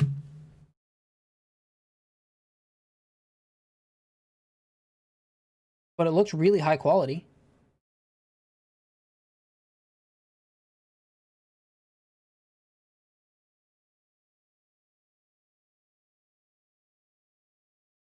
Oh, that's right. I could reach out to Yuhakito, whatever his name is.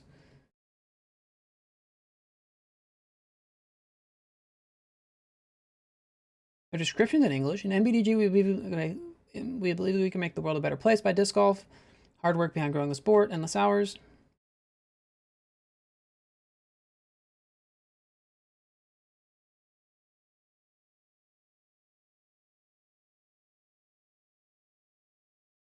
Do they have anything in English on their channel?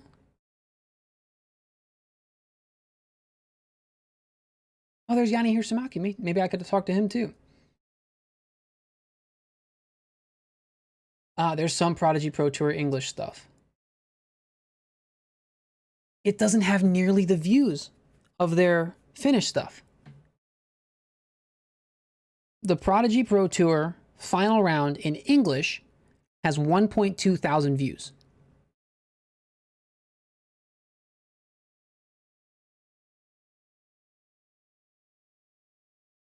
The Prodigy Pro Tour in Finnish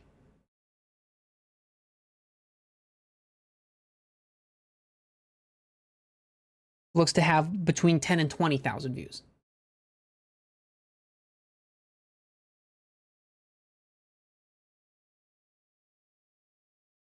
This is pretty much, the Pro Tour thing has pretty much been decided. I want to see who's doing the commentary on the English stuff.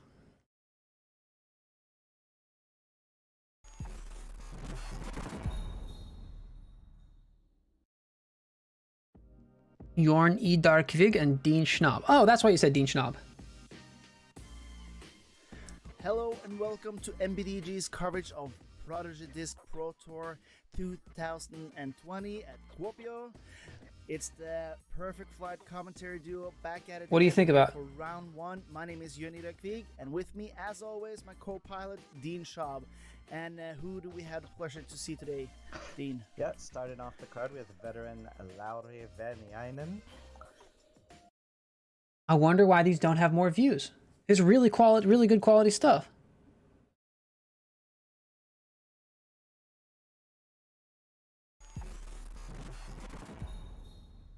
I mean, they have good views on the Finnish stuff. Ylivakaa midari olla kädessä. No ja Veina Makalatsi. Suoraan näki melkein, että toi on kyllä menossa auttiin. Mutta tossa on just se, että kun se meni Jonas Autto? reunaa myöten koko matkansa ja päätyi vasta lopussa tossa auttiin, niin varmaan tulee OV3 tossa melko automaattisesti. Joo, siinä ei paljon putattavaa onneksi Joonakselle enää jää, että toi on sinänsä semmoinen turvallinen virhe, minkä tällä väylällä voi tehdä.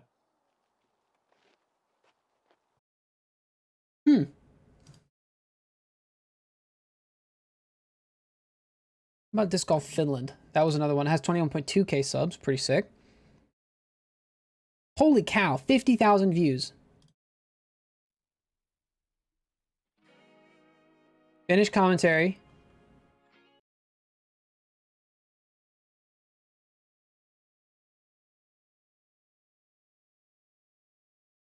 Seppo Paju, Oskari Wikström, Väinö Mäkelä, and Tuomas Oh, I was so close. Hitainen. Doing so good. And they have Finnish commentary. I don't see anything in English. I am very surprised at that. I guess I shouldn't be. I mean, they're in Finland, so Finns would care about them. Obviously.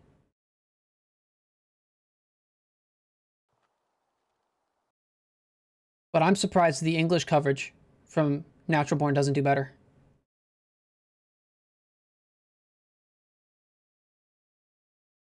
It just doesn't.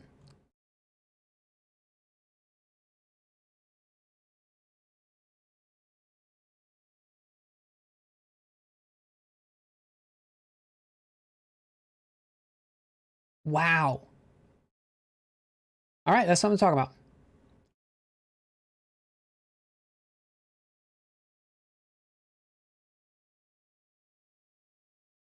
Huh.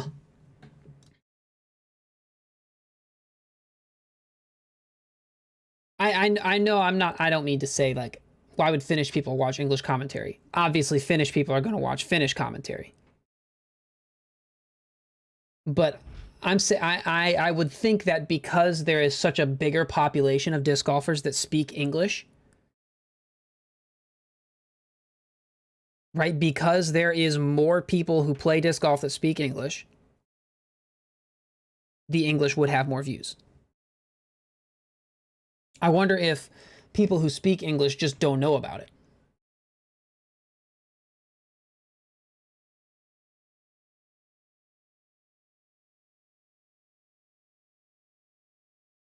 In Europe, you watch more of the Pro Tour, like over here. But then why does that one video have 50,000 views? And there were like several of them that had that many. This one of Kuopio, English commentary, has 583 views. I want to find the round 1 back 9 Kuopio with Finnish commentary.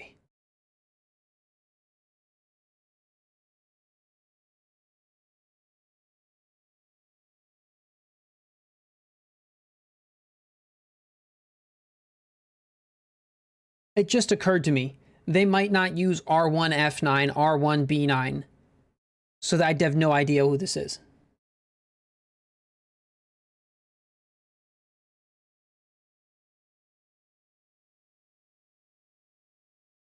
Oh my gosh, that part's in Finnish.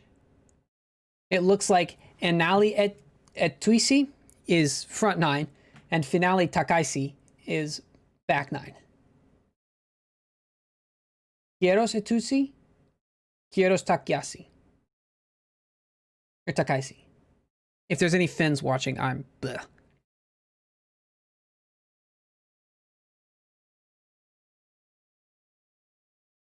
So in general, English commentary is going to have a wider draw. Well, if I were not even talking about the Pro Tour stuff anymore.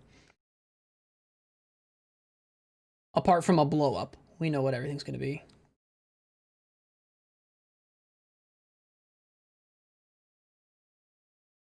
So Kevin's off the fairway. So he threw safe and then pitched up and then threw up and was OB. Yes, because I speak Spanish, Carl. Shut up. Carl. Carl, that kills people, Carl. But also, I think that you're supposed to roll your R. Kieros. Kieros. Kieros. Takaisi. I think you're supposed to roll your R's and finish, right? Right? approach shot of the tournament, and I freaking missed it. Dang it.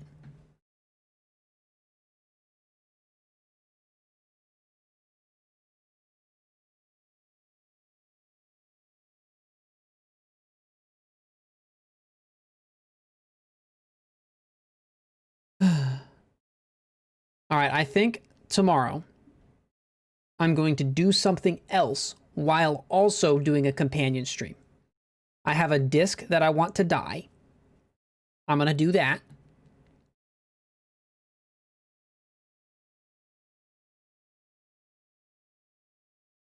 Oh, you can't post links. I can change that, but I don't know if I want to.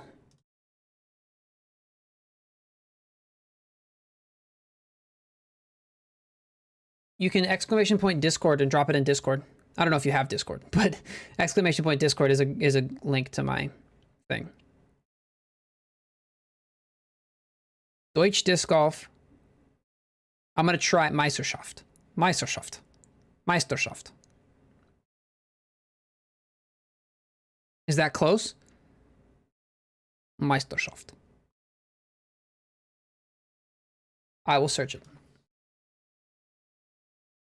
34 DEUTSCHE Disc Golf Meisterschaft. There it is.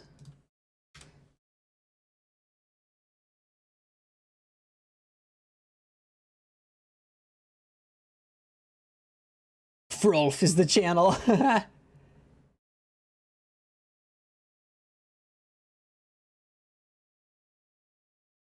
Wait, it says this channel's not... Okay, never mind. MPO final back 9.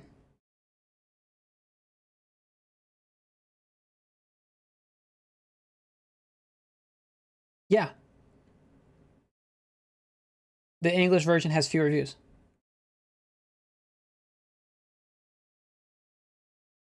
I think people want disc golf coverage. Wait, so even Germans don't like disc golf, German? 34th Disc Golf German Championship in English has 378 views. The 34 Deutsch Disc Golf Meisterschaft has 1.7k views. So like 3 times, 4 times. I'm saying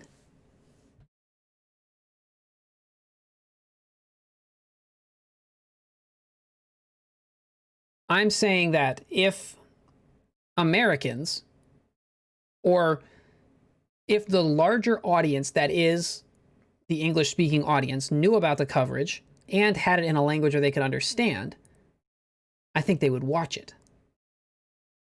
But we need a reason to promote it, maybe?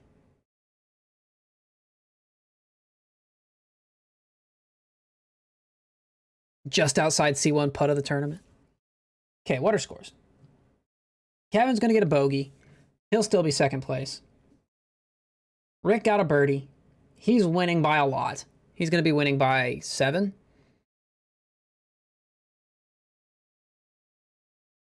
Yeah, Rick's going to run away with it. I'm still pulling for Kevin. Either Rick runs away with it, or Paul pulls out McBeast mode tomorrow and just shreds. The other thing is, from what I understand, yeah, Rick will probably maintain his lead. I don't think Kevin will overtake him. But I think Paul is going to put on McBeast. There's a chance, like a 20% chance. Yeah, Frolf is trying to establish German disc golf content. All right, here's a thing that I think people care about. Okay, Pro Tour's done. How good are the players? I'm not going to show it on stream because I don't want to steal content. When we left, a couple of hours. I think it's the discotheque. The Ukrainian discotheque underneath. next door, underneath. That's Here a we clean go. throw. Fabi in the lead, who has a big arm. The gets mics sound close. good. The tracking, the He graphics will are be good. able to play par. Of That's a games clean throw. against, some beginners. They're all good. They're all good, yeah. Mm-hmm. They're all good, yeah. Mm-hmm. I mean, that wasn't a good result, but it was a clean Front pull. nine. Like the players are good, is what I mean. Back from, and not only that, but the weather. Yeah, Jesse Nieminen, It is, And the weather Vano, never changed Albert in spite Tom. of that. It stayed. The name of the channel is all caps Frolf.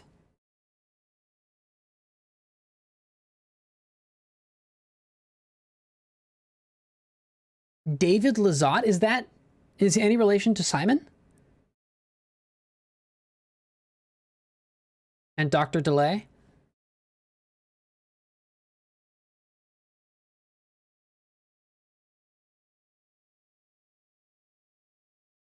His father, interesting.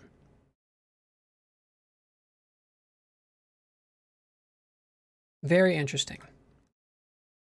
Look, this natural born disc golfer video has 67,000 views. I'm just shocked that the English version doesn't have more. Because, sorry, what I was saying earlier, a good bit of, from what I understand, a good bit of Northern European countries, right, like Finland, Norway, Sweden, places like that, they also speak English. Right? The most studied language in Sweden is Swedish. That's kind of crazy. But yeah, so obviously I don't know much about Swedish stuff. But I would guess that English commentary appeals to more. Obviously, it's not going to be their first language. I think just period, though, English has a wider appeal. So I'm surprised that Finnish has more views. We have a media meeting every Monday. I'll see what, as Bobby would know just instantly, stuff like this, if it's even a good idea. I think it'd be a pretty sick idea to reach out to them to do commentary on it. But if it doesn't get views and they've tried English commentary and it still doesn't get views, then why? Why would I bother? Right? Because they've been doing it longer. Natural born disc golfer is obviously really good.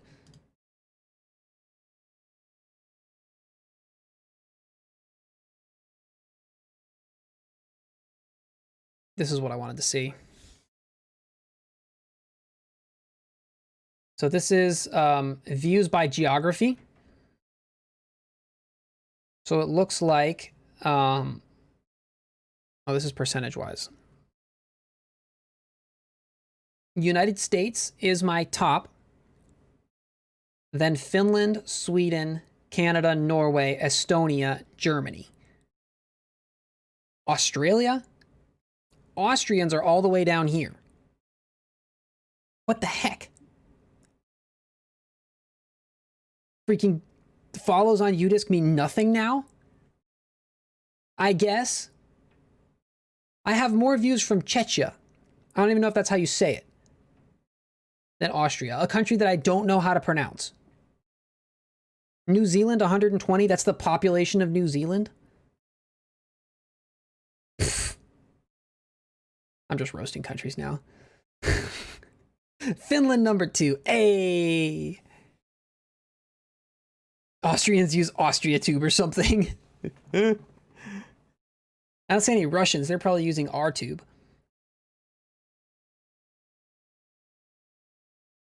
I'm 100% joking, by the way. I'm 100.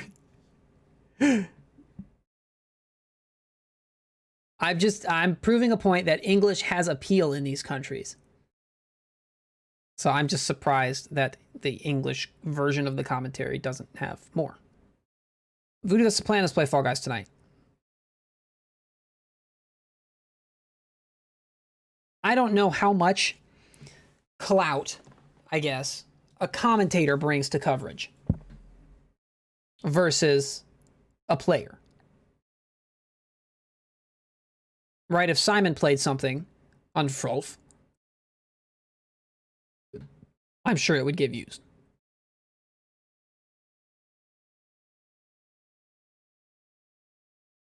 All right, I'm going to be back in about 40 minutes or so, around 8 o'clock my time. It's currently 7:20, to check out some video games.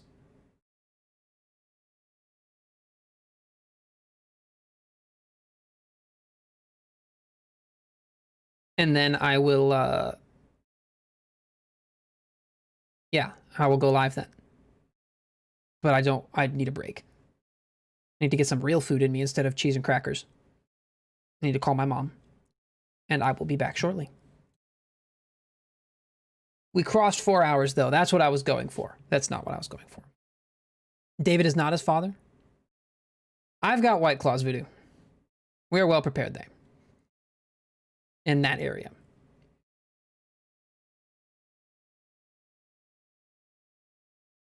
We'll have a good time. All right. Thank you so much for hanging out, guys. It was great. Thank you for the insight from Germany, JD. I appreciate it.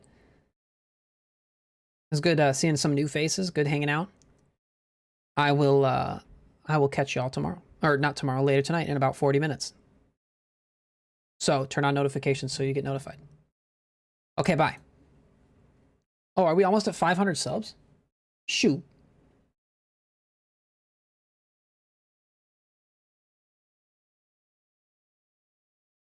$456. All right.